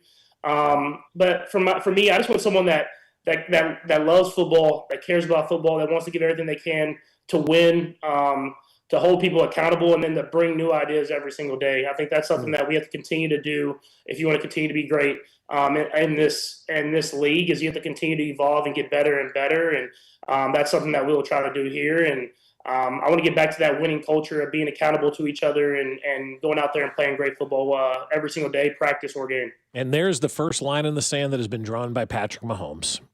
A subtle line, but that was a line that was drawn in the sand by Patrick Mahomes. I told you after the season ended, don't be surprised if things go bad. If Patrick Mahomes is saying, get me the hell out of here, I want to go somewhere else. So this organization needs to go out there and really, really, really make sure that they're doing things that do make the quarterback feel good. And two of those things that he talked about, we got to hold people accountable. That's a key right there. Guys were not being held accountable, whether it's Rashee Rice, whether it's Xavier Worthy, whether it's Kareem Hunt, whether it's, Rashard Smith, Travis Kelce, whoever the case may be. He said we need to hold people accountable. That's a big thing right there for Patrick Mahomes. Maybe that's why Eric Bieniemy is coming back as the offensive coordinator, because he actually could hold people accountable, because that's who his personality was. And then he talked about we need new ideas in here. That's a direct message to Andy Reid. The same old isn't working anymore. We need to change it up. So yesterday was it's a subtle line, but I think it's a line that kind of was drawn in the sand by Patrick Mahomes saying, hey, we need to have some accountability back around here, and we need to have some new ideas and stop being so predictable on offense. That's the message to Andy right there. Yeah, I hear the accountability, and I hear the change is what they need, like you had just mentioned. Like, I think those are things that if he's saying that comfortably in basically a check-in appointment with the media, it gives me some hope. I don't know how much hope, but I'm going to say some hope that words are getting said in those walls that haven't been said in 3 years. Yeah. Because, to take a note from Tyreek Hill, they didn't need to be said. Right. But now it's kind of like what Mac and I were saying earlier, like it's been a couple years now where like accountability is not there, staleness is there, we need to change. Yeah. That lets me know that everybody in that room is maybe having those conversations, and hopefully it's one of those things where Andy's like, all right, I got it. It's like, yes. It's like yesterday, Hart sings that song, not Scorpion, whatever the song was. Barracuda. Yeah. It's like, I got it. Okay, I'm listening. I see you. It's Barracuda by Hart. It's not by the Scorpions. But like that to me is what that says. And I don't know, Mac, if you take any of those notes away from that, but like, hopefully, and again, I don't know, because like to give Andy Reid all the credit of who he is and what he's done, I also have the opposite feeling of giving him the credit that he will change, if that makes any sort of sense. No, I'm totally with you on that. And I would also say that we talk about Andy Reid's accolades. Let's talk about his accolades before Patrick Mahomes. I mean, playoffs every year. They were great. Yeah, he was a great coach. He wasn't an all-timer like we talked about. He's an all-timer but Patrick because Mahomes of the isn't as all-timer good that as he Mahomes is without Andy Reid. It's He's a the marriage. best quarterback in the league wherever he goes. No, he's not. No, he is absolutely not. If he was drafted by the Giants, he would not be a quarterback like he is today. Patrick Mahomes is good. Andy Reid made him great. Andy Reid is good. Patrick Mahomes made him great. It is a marriage that together, needed, no doubt. that needed to happen. Like for both of those guys, it is the perfect marriage. Yeah, Would no, Josh It is Allen the have three perfect Super marriage. Bowls I agree here? with that. I think if Josh Allen was here, he'd be closer to having 3 Super Bowls with Andy Reid than Patrick Mahomes would be to having Super Bowls with other coaches. Yeah, I do believe that. Yeah. Yeah, I think I'm like the discount of how good Andy Reid is as a head football coach is really ridiculous. So more valuable than Mahomes. Andy I'm Reid, asking, I think together, yeah, Wow. yeah. I think if you're, I don't think Hard Patrick disagree. I don't think Patrick Mahomes is as good anywhere else. I think it's the perfect marriage. It really is. I mean, if he was drafted by that McAdoo guy who couldn't fit into his suit with the Giants, or he was drafted by Josh McDaniels, or if he was drafted by Pete Carroll, or if he was drafted by anybody in Arizona, or wherever the case may be. No, I think it's the perfect marriage. I do, and I think they both need each other. And they both have benefited from each other, and they're both better because of each other. Yeah, I think Josh Allen would have a couple of Super Bowls. He was just looking for that final quarterback to take him over the hump, and he got that in a big way, obviously, with Patrick Mahomes. But the beauty about sports is there's no way to tell. I mean, there's no way to do this. Like, you can't simulate it, you can't figure it out. But I've always believed that it's the perfect marriage. But I don't think Patrick would be as good without Andy, and Andy was not as good without Patrick. We'll see what Patrick is like without Andy when it's all said and saw done. one without the other. We don't have to simulate it. We saw one of them without him. But how good was Andy Reid without Patrick Mahomes? Really, really good. Got Patrick Mahomes, took him to the next level. He was the missing piece for Andy Reid, but I also believe Andy Reid is the missing piece for Patrick Mahomes, because what if Patrick Mahomes gets drafted by the Giants and he's starting right from jump one, and they're a terrible team, nobody's around him, they don't know how to figure things out, the coach is terrible, he's on 4 coaches in New York. There's only so much a quarterback can do when you're surrounded by horrible coaches. Ask Matt Castle what it was like, There's been so many examples of bad coaches ruining these quarterbacks. So we're so fortunate that it's the perfect situation. Coming up a little bit later on in February, Tuesday, February 10th, more of these type of conversations will be had with myself, Bob, Cody, Alex, and C-Dot, all in studio from 9 a.m. to 11 a.m. That's Tuesday, February 10th, as we do our Chiefs off-season show. A lot to talk about, as we have already today. Coming up on the other side, I want to get into a little bit of the Sam Darnold story and the audio that he had to say. Plus, I've never heard this man talk before, and I was surprised. And we get more into your Kansas City Royals here on 96.5 The Fan, your home for the Kansas City Royals. You're listening to Bob Fescoe. I'm surprised nobody punched him in the jaw yet. And Dusty Likens. He's a hoe, and I want that known. Brought to you by Golden Oak Lending. Do you need extra cash? Golden Oak Lending can convert your home's equity into cash in as little as 14 days. Let Golden Oak Lending cure your blues. Your home for Kansas City sports. 96.5 The Fan. Hey guys, it's Dusty Likens. Let me tell you about my friends over at GiveMeTheVin.com, because I'm sure you've got a car that you're trying to get rid of. Well, I can tell you how to do it easily with GiveMeTheVin.com, because they want to buy your car, whether it is your daily driver pickup truck, SUV, minivan, supercar, or exotic. So say goodbye to dealing with all those dealerships and private sale tire kickers and get a true buy offer for your car. GiveMeTheVin.com puts your car right on the money, providing you with a hassle-free online option to sell your car for more. It's as simple as going to GiveMeTheVin.com and entering your car's VIN number or license plate number. You'll get an offer on your car in minutes. That is way above any dealer quote. You can go to one of their pickup locations, or they'll even come to you. It's as easy and it's fast. GiveMeTheVin.com is America's best car buyer. Hit it, boys. Sell us your car. GiveMeTheVin.com. So easy you can do it in your underwear. With 2 kids in high school involved in a lot of activities, our time, just like yours, is very valuable. That's why we love the convenience of ordering our groceries with Hy-Vee's Aisles Online. It's so easy. Just download the app or go to Hy-Vee.com. Choose your store and select your items, and Hy-Vee will do all the shopping. All you have to do is pick up your order or have it delivered to your home. It is so simple. It is so convenient. And for families like ours that are so busy, Hy-Vee Aisles Online hits the spot every single time. Save time and save money only at Hy-Vee. Brr, it might be cold outside, but the deals are heating up inside your Kansas City area Hy-Vee. This Friday through Sunday, stock up on hot deals throughout the entire store, like Pepsi 6-pack bottles for $2.99, bone-in pork roast $1.88 a pound, Hormel bacon just $2.99, and Progresso soup only $1.25. Stay at home, order through aisles online, and leave the shopping to us. Save time, save money during the 3-day sale this weekend only at Hy-Vee.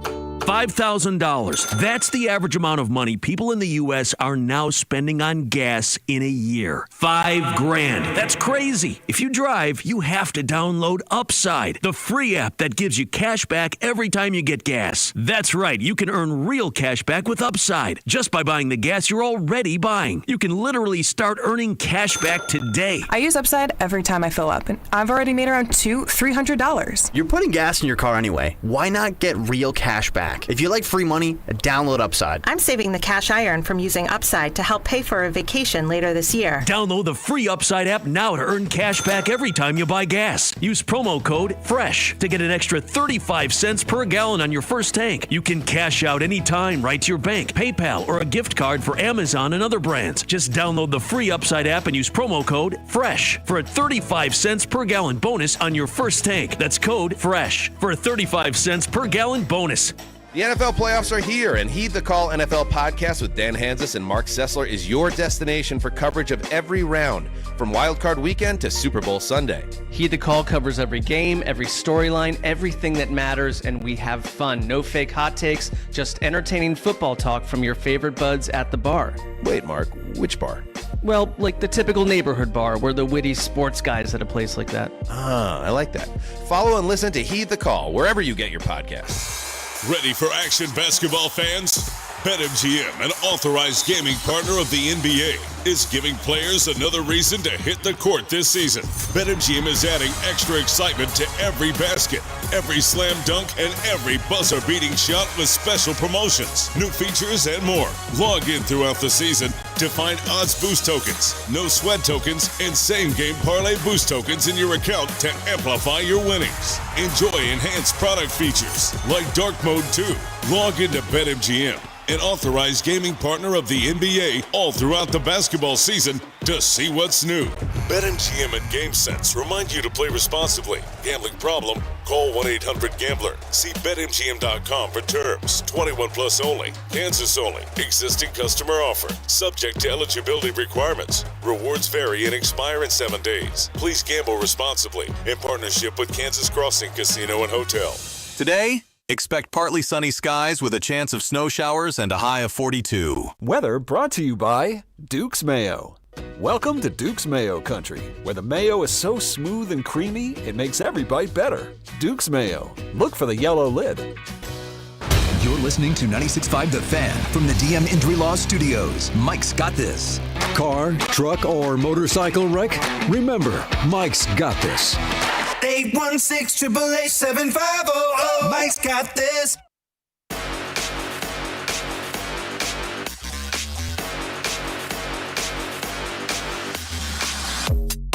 You want to set a fire to the text line? What's the one jingle that you always get stuck in your head that you will always remember until you are 6 feet dead? Because me, it's O'Reilly Auto Parts. Every There's time. so many of them, you know. Just happens to be what the last one was. Yeah, Mike's got this. 86678. Oh, you need to. Yeah, whatever. Yeah. Yeah, so he doesn't hit. But you always get that O'Reilly Auto Parts. Yeah, that's a good one. Save They're all big very money at Menards. good. Yeah, Menards is a good one too. Yeah, that Store too. Great store. Also, the grass pad one is another good one. Yep. The grass pads high on grass.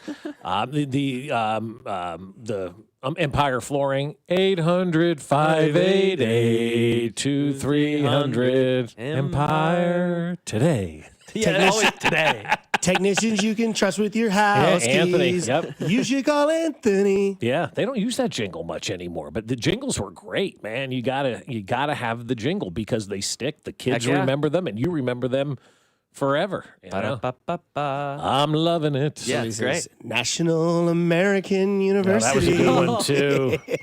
Oh, God. No. So he goes, give me the VIN, man.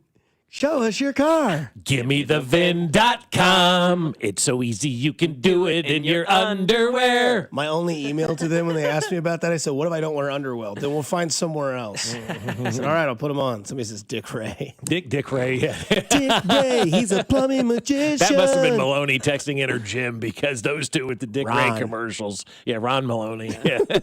I remember the couple months I got to work with Kling. Kling would always like sing those off the air. He loved that one, yeah, man. The Dick Ray one was really good. Yeah, Dick Ray is the plumbing magician. Yeah, it's so good. It's over from the 816. Gosh, I just love off-season sports radio. No, it's not sports radio. It's just radio. You know, people always say, "Oh, the Chiefs aren't playing. What are you going to talk about?" Everything else. There's plenty of stuff to talk about. Eric Collins last night, the Hornets announcer, called Luka Doncic a wiener. He did. Oh, I got to get that. Oh, he's It's the on best. it's on Bleacher Report. Oh, that's good. Why did he do that? He either said he's a wiener or a whiner because I have dyslexia. So Oh, it's probably a whiner, I would imagine. I can't say he called him a wiener. I had a Men's structured wieners. settlement and I need cash now. Call J.G. Wentworth, 877 cash now. You send them, we'll sing them. New segment. I actually kind of like that. You text in the jingle, we'll sing the jingle for you. Yes. I love it. The old Pizza Hut delivery commercial from the 90s. Call 648-8888. Call 648-8888. Call 648-8888 for Pizza Hut delivery. That's what they said. Pizza Hut, the greatest buffet of all time. I heard there were 70 Pizza Hut buffets still around Not in a the United damn one in our States. area. Yeah, I don't think there is. Yeah, you got to go to like small town USA. I'm sure. I'm sure something like Paola probably has one or something like that. I heard of him. Did he say wiener or whiner? Well, I've got no internet, so. Oh, that's great. Okay. So I it was is wondering, that. the internet is out or okay, Yeah, just nothing over here. So. Yeah. Maybe later. Well, I don't know what you call Sam Darnold. Good quarterback, average quarterback, decent quarterback. This is a report on what happened yesterday in the news. Just in routes on air, just kind of felt a little something oblique. Just didn't want to push it. Wasn't the day to push it, so that was it. So just came inside, got some rehab, and feel like I'll be ready to go for Saturday. Oblique injury pops up for Sam Darnold and the Seattle Seahawks quarterback. Concern? No concern? If this is baseball, the season's over. This is football, so we're going to be fine. And the oblique thing in baseball is, I hate that injury because it's just, oh my God, the guy's done for the year because he hurt his side. But then Yeah, but throwing is different than twisting. Yeah, but if you get hit there, it should be a concern because yesterday's the last day of practice, right? Today's a Saturday if you're in Seattle. So you had your last day of practice and all of a sudden this injury popped up. Now you're going to go home and you're going to sleep on it. You're going to wake up. How's it going to be? You're going to go through another day today.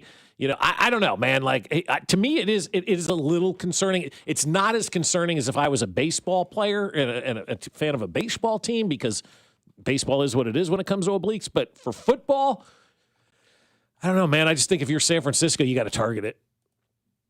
100. Yeah, no doubt. This is the time of the year where we can't ignore those. Well, there's sharks and there's blood. Yeah. Yes. What do sharks do? Yeah. Exactly. And if you think we're being asses, when Mahomes' ankle was beat up, what do you think the Houston Texans were going to do? Going after his ankle. I don't know. Yeah, that's what you have to do in those situations. I mean, it's gamesmanship. As long as you're playing within the rules, right? Now, when you start giving bounties on people or saying we need to injure these guys. But if I'm a defensive player for San Francisco, well, I know this injury is out there. It's my job to affect the quarterback and make him uncomfortable. So I'm going to do what I need to do to affect the quarterback and make him uncomfortable, within the rules, obviously. I don't know how it's going to affect if he gets hit and it hurts and all that kind of stuff. Like that is one to watch. And I think people are going to be paying a lot of attention to what happens, with Sam Darnold in this injury. Because if he doesn't play well in this game, boy, you have to start to wonder, are big games too big for Sam Darnold?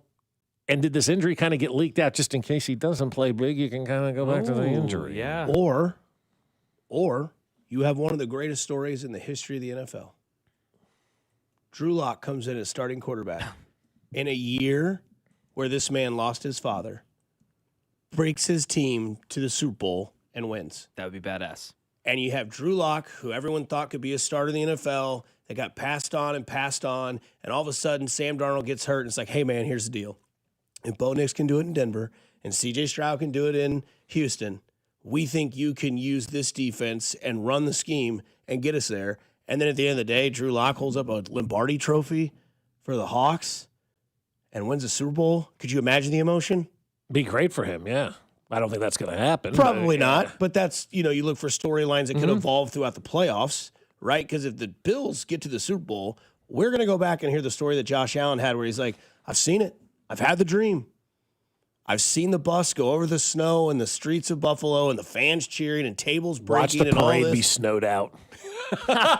There is, That'd be crazy. I don't care if Buffalo got 80 inches of snow, they're having a parade. No doubt about Parade it. canceled. Snow. Not a chance. We're still showing up. And then they never have a parade because the snow never goes away. And they never honor Buffalo. They never get that opportunity to celebrate till spring. And half the team's been traded and gone. And, the everyone's agents. gone, yeah. I ain't going back for that. There's Josh Allen up there waving to people. Like By himself.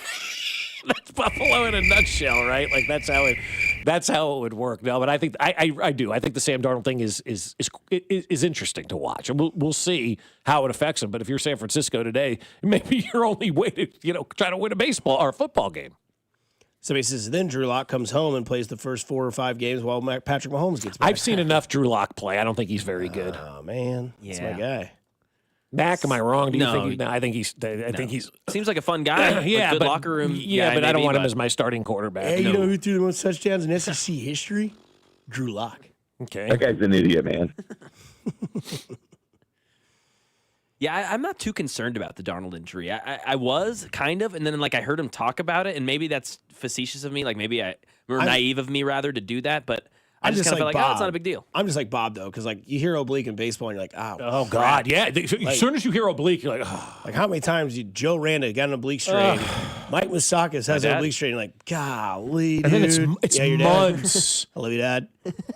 It's it is months in baseball. Like you missed almost the whole season. Which is funny because it does make sense because of the swing Yeah, and everything yeah. like that. Yeah, so you would think that Darnold will be fine. And you can disguise it with handoffs and, short passes Quick and things throws. like that. Yeah. I mean, you can find ways around it. I always think a quick passing game is better anyway. Keeps Agreed. Especially against a great defensive front. Like if you're going against them, Houston Texans this Sunday, and you're New England, boom, boom, boom, boom, boom, quick. Try to neutralize those guys on the defensive line. Screen passes, draw plays, all that kind of stuff. It worked for Pittsburgh. I did watch an old video of Tom. What was the first Super Bowl Tom Brady won? Who did he beat? Damn it. The Rams. Yes, the Rams. And then the last drive down the field to Kurt go win it with Warner. Vinatieri. Yeah. None of the throws were great. But they were all quick. They were all within a second and a half, accurate. Move the ball. I was like, I love that efficiency, man. I want to bring that back. Let's go. Yeah, you don't need to get and that's why I would never let Patrick Mahomes call plays because every play is going 60 yards, bomb. Agreed. No, Patrick, come on. Calm We can't down. do that. We can't make the special spectacular on every single play. It's 1st and 10 on September 13th against the Tigers or whatever. Just 6 yards in a cloud of dust is fine on a pass. But yeah, those were back in the days where you just surgically moved it down the sideline. Boom, boom, boom, boom, boom. Set yourself up for a field goal. Now the game has changed where you can go down the field in 13 seconds and do that. That doesn't exist here anymore. You got to evolve too. So as much as we're talking about Andy evolving, the quarterback's got to evolve as well. Somebody says Adalberto Mondesi has an oblique problem every day. Every day. And then he took cough medicine. Yeah. At least that's what one PR hack told us. And then Tatis Jr. got a haircut that gave him a positive steroid test.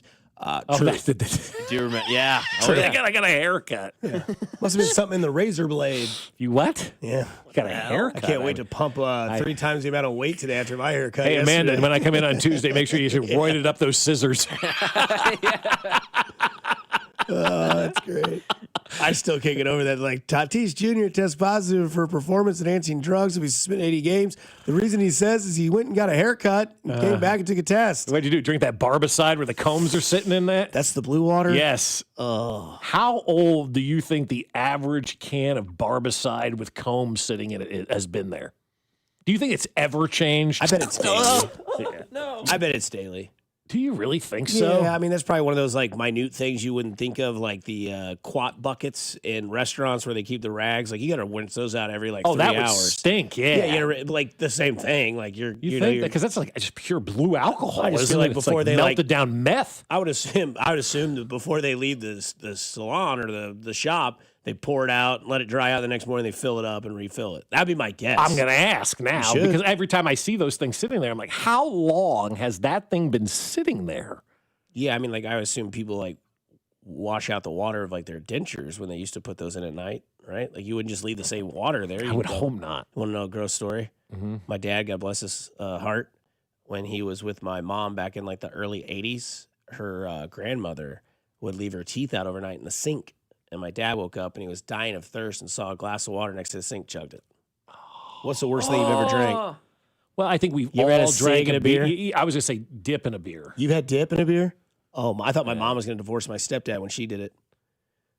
You pick up the wrong beer at a party or something, he would spit like cigarette butt in a beer is the same thing. He was spitting the Diet Pepsi can and just set it down, and she like came out of like the bathroom and just like grabbed it, and I thought I thought literally Vecna split Hawkins.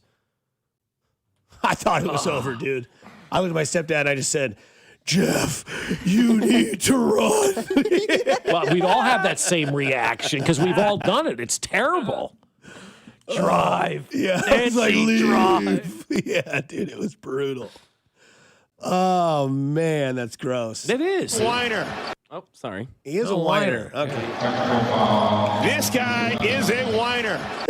I love it. That's a great drop. I was gonna say, there's a new drop, dude. Yeah, that's a good one. Who was he talking about? LeBron? No, Luka. Because he's like going in the court, like, LeBron was a good guess, though, right? Yeah, he's either a one. flopper. Yeah. Do you think an announcer in the NBA would call LeBron a whiner? Or do you think that's verboten by the league? Like they said a list of guidelines, here are the players you can't talk about. LeBron, don't call him a whiner, please. Oh, but Luka's okay. Well, I don't know. Yeah, Luka doesn't have- LeBron is. I mean, LeBron would get. If that was LeBron, it would be a federal case. Yeah, Rich Paul would be calling Eric Collins today. Yeah, it'd be a big to-do and awful announcing and all this kind of Hill stuff. would chime in. Oh, of course. Oh. her and Josina both would be all over it. Ryan Clark would switch from football to basketball for one day. Yes. Yeah. So going back to Seattle, if you had to take one team out of this week in the divisional round that you would be the most comfortable saying they win, that team is none of them. Wow. Yeah, I get where you're coming from. I mean, I would probably lean towards Seattle, but I'm not 100%, man. I can't get out Kyle Shanahan right now. Because that's the biggest spread. Yeah, that's the one where you could lean towards Seattle and it would make the most sense. But the rest of them, I think they're all pick-em games. I know what the spread says, but for me, they're all pick-em games. They really are.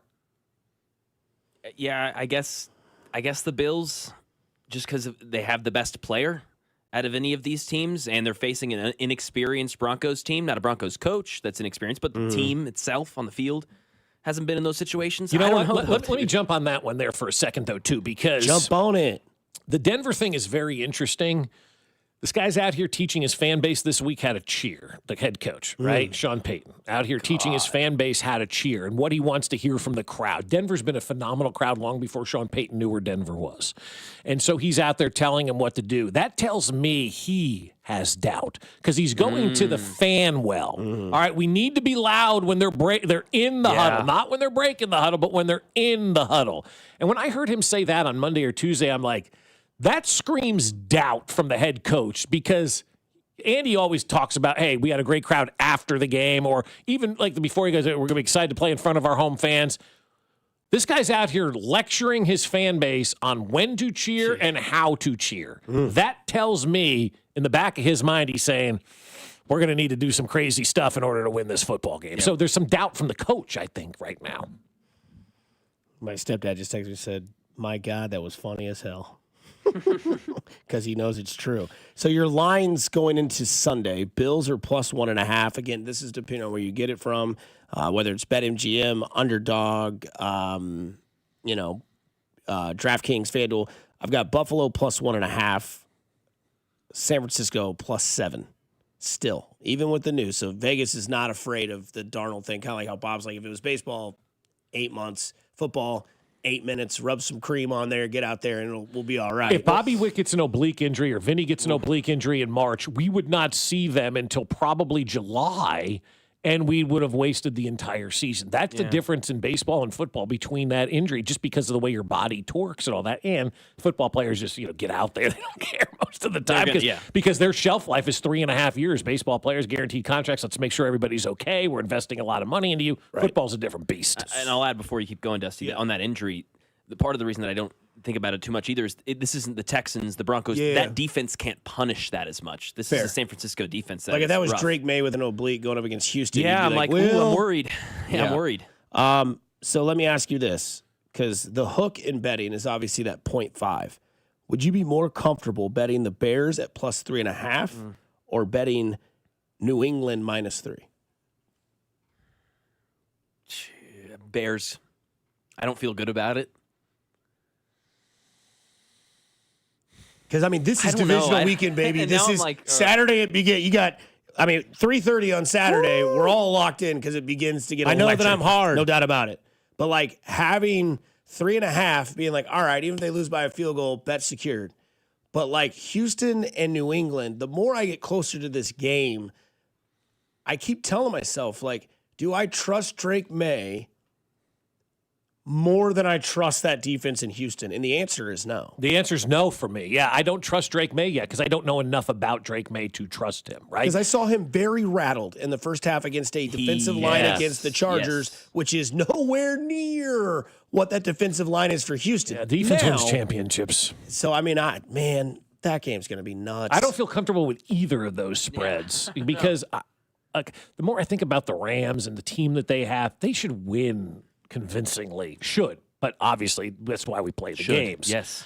But the Bears also have this like comeback thing they've been doing this season. No one believes in us. They don't care. They just now they're facing the Rams. I get it. Yeah, someone who's done it. Someone who's done it. It's different, in the playoffs. And I'm with you. And I don't know if I asked you this, but I asked Dusty this. I said, "Do you think Green Bay wins last week if Michael Parsons is playing?" Yes. Yeah. See? I do. Yeah, I think we're all kind of like, because I don't think that 4th and 8's the same play. Exactly. No way. Yeah, exactly. And if they don't, then there's a big question mark as why the hell they gave him. Right. Why do I have you? Yeah, right. exactly. Yeah. So let me ask you this: who do you think the better team is, the Rams or the Packers? Rams. The Rams. So that's why I kind of go, the if-then factor. I know it doesn't always apply, but you know what I'm saying. But like that's kind of the way I look at things and kind of the way my mind works. Like, I think if the Rams are a better team, I think Green Bay would have won had Parsons been there. But I also understand like the weather's bad, and that hasn't been always good for Matthew Stafford. But again, he played with bad Lions teams all the time. So I am talking myself into nothing at this point. Exactly. Oh no, I've gone cross-eyed. Bills or Broncos? Well, I'm rooting for the Bills. Yeah, Bills or Broncos? Bills. Yeah. If you're rooting for the Broncos, I play you this. Charlotte having Greenlaw back for this game, his ability to attack downhill in the run game. Just how big is that and the timing of it for this one? You want him to attack downhill? Is that what do you know about attacking downhill in the run game? You don't know. All right, that's right. Have him attacking downhill. It's good to have a healthy Dre Greenlaw back in the game. Yeah.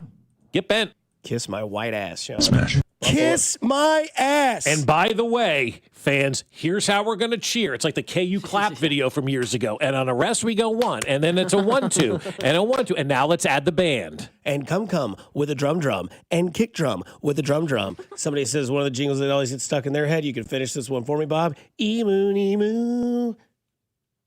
And Doug. There it is. We'll wrap this show up and get to our Richards of the Week. I got flipped off yesterday. 96.5 The Fan, your home for Kansas City sports. You're listening to Fescoe and Dusty, brought to you by Golden Oak Lending. Do you need extra cash?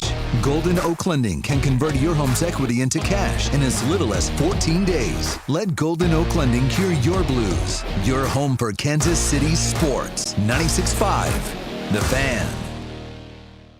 As a mom, comforting my family is what I do best. Vicks Vapor Stick provides soothing, non-medicated Vicks Vapors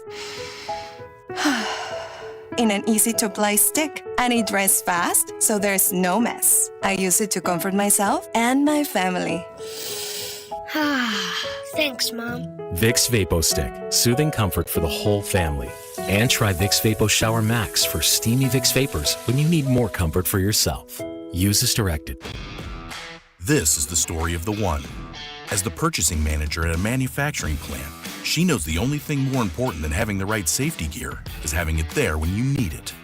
That's why she partners with Grainger for auto reordering, so her team members can count on her to have cut-resistant gloves on hand, and each shift can run safely and efficiently. Call 1-800-GRAINGER, click Grainger.com, or just stop by. Grainger, for the ones who get it done. Another app for inventory, one for CRM. Oh, don't forget accounting. Wait, which login was that? Or you could use Odoo, one fully integrated system that does it all without the hassle. Ditch the app overload. Get everything your business needs on one platform. Try Odoo free today at odoo.com. That's ODOO.com. What if your instincts could pay off? With Robinhood Prediction Markets, you could put your knowledge to work on the events that matter to you. Prediction Markets isn't just sports. It's the Fed rate decision, your favorite award show, and so much more beyond the playing field. Trade events with Robinhood. Visit Robinhood.com/predict. That's Robinhood.com/predict. Futures and cleared swaps trading involves significant risk and is not appropriate for everyone. Event contracts are offered by Robinhood Derivatives LLC, a registered futures commission merchant and swap firm. What is it that makes the all-new Hyundai Palisade Hybrid an incredible SUV? Is it the spacious interior that's comfy for the whole crew? Or the capability to go off-road? Maybe it's up to 600-plus miles of range. What if it's all of that and more? What is it then? The all-new Hyundai Palisade Hybrid. So much more than just another SUV. Visit HyundaiUSA.com or call 562-314-4603 for more details. Hey, Blues fans, ready to take your excitement to the next level? BetMGM is now available in Missouri, so shoot your shot with an official sports betting partner of the St. Louis Blues. Discover exciting Blues matchups by downloading the BetMGM app and getting instant access to a variety of parlay selection features and live betting options. Enjoy same-game parlays, boosted odds specials, the best daily promotions in the business, and so much more when you sign up. The chase is on for next Stanley Cup, so get hyped for the Blues action all season long with the official sports betting partner of the St. Louis Blues. BetMGM, now available in Missouri. Sign up today. BetMGM, make it legendary. BetMGM and GameSense remind you to play responsibly. Gambling problem? Call 1-800-GAMBLER. See BetMGM.com for terms. 21 and older only, Missouri only, subject to eligibility requirements. Please gamble responsibly.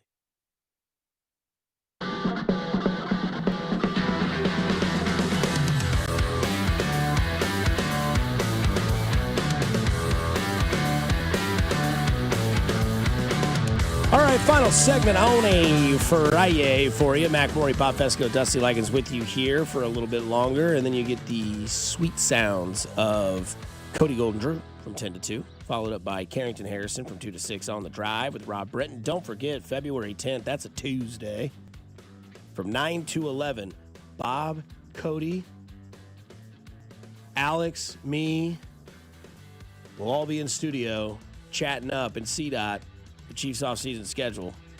Should be a fun show. Gonna be looking ahead to see what the Chiefs are gonna do. So yeah, Tuesday, February 10th. Bob, myself, Cody, Alex, CDOT, all in studio from 9 a.m. to 11 a.m. For the Chiefs off-season schedule. Gonna be a busy one. This comes from the 816, and I'm just trying to figure this out. It says, as a true Chiefs fan, I would just like to say that it is possible to not root for either the Bills or the Broncos.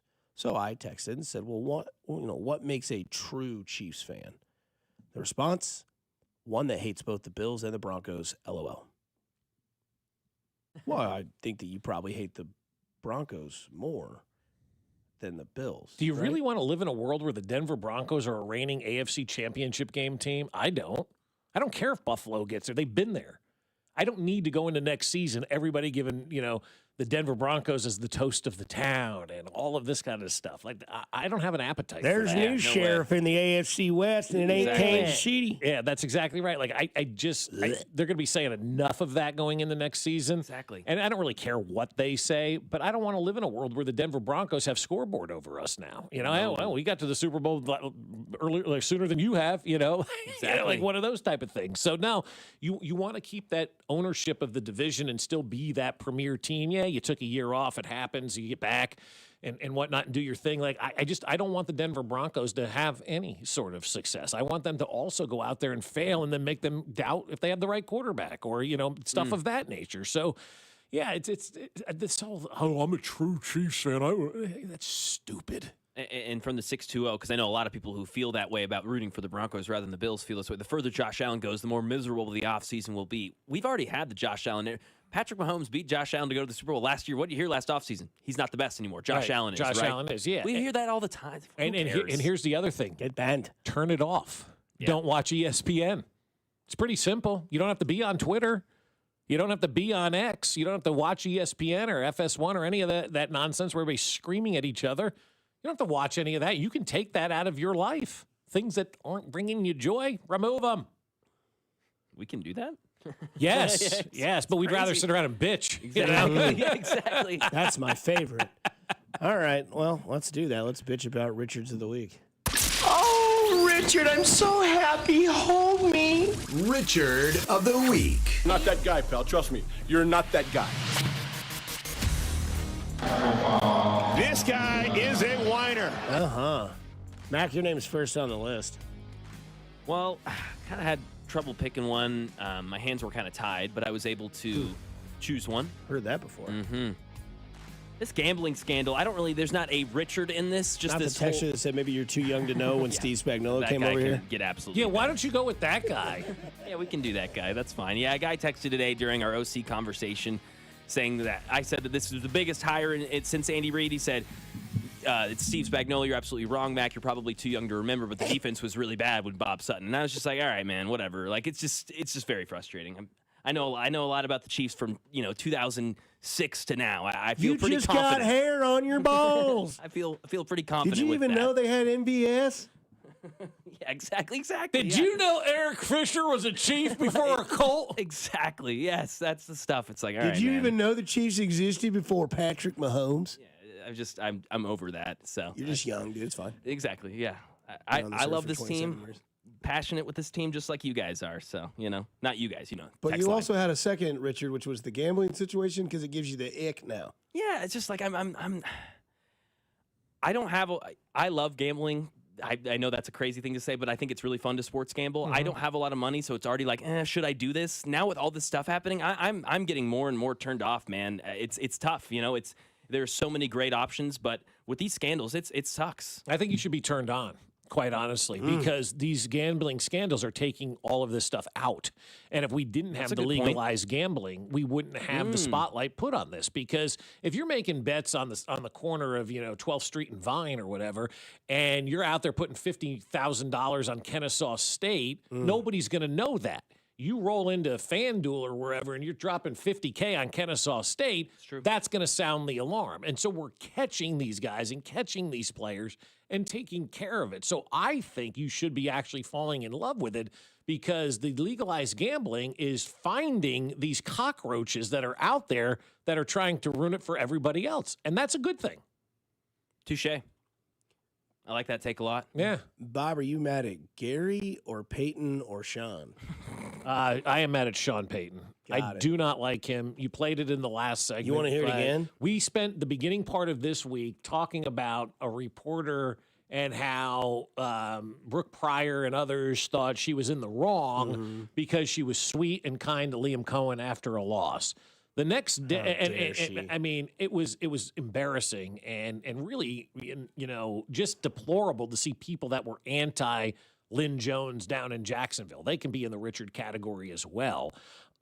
But it also goes to Sean Payton because the next day he undresses a reporter, and there was nary a call for Sean Payton being a jerk as there was for people pissed off that Lynn Jones was down there being nice to Liam Cohen in a press conference. It's okay for Sean Payton to be a jerk to reporters, but it's not okay for a reporter to be consoling to somebody?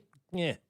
Sean, having Green back for this game, his ability to attack downhill and in the run game, just how big is that and the timing of it for this one? You want him to attack downhill? Is that your, like, what do you know about attacking downhill in the run game?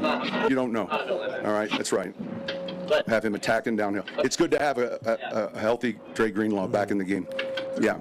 What do you know about Ray Finkel? So, but people got up in their arms about this. How you doing today? Lynn Jones, Jacksonville Free Press News. I just want to tell you congratulations on your success, young man. Thank you hold your head up, all right? You guys have had a most magnificent season. Thank you. You did a great job out there today. Appreciate so you just hold your head up, okay? Thank and you, ladies ma'am. and gentlemen, Duval, you the one, all Thank right? you, ma'am. keep it going. We got another season, okay? I appreciate Take it. care and much continued success to you and the entire team. Thank you, ma'am. So people got mad at that. Damn. And the same people that got mad at that, there was no outcry on Sean Payton for ripping a reporter, for treating that reporter. Where was Jamel Hill for that? Where was Josina Anderson for that? Where was Brooke Pryor for that? Where were all those reporters that complained about Lynn Jones? Where are they to complain about Sean Payton? It's okay to be a jerk to a reporter, but it's not okay to be nice to a coach? There's this guy named Joe. It was like Paul Bunyan. There's this guy named Joe. It was like Paul Bunyan. That's right. Yeah, that's sad. Isn't it? That's a societal like bad thing, man. Seriously, that's a bad thing. To be up in arms over her, but everybody look the other way when a coach does it. Sean Payton sucks. He really does, man. Like he put bounties on people, and now he's belittling reporters like that. Bully. What do you know about running downhill? It's fast. It's a cliche that people use in football all the time. Say that to Dabo Sweeney. What do you know about running downhill? Mac, you know how Bob like gives us like life lessons? Oh yeah, all the time. Oh yeah, they're fine. They're good. great. Sometimes we have side conversations, and we're like, is Bob really like is this true, or has he had like one bad experience and doesn't want anybody to have to go through what he went through, which is still a good thing to say. I finally met Kim Crawford. Oh, you got one. I met her. I met Kim Crawford.